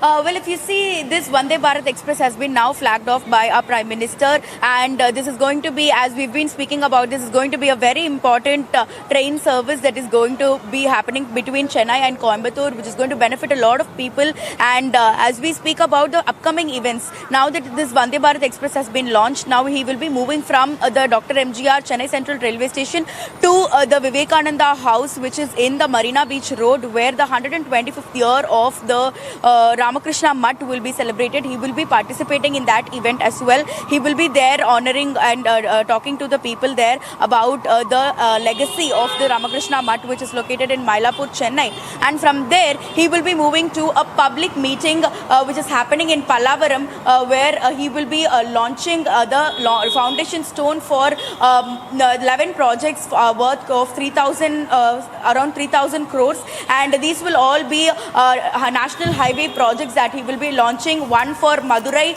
and one connecting in the NH 785 and one more connecting the NH 744. Therefore, these are very important projects that he are launching for Tamil Nadu, these road projects, which will be the last event that he will be participating today in. And in the public meeting, while he is launching this, he is expected to address the public, which is also one important reason the people of Tamil Nadu have been waiting for, as I've been almost after 8 months that he's come back to Chennai. Therefore, people are looking forward as to what he's going to talk to them today. What will he tell the people about? Therefore, that is also a very important event the people of Tamil Nadu are looking forward to. And the project that he is laying foundation stone for today is also very, very important, because Madurai, Salem, Trichy, these are all very important districts of Tamil Nadu, and that this NH National Highway project that he's laying foundation stone will also be very crucial for road transport facilities that will enhance in the state once they are completed. Therefore, these are the upcoming events that the Prime Minister will be participating today, and after that he will be leaving to Mysuru. Therefore, this is definitely a very important day and a jam-packed day for the Prime Minister, who's come back to Chennai after a long time with a lineup of all these events. You know, and Varshini, very interesting pictures also we are getting, these latest images that we are getting from Chennai, where Prime Minister Modi is inside the Vande Bharat Express, interacting with school students, interacting with children there, having a conversation with them, and along with him our Chief Minister of Tamil Nadu, M.K. Stalin, the Governor of Tamil Nadu, Union Railway Minister Ashwini Vaishnav as well. We will in fact continue beaming these live pictures and getting you getting our viewers latest updates from Chennai, where Prime Minister Modi is next slated to launch a slew of development projects. For now, we're heading into a short break.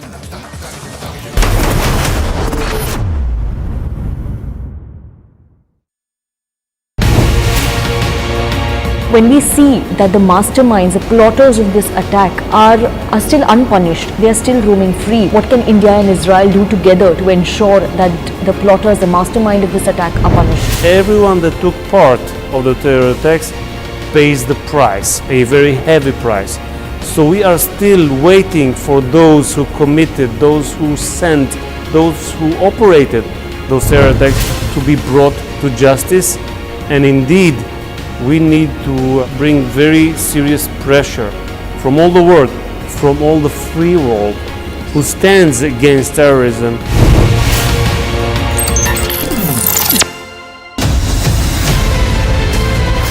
Mediation will work when there is uncertainty of winning by any one party. इसलिए जो judgment आया यही सबसे उत्तम है. This puts an end to the whole issue. Assertive 1% that wants to open the wounds again. They do not operate only by the verdict of the court.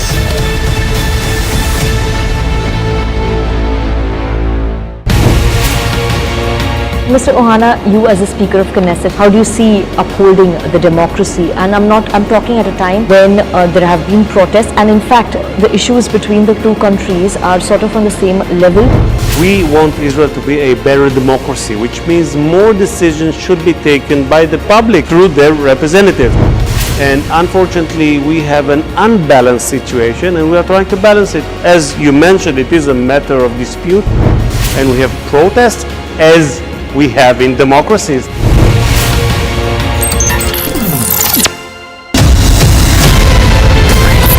इस देश में बहुत समय के बाद एक ऐसी सरकार आई है जो सरकार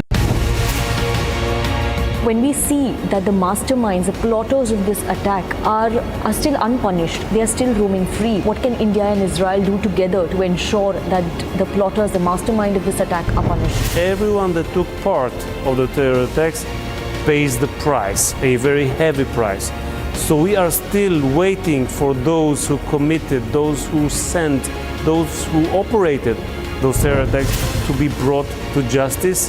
And indeed, we need to bring very serious pressure from all the world, from all the free world who stands against terrorism.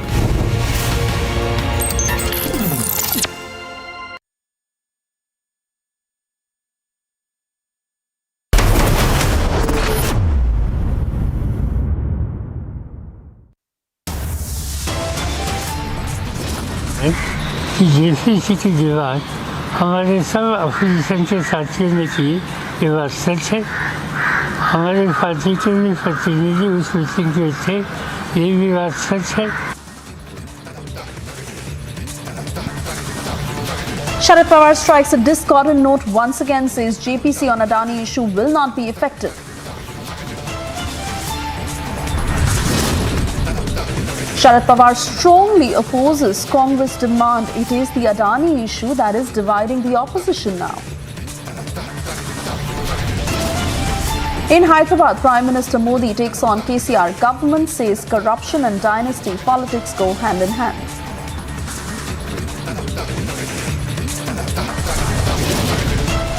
लड़कियां भी इतने गंदे कपड़े पहन के निकलती है, बिल्कुल सुपर्ण सा लगती है।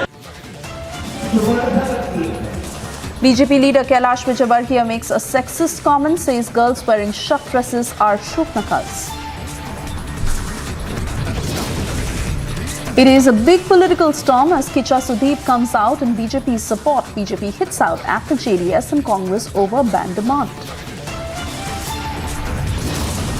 And countdown to Shinde's Ayodhya visit has now begun. Stand by for live coverage.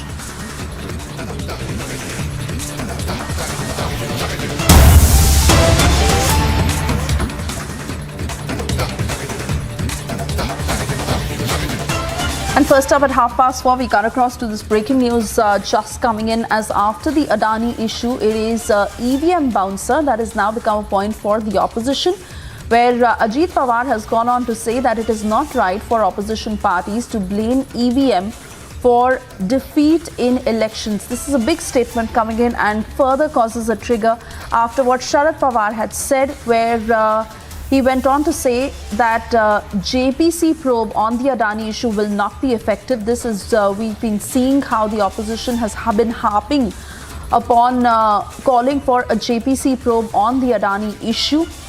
And Sharad Pawar has strongly opposed this demand by the Congress, which has led to a divide in the opposition.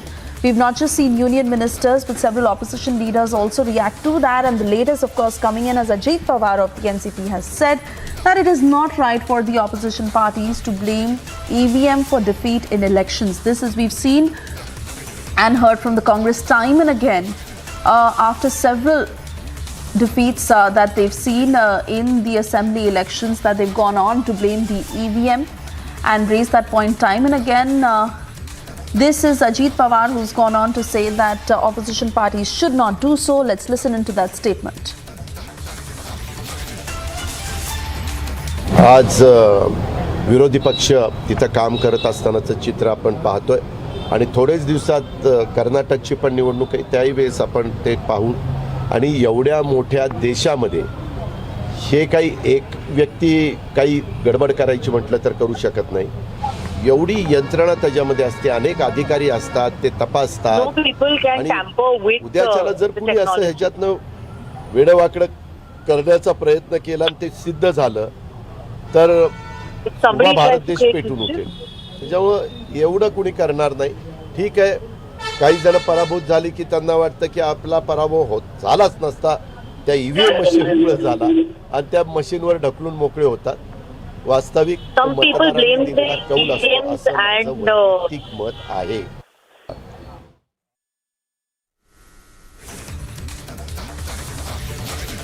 All right, so you heard that statement from Ajit Pawar, where remember it is the NCP that is striking the Congress yet again. Two statements made back to back, first by Sharad Pawar and now by Ajit Pawar, where first Sharad Pawar had gone on to say that a JPC probe in the Adani issue would not be the most effective method. Remember, this is a call that the Congress has been harping upon again and again, as they say that there must be a JPC probe in the Adani issue. And just when Sharad Pawar has made this statement, we hear now this statement coming in from Ajit Pawar of the NCP, who once again has gone on to hit out at the Congress, because remember, it is the Congress time and again blaming the EVM for the defeat in the elections. And here it is Ajit Pawar saying that opposition parties should not do this. So this really is hinting at a divide in the opposition unity, where we've seen several union ministers call out this sham. And we've also heard from opposition leaders where they're trying to defend the statement. In fact, the Congress has gone on to isolate itself from Sharad Pawar's statement, saying that that is his personal opinion and they do not stand by it. But at a time when it is the dire need of the opposition to come together to be able to form a formidable force against the BJP, here there are cracks that are emerging again over a difference in opinion. And as you know, of where the story started and how this is now getting bigger, because the opposition attempted to stall the parliament proceedings with the JPC demand on the Adani issue. Sharad Pawar has struck a discordant note on the very same. He said that a Supreme Court panel will be more effective with the JPC. He's also dismissed the Hindenburg report. Listen into that statement.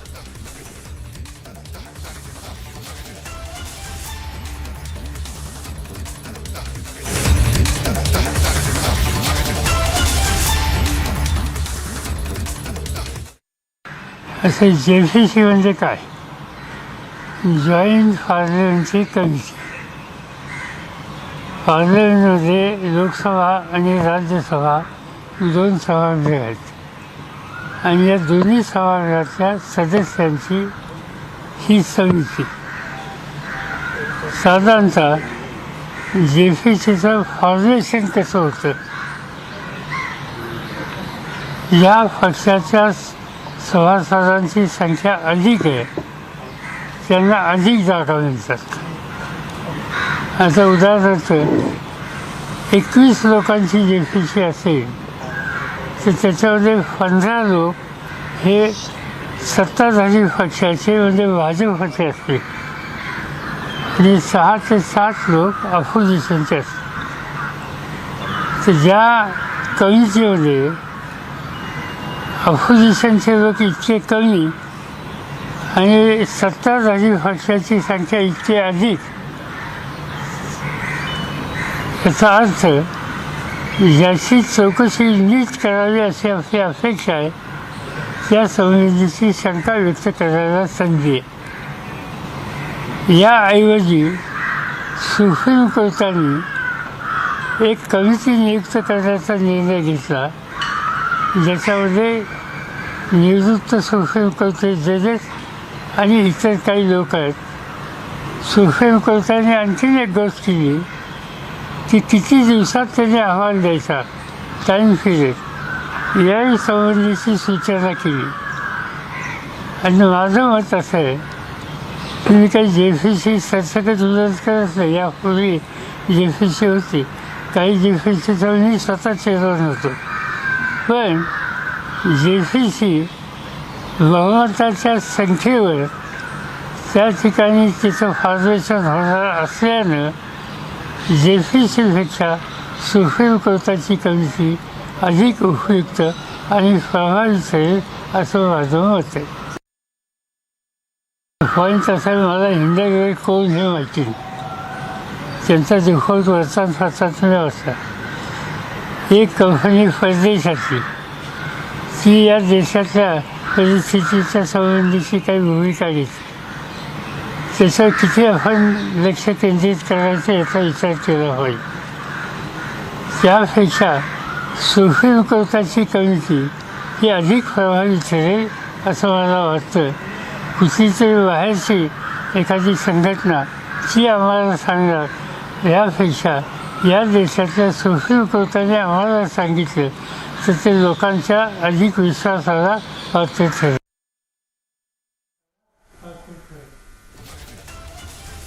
And like I'd earlier said that it is not just Ajit Pawar but Sharad Pawar's remark that has triggered a massive political storm. Maharashtra Chief Minister to Union Ministers who are now calling out the sham as far as there is an attempt at the opposition unity, saying that there are cracks clearly. Listen into those responses.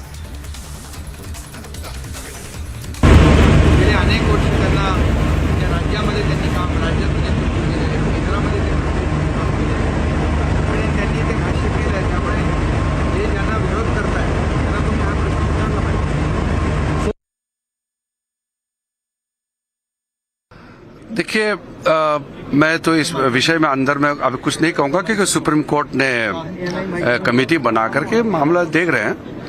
लेकिन मैं इतना कहना चाहता हूँ कि ये सारा मुद्दा राहुल गांधी का पॉलिटिकल करियर को चमकाने के लिए, वो पॉलिटिकली फेल हो गए हैं तो फिर चमकाने के लिए विवादित चीज को लेकर के मुद्दा बनाया जा रहा है. हर चीज का अपना एक तरीका होता है हैंडल करने का. पवार साहब सोच समझ के बात करते हैं और इसलिए मुझे लगता है अभी महाविकास आघाड़ी के जो लोग हैं गठबंधन के, उन्होंने इससे समझ लेना चाहिए क्योंकि उन्हें में मिलाप नहीं है, एक वाक्यता नहीं है.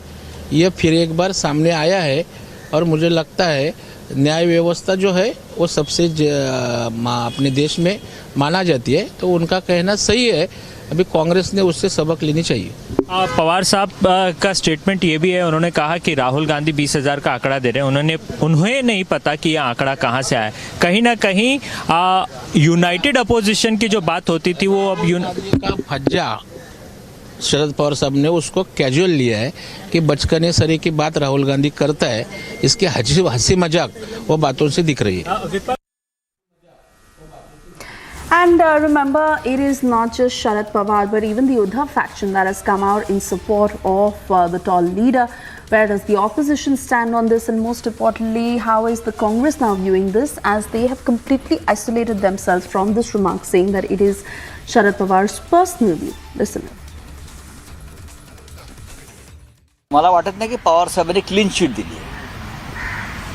पवार साहेबांनी क्लीन चिट दिली नसून चौकशीचे जे पर्याय आहेत त्या संदर्भात त्यांचं मत व्यक्त केलेलं आहे. आम्ही सगळे जेपीसीचा आग्रह धरतो आहे आणि पवार साहेबांचं असं म्हणणं आहे की जेपीसीमध्ये चेअरमन त्यांचा असतो, जेपीसीमध्ये सदस्यांचं बहुमत त्यांचं असतं, त्यातून काय निष्पन्न होणार. एका विशिष्ट कालमर्यादेत न्यायालयीन चौकशी हा पर्याय त्यांनी सुचवला. मग तुम्हाला जेपीसी हवी आहे का सुप्रीम कोर्ट न्यायाधीशांकडून चौकशी हवी? आता देशाच्या गुन्हेगारांना ज्या पर्याय मार्गातून शिक्षा मिळेल असे कोणते पर्याय चालू शकतात, पण जेपीसीवरती विरोधी पक्षांची जी मागणी आहे ती ठाम आहे.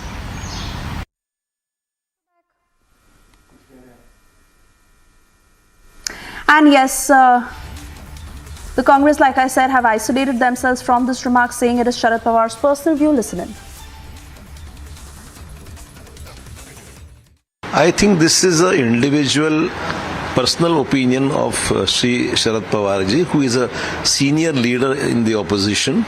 I think the united opposition altogether had decided that there should be a JPC form to go into the issues relating to the Adani issue, and that is why when this was unitedly decided, in which the NCP was also a part of it, I think the entire opposition should abide by it. But in spite of that, he still feels his opinion, as he has said, that this is his individual opinion. So, well, people may have opinions, but when the opposition together takes a call, I think that should be followed by each and every constituent of the opposition. देखो, उनका व्यक्तिगत मत हो सकता है. आपको याद होगा कि जब भी कोल स्कैम हुआ था, ऐसा जब आरोप हुआ था, तब भी कोर्ट की कमेटी बिठाई गई थी. तब भी अपोजिशन के कहने के आधार पर उस समय भी जेपीसी की गई थी। तो पवार साहब का व्यक्तिगत वो मत हो सकता है, लेकिन मोदी जी अदानी के मैटर में क्यों डर रहे हैं, ये सवाल अब देश की जनता पूछ रही है। शरद पवार जी का व्यक्तिगत मत हो सकता है, हम जनता की आवाज़ बनकर कांग्रेस ने ये भूमिका रखी। हमारे साथ कई दल हैं जिन्हें अदानी के बारे में सवाल पूछे हैं, तो इसलिए मैं ये नहीं कहता कि शरद पवार जी ने ये क्यों कहा है, हमें हमारा इशू नहीं है, वो शरद पवार जी का व्यक्तिगत मत हो सकता है। अडानी के ऊपर आदरणीय शरद पवार जी का जो वक्तव्य है वो ये बताता है कि विपक्ष के अंदर संवाद जिंदा है, लोकतंत्र जिंदा है। अगर उनके कोई विचार बाकी की 19 पार्टियों से थोड़ा सा नहीं मिले तो उसे हम संवाद कहते हैं। हम प्रधानमंत्री नरेंद्र मोदी जी के जैसे तानाशाह नहीं हैं। शरद पवार जी ने कहीं भी ये नहीं कहा कि वो भारतीय जनता पार्टी की विचारधारा का समर्थन करते हैं। कहीं भी उन्होंने ये नहीं कहा कि बीजेपी की नीतियों का वो समर्थन करते हैं या जो विभाजनकारी राजनीति है उसका वो समर्थन करते हैं। कहीं भी ये नहीं कहा कि जो लोकतंत्र के ऊपर हमला हो रहा है उसका हम साथ देंगे। तो आदरणीय शरद पवार जी ने जो बात कही है उसे हम संवाद कहते हैं। वो लोकतंत्र की जीत है और लोकतंत्र में संवाद जिंदा रहना चाहिए। And let's also now listen in to how the other opposition parties are reacting to this remark. Brother ji, कैसे देखते हैं? ऐसा लग रहा है कि जो ऑपोजिशन जो एक टाइम पे यूनाइटेड लग रही थी वो डिवाइडेड हो रही है, कि शरद पवार कह रहे हैं कि सुप्रीम कोर्ट मॉनिटर्ड प्रोब होना चाहिए। देखिए, ऐसे है कि हर एक लीडर की अपनी अपनी राय होती है, लेकिन जहां तक अपोजिशन की बात है वो तो सारी इकट्ठी है। हमारा तो एक लक्ष्य है, जैसे महबूबा जी ने भी अपील की थी सभी देश की अपोजिशन को इकट्ठे होने के, तो अपोजिशन इकट्ठे होके गई है ना कोर्ट में, कोई बात भी की तो इकट्ठे है। तो अपोजिशन इकट्ठे है, ये एक भ्रम फैलाने का। दूसरी बात ये है कि ठीक है, शरद पवार साहब बहुत सीनियर नेता हैं, उनका बहुत बड़ा तजर्बा है, उन्होंने जो बात की होगी अपने हिसाब से, लेकिन हम तो आज भी ये कहना चाहते हैं कि जिस चीज को देश सवाल पूछता है उसका जवाब सरकार को देना है। ये फंडामेंटल राइट कहते हैं, ये कॉन्स्टिट्यूशन ऑफ इंडिया कहता है, मैं नहीं कहता हूँ। हमारे मुल्क का संविधान कहता है कि हर एक शहरी को अपनी बात पूछने का हक है। उसी तरह से member parliament, member legislative assembly कह लीजिए, जहाँ मेंबर कोई लेजिस्लेटिव काउंसिल होगा तो उसको सरकार से बात पूछने का हक है। इसी के लिए हाउस है। तो अगर वो पूछ रहे हैं तो ठीक है। और मैं जहां तक आपने अपोजिशन की बात की, अपोजिशन पूरी इकट्ठी है। जो देश में आज एक मैं कह रहा हूं कि जोर जबरी की सियासत चल रही है, उसके खिलाफ हम सब लोग इकट्ठे हैं। I do not understand why he suddenly take this turn, because JPC is the only organization can bring the truth in this case. So it is his personal opinion. I do not know why he did it, but it is general opinion in the country that it should be inquired to the core and actual truth should be unearthed. And our economy should be protected from the unbridled people who are just looting the country instead of serving the country. एक बात तो मैं स्पष्ट तौर पे कहूं कि पवार साहब बहुत सीनियर नेता है, उनकी पार्टी इस मुद्दे पे साथ रही है। लगभग 19 राजनीतिक दल। देखिए, लोकतंत्र में चाहे सत्ता पक्ष हो या विपक्ष हो, उसमें बेहद आवश्यक है कि सामूहिकता किधर है। सामूहिकता जेपीसी को लेकर के, और पवार साहब अपने विचार के लिए स्वतंत्र है, लेकिन सुप्रीम कोर्ट जो देख रहा है ना, वो सिर्फ एक लिमिटेड परव्यू में देख रहा है। पॉलिटिकल पेट्रोनेज, पॉलिटिकल इन्फ्लुएंस का मामला जेपीसी ही देख सकती है। वो फोर्स में जेपीसी बनी, हर्षद मेहता वाले में बनी, कई अवसरों पर। तो मेरा सीधे तौर पे ये कहना है, और इंटरेस्टिंगली वो उसी चैनल में इंटरव्यू हुआ था जिस चैनल को टेक ओवर किया अभी अडानी साहब ने हाल में। तो खैर, इसमें जाना नहीं है। मैं सिर्फ ये कहता हूँ कि लोकतंत्र में सामूहिकता महत्वपूर्ण है। पवार साहब अपने विचार के लिए स्वतंत्र।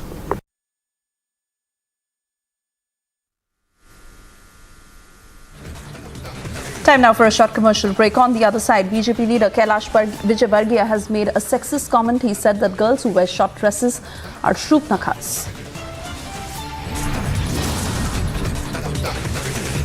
And it is a big political storm as Kicha Sudeep comes out in BJP's support. JDS demanding a ban, BJP hits back.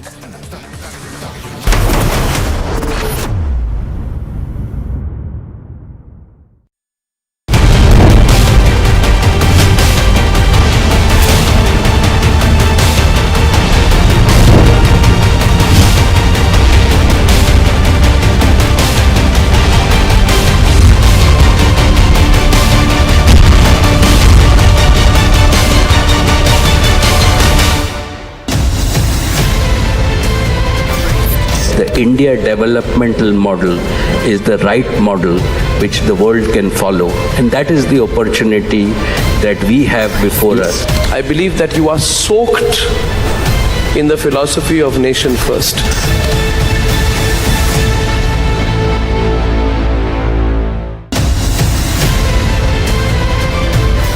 Dragging back economic fugitives, fantastic. But a crackdown on corruption alone is not enough to steer the economy. That is where the reforms are not just to remove those who are with several cases of corruption and disproportionate assets. This will ensure that at a local level, no officer can go about saying, hey, I've come to inspect you, without the system approving it.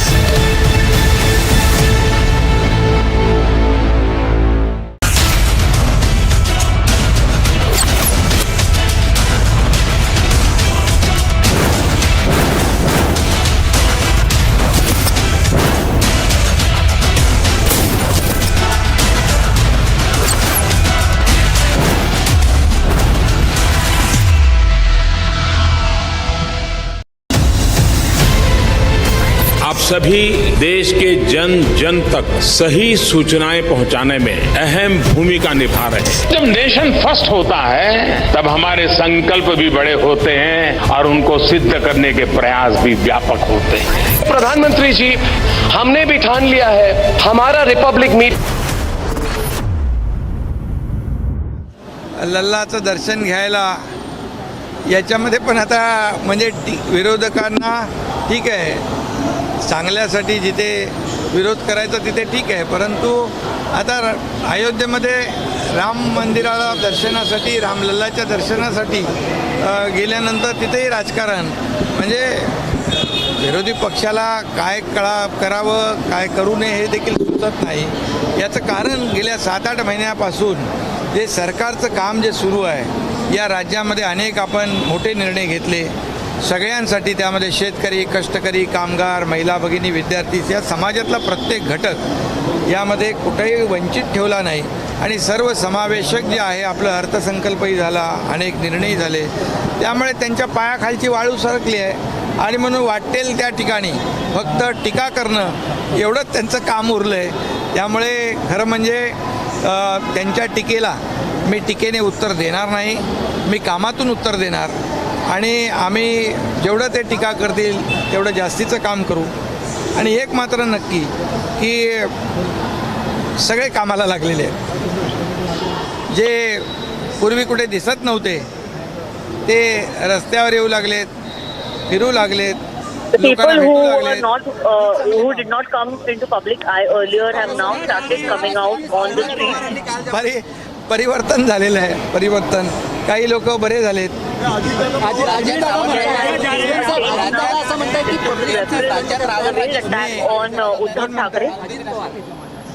आता अजित पवार शेतकऱ्यांनी पाणी मागितल्यानंतर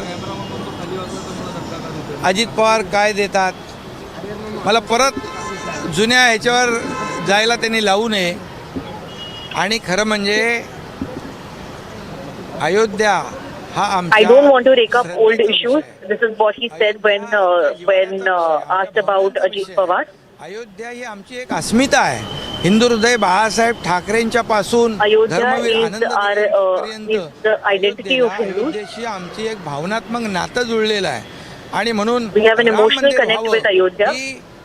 तमाम कोट्यावधी राम भक्तांची जशी इच्छा होती, स्वप्न होतं, तसं हिंदू हृदय सम्राट बाळासाहेबांचं स्वप्न होतं. जेव्हा पूर्वी कार सेवा झाली तेव्हा धर्मवीर आनंदगे साहेबांनी सोन्याची वीट या कार सेवेमध्ये अर्पण केली होती. असं जिव्हाळ्याचं नातं आमचं आहे.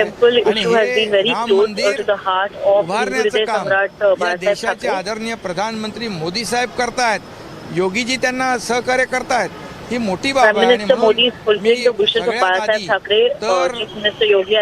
प्रधानमंत्री मोदी साहेबांना धन्यवाद देतो, त्यांचे आभार मानतो. एवढ्या फास्ट वेगाने या भव्य दिव्य अशा आंतरराष्ट्रीय कीर्तीचं राम मंदिर उभं राहत आहे. ही करोडो लाखो राम भक्तांची राम मंदिर of international रेफ्युज is coming up in Ayodhya. विरोधक काय बोलायचं ते त्यांना बोलू द्या.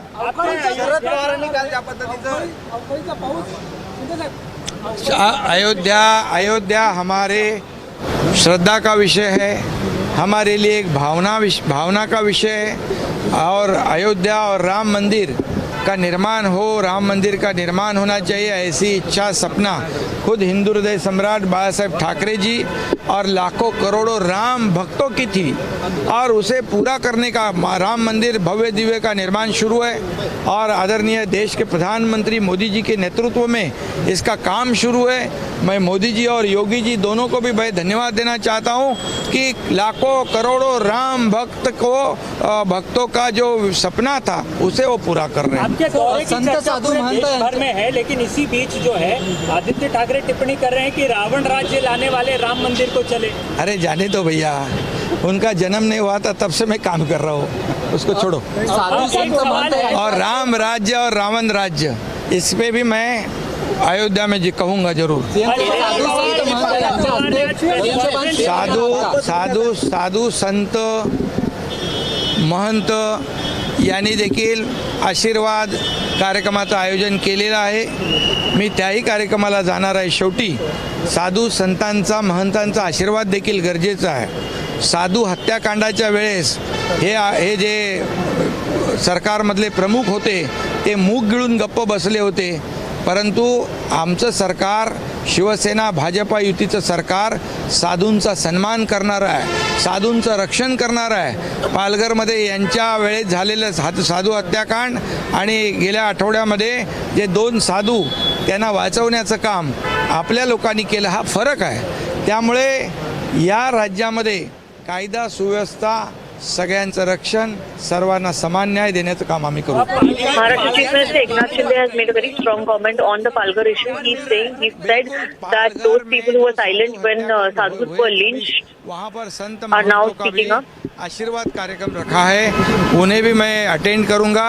साधु संतों का आशीर्वाद भी हमारे लिए ज़रूरी है, लेकिन जो बोलने वाले, आरोप करने वाले जो लोग हैं विपक्ष के, जब सत्ता में थे, प्रमुख कुर्सी पे थे, तब पालघर के साधु हत्याकांड को भूल गए। वो चुपचाप बैठे रहे, सहन करते रहे, लेकिन हमारे सरकार में साधु संतों का अपमान नहीं होगा, उनकी रक्षा होगी और उनको जो भी उनका सम्मान होगा। और पिछले हफ्ते में 2 साधुओं को उनकी रक्षा करने का काम हमारे लोगों ने किया। अदानी मामले में कहीं ना कहीं विपक्ष में एकजुटता नहीं है, विपक्ष में कहीं ना कहीं अरे महापापी लोक जे आहेत गेल्या 2.5 वर्षामध्ये त्यांनी या राज्याचा बट्ट्याबोळ केला आणि जे बोलतायत ते मग यापूर्वी का पाप धुवायला गेले होते?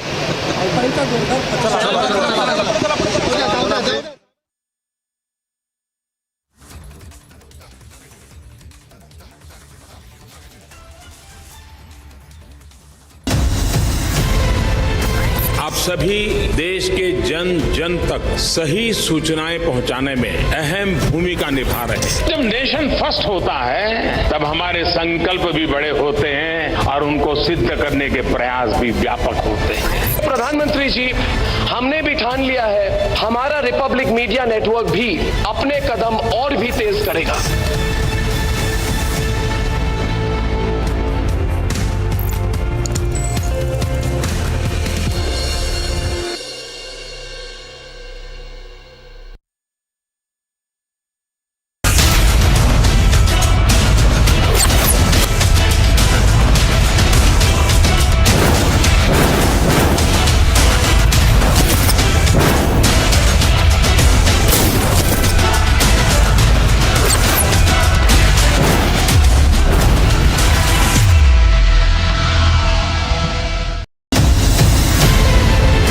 आप सभी देश के जन जन तक सही सूचनाएं पहुंचाने में अहम भूमिका निभा रहे हैं। जब नेशन फर्स्ट होता है तब हमारे संकल्प भी बड़े होते हैं और उनको सिद्ध करने के प्रयास भी व्यापक होते हैं। प्रधानमंत्री जी, हमने भी ठान लिया है, हमारा रिपब्लिक मीडिया नेटवर्क भी अपने कदम और भी तेज करेगा।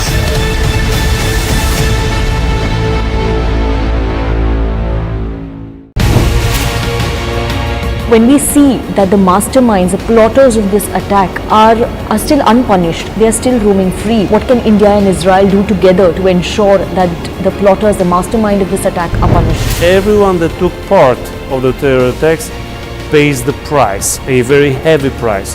So we are still waiting for those who committed, those who sent, those who operated those terror attacks to be brought to justice. And indeed, we need to bring very serious pressure from all the world, from all the free world who stands against terrorism.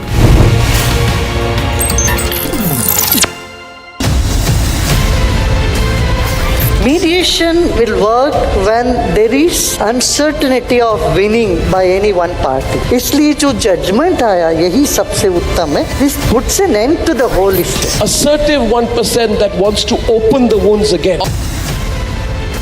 आप सभी देश के जन जन तक सही सूचनाएं पहुंचाने में अहम भूमिका निभा रहे हैं। जब नेशन फर्स्ट होता है तब हमारे संकल्प भी बड़े होते हैं और उनको सिद्ध करने के प्रयास भी व्यापक होते हैं। प्रधानमंत्री जी, हमने भी ठान लिया है, हमारा रिपब्लिक मीडिया नेटवर्क भी अपने कदम और भी तेज करेगा।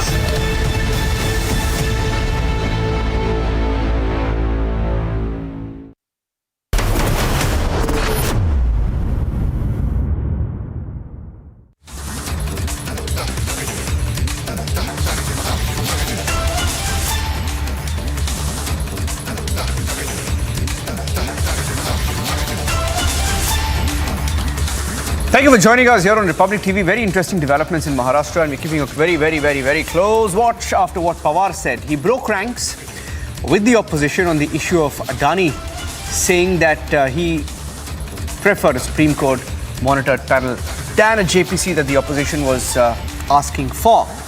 While questioning the entire attack on Adani by Hindenburg, and just a few minutes back, we had another statement by Ajit Pawar questioning the opposition and they're blaming the EVMs always. There's something happening in Maharashtra and we're keeping a close watch on that. That's our focus. Here are the headlines this evening at 5 p.m.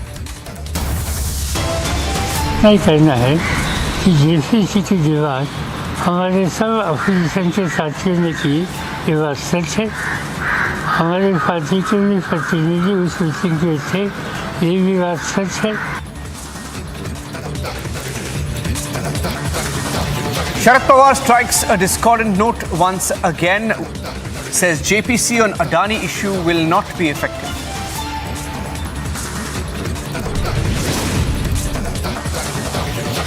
Pawar strongly opposes the Congress demand. It's the Adani issue that's dividing the opposition again.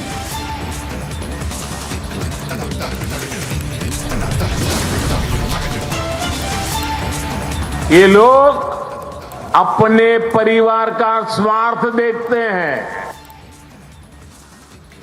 In Hyderabad, the Prime Minister takes on KCR government, says corruption and dynasty politics go hand in hand.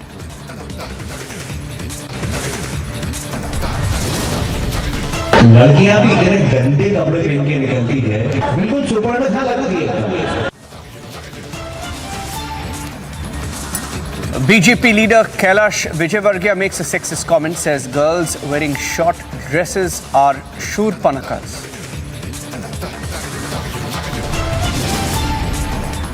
Political storm continues in Karnataka as Kicha Sudeep comes out in BJP support. BJP hits out at JDS and Congress over the demand to ban his movies ahead of elections. And countdown to the Shinde government, or rather Shinde camp visit to Ayodhya has begun. Stand by for live coverage from Ayodhya.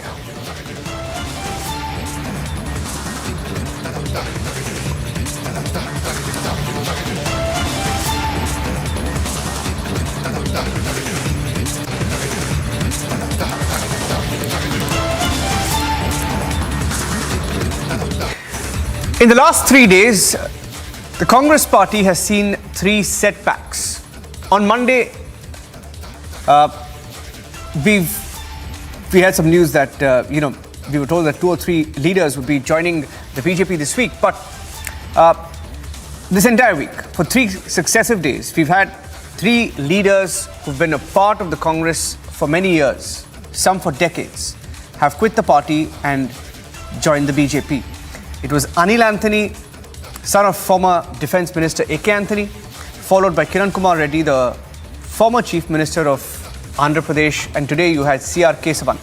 And he's joining us live on the show this evening. C.R. Kesavan is the great-grandson of noted freedom fighter and India's last Governor General C. Rajagopalachari. Joined the BJP this afternoon. C.R. Kesavan, thank you for joining us here on Republic TV. Remember you as a spokesperson when, we used to work in another channel. You were the face of the Congress party back then through some of the biggest scams that the party had seen. What changed after that, CR? We didn't see you after that. You just disappeared. Well, good evening, Niranjan. So both of us have come into new avatars from our old avatar, I guess. Yeah. So I have been, it's been about 3 or 4 years since I've distanced myself from the party because I was quite unhappy with the kind of parochial mindset they've had, because I think there was an incident 4-5 years back, when some discussions about a South Indian accent came. So I tweeted saying, unless the parochial mindset ceases to be, I wouldn't participate, and I never did so after that. But it's been, I want to talk more about Narendra Modi ji and his leadership, but since you asked me for some time now, I felt that I really don't, conscientiously concur with the stand or the, what the party was Congress party was trying to propagate for some time, which is why I didn't participate in the Bharat Jodo Yatra too. Today you saw our Honorable President doing a sortie in a Sukhoi, it was so wonderful to see that. But when her name was announced, as a presidential candidate, I mean, you would remember, when Abdul Kalam ji's name was announced in 2002, the Congress party had welcomed it, in fact even supported it. But when Murmuji's nomination was announced, first tribal woman, becoming a Rashtrapati, everybody was happy, but the Congress party leader, working committee member says, Murmuji represented an evil philosophy. Then when the Andaman Nicobar Islands were named after the 21 Paramveer Chakras, where 14 of them were posthumous, a senior leader said, show me a proof of the surgical strike. These things any right-thinking person will not be comfortable with, and I just didn't feel like I belonged there, and so I had left. But today's journey has begun. I'm very happy that I've had the opportunity to join the BJP today when our Honorable Prime Minister is visiting Tamil Nadu, my home state. Niranjan, I don't know how much of Tamil you know. I know Tamil. I can understand. I can speak Tamil as well. I'm a Kannadiga, but I can speak Tamil as well. But go ahead. That's so refreshing. Yeah. So, Thiruvalluvar is a great poet from Tamil Nadu. And there is a beautiful quotation, Thiruvalluvar, it's 621 in the couplet. It says, Idukkan varungal nagaga, adanai adutturvadu attoppadil. Idukkan varungal nagaga means, broadly, whenever you confronted with a crisis, you handle it calmly with a smile, and that is the best way to vanquish this crisis. And I saw that this was the quintessential example was Narendra Modi ji during the COVID crisis. The whole world and the entire country, all of us were enveloped with fear and uncertainty. But Narendra Modi ji calmly put his faith, in the Indian vaccines, and also with the support of selfless, health officials and COVID warriors, ensured that we came out of the pandemic. 225 crore local India-made vaccines were administered. 97% of us are being given the first dose. 90% of us have the full vaccination second dose. And, we exported this to 85 countries. So, Honorable Prime Minister's people-centric policies, his responsive, corruption-free governance, and reform-based inclusive growth agenda has transformed India from a fragile economy into, the 5th largest economy in the world, surpassing Great Britain. But personally, you look at his vision of Ayodhya, which Gandhiji has propounded, empowering the last citizen till the last mile, whether it is PM Kisan Samman Nidhi, where, CR, sorry to interrupt you there. The Prime Minister is live in Chennai. Okay. With your permission, can I cut across to that? Please do. It will be an honor to see that. Yeah, I'm just cutting across live because he's live in Chennai as we speak. So I'm just cutting across to that for just a few minutes. Among the Tamil people from whom I have great affection, I love the Tamil language, Tamil culture, and the vibe of Chennai. Today, I got the opportunity to visit the Vivekananda house.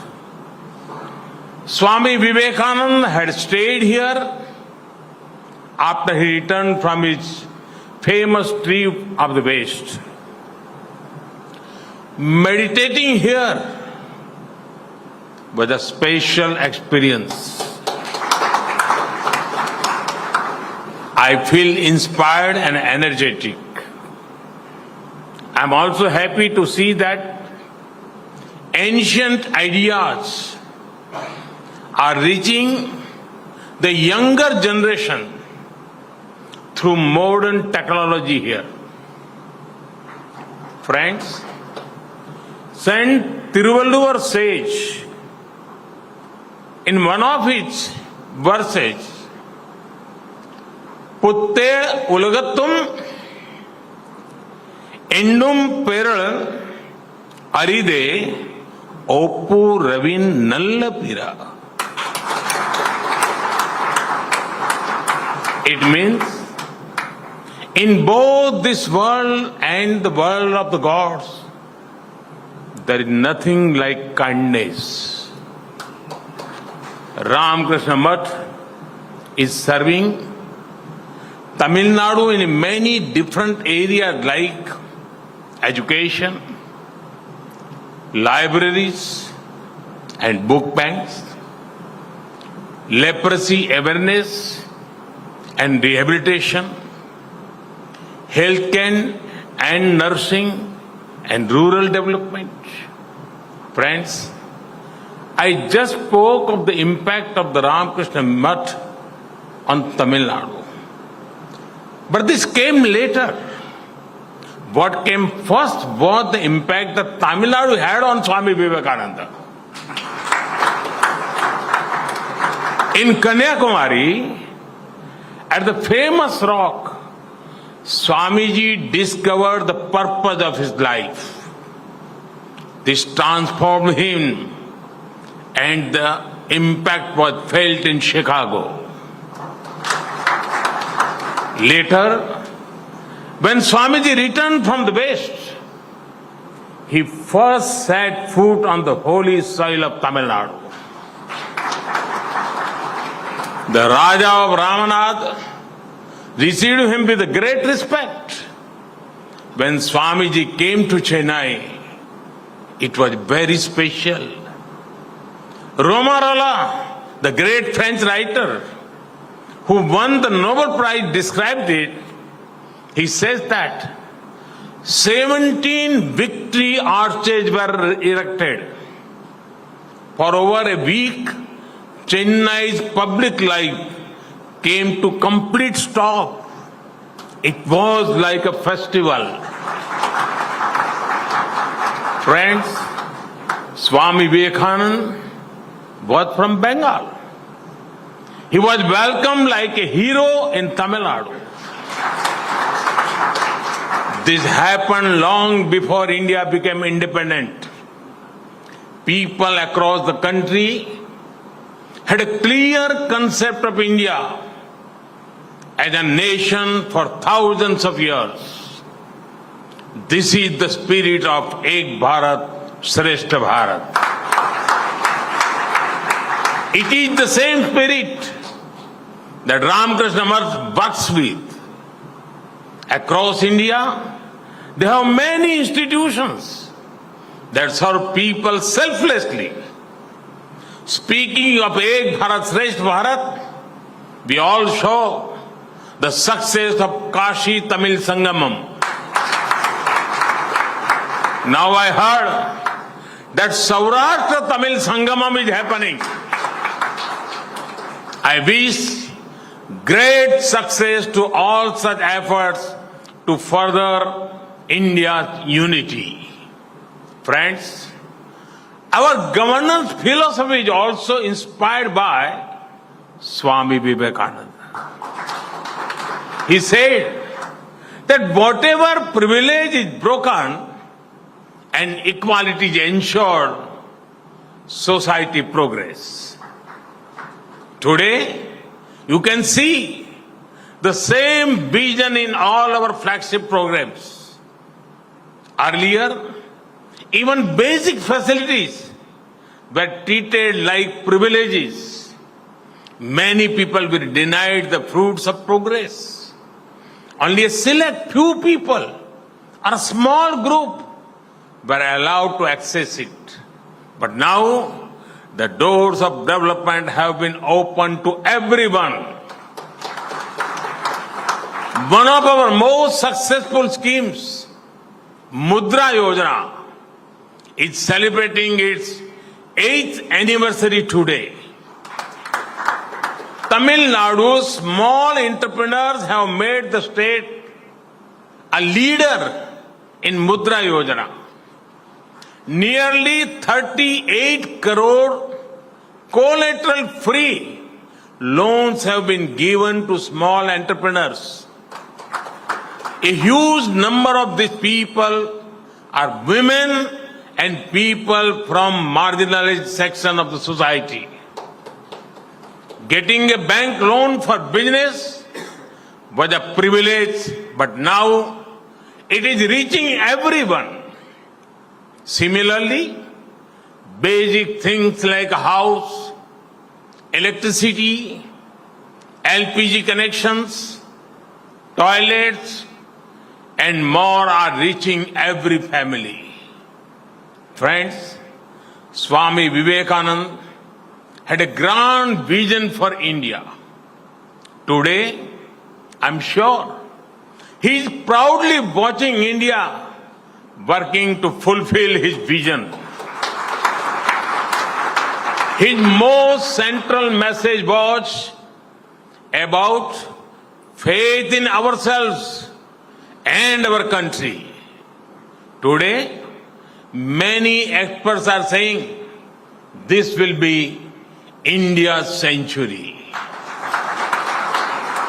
More importantly, every Indian feels it is our time now.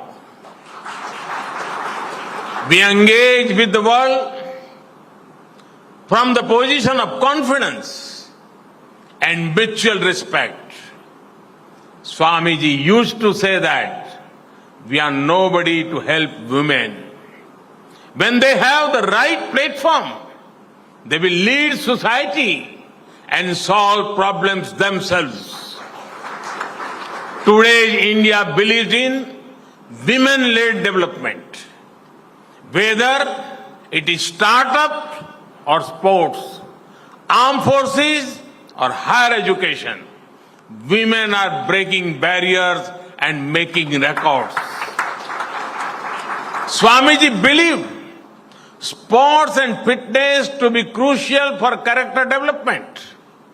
Today, society has begun to see sports as a professional choice rather than just an extra activity.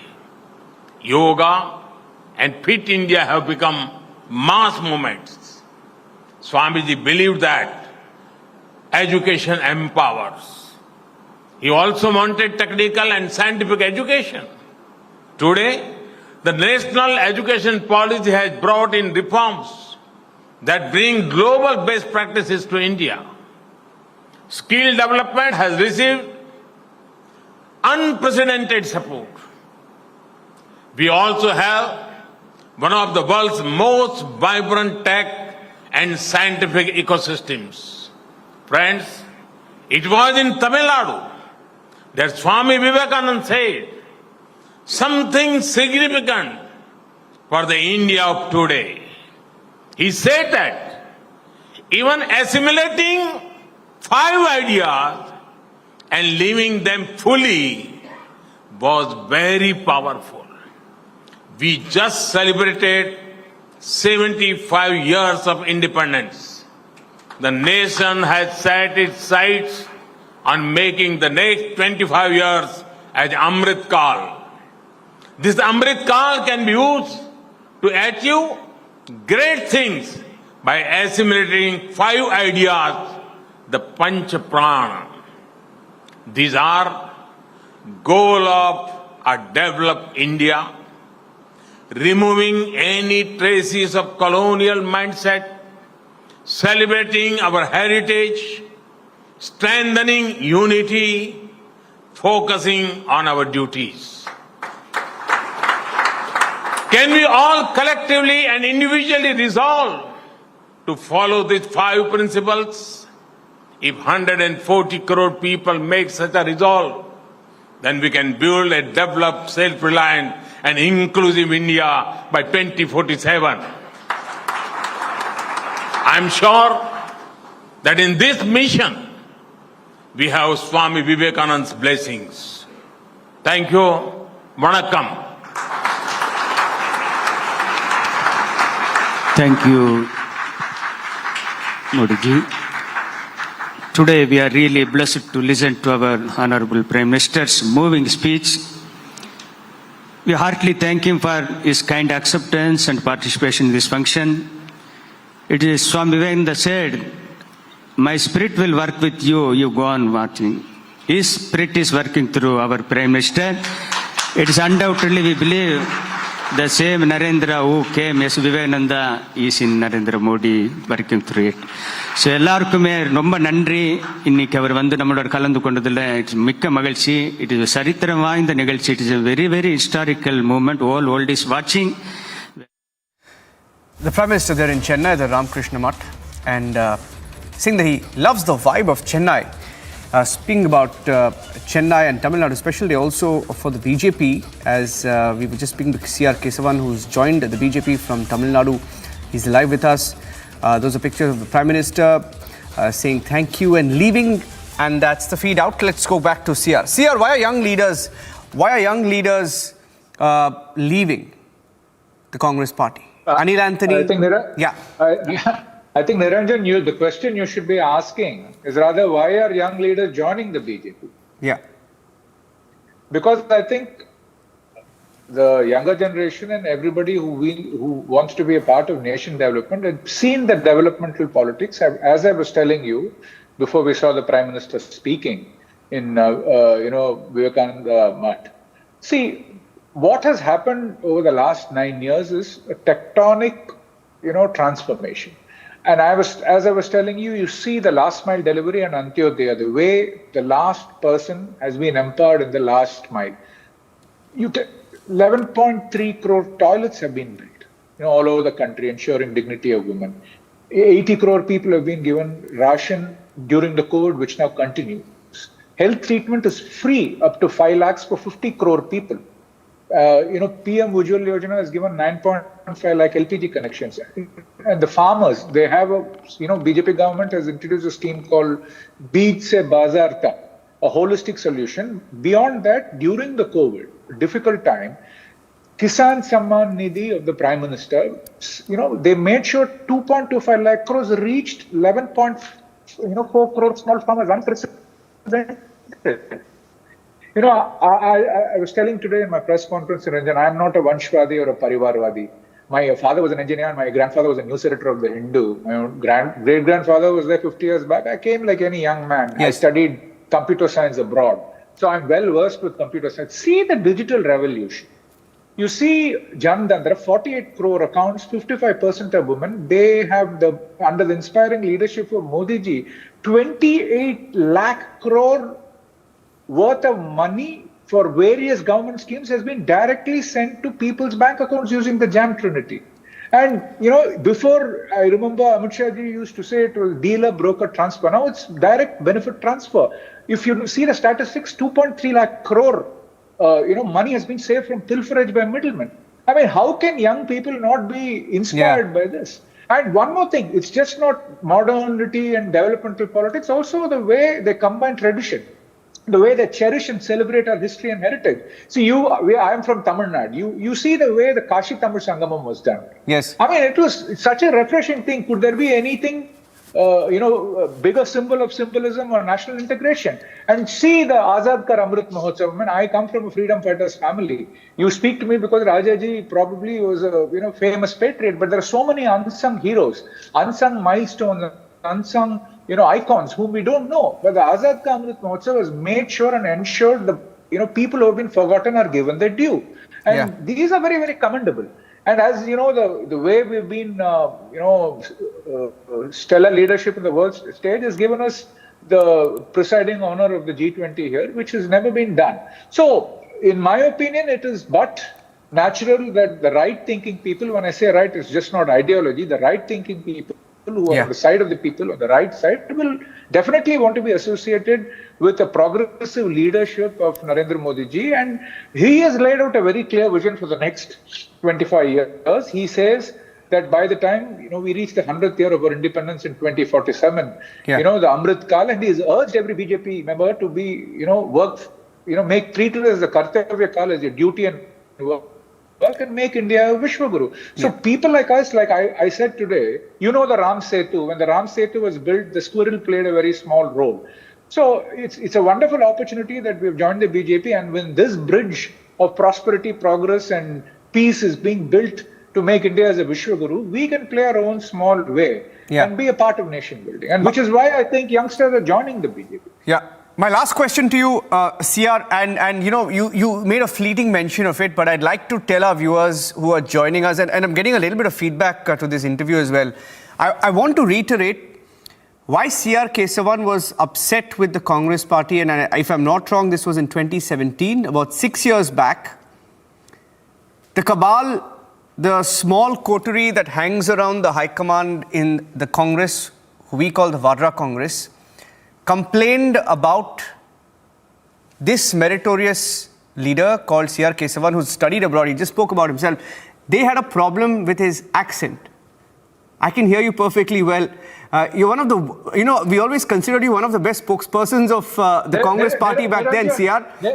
No, we always considered you one of the best spokespersons back then, right?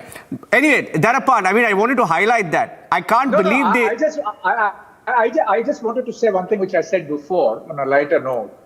The problem is if you add colored spectacles with concocted binaries, nobody can help you. And one more thing, when I jocularly mentioned at that time to the people who made a remark, I said, आप मेरे English के बारे में आप टिप्पणी कर रहे हैं, मैं जिस ढंग से आप इंग्लिश बोलते हैं उससे ज्यादा मैं बेहतर हिंदी बोल सकता हूँ. Yeah.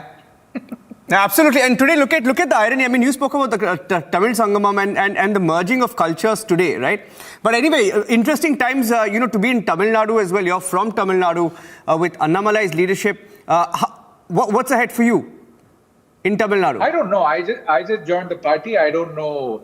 I'm very happy to take up any responsibility and work as a Karyakarta of the BJP. I think the BJP is doing very well in the south. If you see the strides they've made in Telangana, it's actually very, very, very commendable. In Tamil Nadu, we're doing very well. Kerala, we are marking a presence. I feel in the next 5 to 10 years, like how BJP won the trust and faith of the people of Karnataka, which we're going to do again in the coming days. I think South India will become a bastion of the BJP in the years to come, is my feeling and hope and faith. Okay, CR Kesavan, all the very best. Good to talk to you after a very long time. Thank you for joining. Thanks, Niranjan. Wonderful to connect with you. Bye-bye. Likewise. Thank you very much. Taking a short break here on Republic. We'll come back with the other big story we're tracking today, that of what Sharad Pawar has said while breaking ranks with the opposition on the issue of Adani. He says that the opposition perhaps overdid it. Taking a short break, back with that story.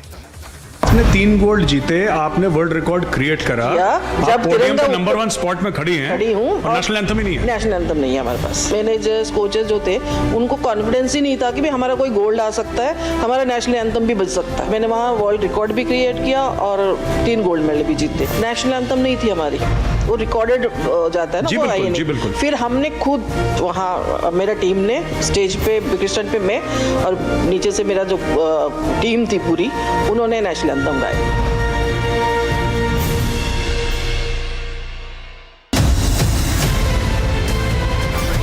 The India developmental model is the right model which the world can follow, and that is the opportunity that we have before us. I believe that you are soaked in the philosophy of nation first.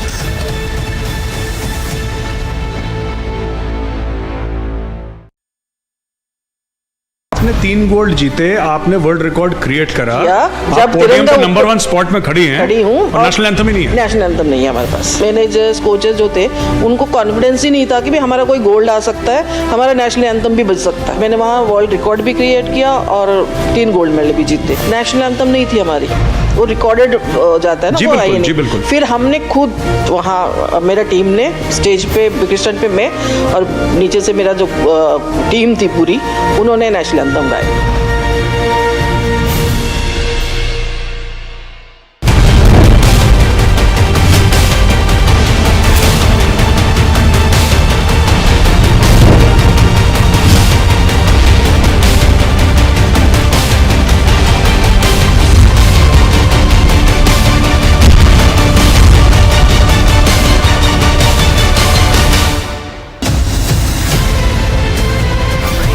The India developmental model is the right model which the world can follow, and that is the opportunity that we have before us. I believe that you are soaked in the philosophy of nation first.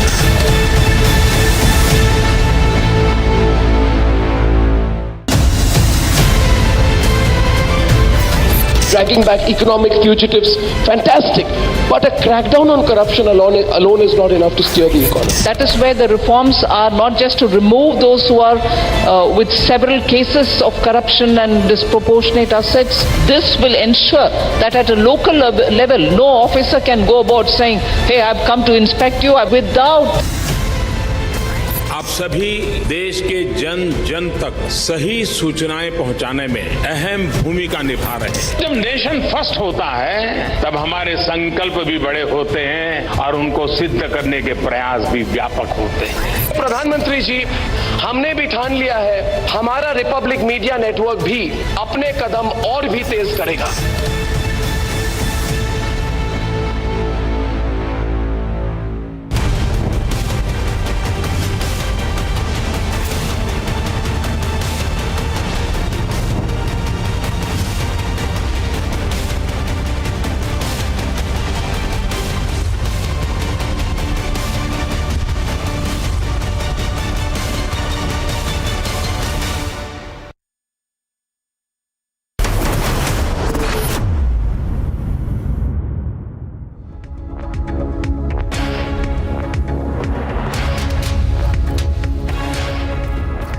Good evening. You're watching Live and Breaking at 5:30. I'm Suesha Samant, and our big story this evening is the divide in the opposition after that remark that was made by Sharad Pawar, who's gone on to say that when it comes to the Adani issue, it would not be a JPC probe that would be that effective, but a Supreme Court panel that must be formed, and that has once again led to a lot of responses coming in from the opposition, where at one end the Congress has isolated itself from this remark, the BJP calling out the so-called sham of an attempt when it comes to the opposition unity. That and much more in this edition. First, a quick check of the headlines.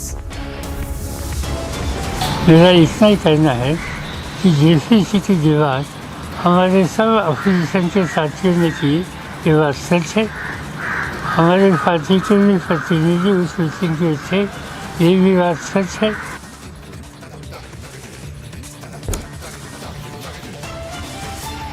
Sharad Pawar strikes a discordant note once again, says JPC on Adani issue won't be effective.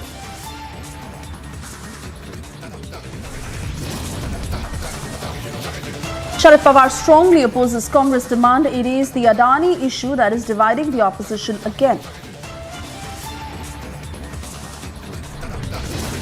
Her investment में ये लोग अपने परिवार का स्वार्थ देखते हैं।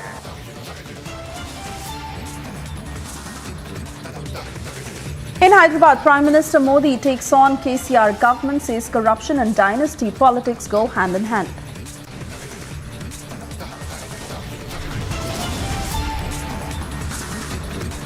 BJP leader Kailash Vijayvargiya makes sexist comment, says girls wearing short dresses are shubnakas. It is a big political storm as Kicha Sudeep comes out in BJP support. BJP hits out at the JDS and Congress over ban demand.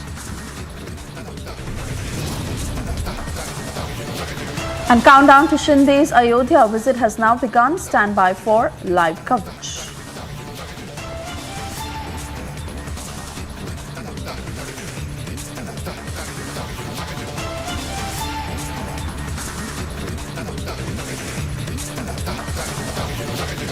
first up on the broadcast, we are getting you inside pictures of Shinde, who is on that flight while he's leaving for Ayodhya. Maharashtra Chief Minister Eknath Shinde, he will be reaching Ayodhya on the 9th of April, that is tomorrow. His first visit to the temple town since he became the Chief Minister of Maharashtra last June. Thousands of Shiv Sainiks who are expected to accompany Shinde to Ayodhya, and according to the official program that has been issued by the Maharashtra government, Shinde will reach Lucknow on Saturday evening and stay there for the night. On Sunday morning, he will be reaching Ayodhya by a helicopter and land at the banks of river Saryu.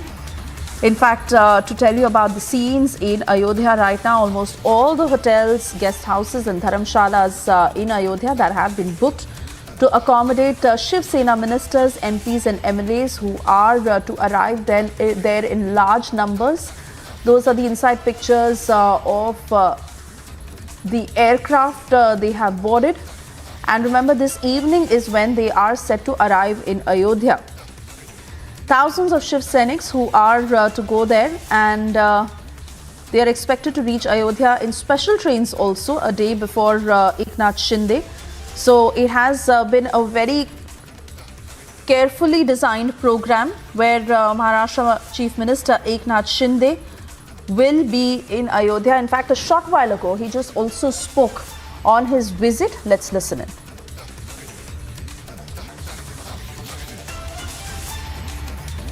Maharashtra के मुख्यमंत्री एकनाथ शिंदे मेरे साथ हैं, अयोध्या के लिए रवाना हो रहे हैं। क्या भावना है आपकी? बहुत ही श्रद्धा की भावना है और सब लोग राम भक्त राम लल्ला का दर्शन लेने के लिए लालायित है। पूरे देश में एक बहुत बड़ा माहौल बन गया है और ये इसीलिए हजारों की संख्या में जैसे भी पहुंचा जाए वैसे लोग पहुंच रहे हैं। महाराष्ट्र के मुख्यमंत्री एकनाथ शिंदे मेरे साथ हैं, अयोध्या के लिए रवाना हो रहे हैं। क्या भावना है आपकी? बहुत ही श्रद्धा की भावना है और सब लोग राम भक्त राम लल्ला का दर्शन लेने के लिए लालायित है। पूरे देश में एक बहुत बड़ा माहौल बन गया है और ये इसीलिए हजारों की संख्या में जैसे भी पहुंचा जाए वैसे लोग पहुंच रहे हैं। प्यार मिल रहा है बिल्कुल। कांड हुए थे, अभी वहाँ पर संत महंतों का भी आशीर्वाद कार्यक्रम रखा है, उन्हें भी मैं अटेंड करूँगा। साधु संतों का आशीर्वाद भी हमारे लिए ज़रूरी है, लेकिन जो बोलने वाले आरोप करने वाले जो लोग हैं विपक्ष के, जब सत्ता में थे प्रमुख कुर्सी पे थे तब पालघर के साधु हत्याकांड को भूल गए, वो चुपचाप बैठे रहे, सहन करते रहे। लेकिन हमारे सरकार में साधु संतों का अपमान नहीं होगा, उनकी रक्षा होगी और उनको जो भी उनका सम्मान होगा। और पिछले हफ्ते में 2 साधुओं को उनकी रक्षा करने का काम हमारे लोगों ने।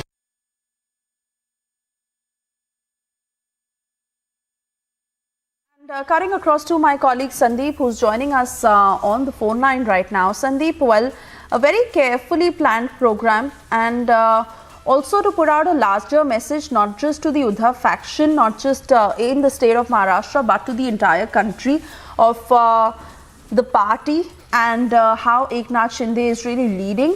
But when it comes to Ayodhya, he will be visiting the temple tomorrow. Give us details of how his faction is to be there in large numbers and how this has been planned to the T.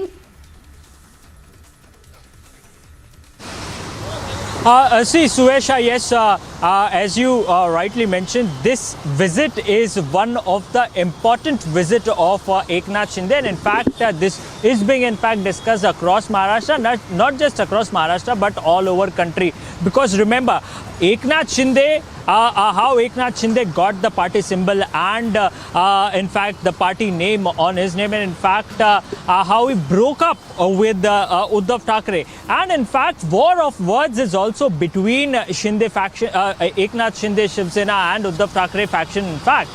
But at this point of time, why it is very crucial, because Eknath Shinde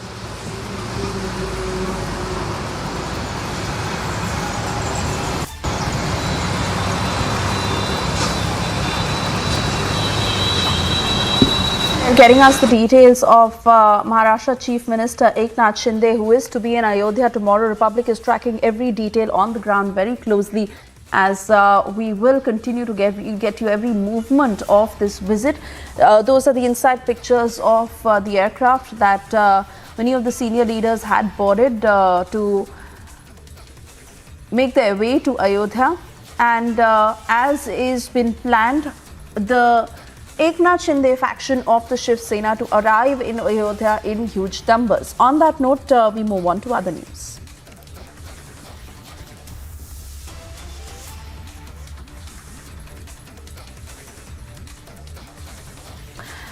Meanwhile, BJP leader Kailash Vijayvargiya has now courted a huge controversy after he's made an extremely sexist and misogynistic comment. He's gone on to say that girls who wear objectionable clothes and short dresses, to be precise, look like Shroopnakha. This has become a huge political face-off between the Congress and the BJP, as the Congress has also now come down heavily against the leader and going all out to attack the ruling party. Listen into both sides. मैं रात में जब निकलता हूँ और पढ़े लिखे नौजवानों को, बच्चों को जब झूमते हुए देखता हूँ तो सच में ऐसी इच्छा होती है कि उतर के और इनमें 5-7 ऐसे में नशा उतर जाए। सच में कह रहा हूँ, भगवान की कसम खा के हनुमान जयंती को झूठ नहीं बोल रहा। और लड़कियां भी इतने गंदे कपड़े पहन के निकलती है कि अपन महिलाओं को देवी बोलते हैं, उनमें देवी का स्वरूप नहीं दिखता, बिल्कुल सुपर्ण सा लगती है। सच में अच्छे सुंदर भगवान ने शरीर दिया है, तो जरा अच्छे कपड़े पहनो यार। पूरे देश के महिलाओं का इसका विरोध किया जाना चाहिए। और वैसे ही खट्टर जी ने कहा था कभी कि अगर आज़ाद होना चाहती तो नंगी घूमे। इन लोगों की मानसिकता महिला विरोधी है और आरएसएस तो महिला विरोधी है ही है। मोहन भागवत जी कहते हैं कि पति का बात अगर पत्नी ना माने तो तलाक दे सकता है। वो तो ये कहते हैं कि एक तरह से कॉन्ट्रैक्ट है। तो ये लोग तो महिलाओं के बहुत ज़्यादा खिलाफ में हैं, लेकिन महिलाओं को समझना चाहिए। दरअसल जो कैलाश विजयवर्गीय जी हैं वो असभ्य भाषा इस्तेमाल करने के आदी हो चुके हैं। जब वो खुद इस तरह की भाषा का इस्तेमाल करेंगे तो चाहे कितनी भी लाडली बहना की योजना की ये बात करें, कन्यादान योजना की बात करें, और बहनों बेटियों के खिलाफ इतनी असभ्य भाषा, ये इतने बेशरम हो चुके हैं। इसीलिए उनको हमने बेशरम के फूल भेंट दिए हैं ताकि उनको एहसास हो, उनको अपना आईना नजर आए कि ये किस तरह के बेशरम। देखिए, मेरे को लड़कियों और महिलाओं के बारे में जो दिव्य ज्ञान कैलाश जी के पास है, मेरे लिए तो हर महिला, हर लड़की, मुझे तो वो सरस्वती, माता लक्ष्मी, माता पार्वती का रूप दिखती है। उनको पता नहीं कौन सा शरीर क्या है, उनका क्या मानसिकता है, मुझे नहीं पता। वो व्यक्ति है और ये वो उस पार्टी से बिलोंग करते हैं जिनके मुख्यमंत्री ने कहा था कि फटी जीन्स पहन के, घुटने पे फटी जीन्स पहन के महिलाएं बैठ जाती है, और उनका उपहास उड़ाया था। हमारे लिए तो हर महिला जिस रूप में आती, क्योंकि हम तो रामायण के उस चौपाई में बिलीव करते हैं कि जैसी हमारे अंदर मन में भावना होती है, प्रभु मूरत देखी तिन तैसी, जैसी भावना होती है हमें तो वैसा ही दिखता है। तो मुझे तो हर महिला माता लक्ष्मी, माता पार्वती, माता दुर्गा का रूप दिखती है। कैलाश जी को सुंदरता के बारे में, क्योंकि वो खुद ब्यूटी कॉन्टेस्ट में जीते हुए हैं और कई उनको मिस्टर इंडिया और मिसेज इंडिया और कई में जज रहे होंगे, उनको इसका दिव्य ज्ञान है, क्योंकि उनके ज्ञान से तो पूरा देश परिचित है। कभी वो उनका बेटा बल्ला ले लेके अधिकारियों को मारता हुआ दिखता है इंदौर की सड़कों पर। तो क्रिकेट का ज्ञान भी उन्होंने अपने बच्चे को दिया है। और वो उस पार्टी से आते हैं जहां पे महिलाओं को कुचलने का, महिलाओं को नीचा दिखाने का एक होड़ सी लगी हुई है। भारतीय जनता पार्टी के नेता हैं कैलाश विजयवर्गीय, और उन्होंने कहा है कि महिलाएं जब साफ सुथरे कपड़े नहीं पहनते उनको लगते हैं राक्षस की तरह। आज हम लोग देखें कि भारतीय जनता पार्टी महिलाओं को असम्मान कर रही है, किस हद तक असम्मान कर रही है। भारत आगे बढ़ेगा ना भारत पीछे जाएगा। भारतीय नारी का अपमान करें। और हम लोग जानते हैं, माँ बहन हम लोग सब जो काम करते हैं और उनके कपड़े उतने साफ ना भी हो तो इस तरीके से उनके संबंध में बोला जाएगा। ये लोग कहते हैं बेटी पढ़ाओ बेटी बचाओ के बारे में कहते हैं, और देखिए बात करते हैं एक और भाषण देते हैं और एक।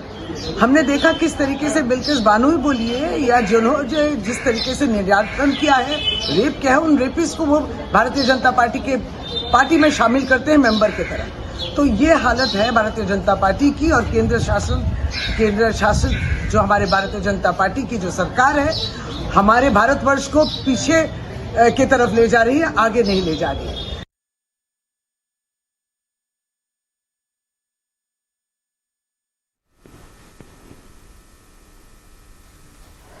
All right, so those are the reactions that are coming in after that very sexist comment that had been made by the BJP leader, as this has invited a lot of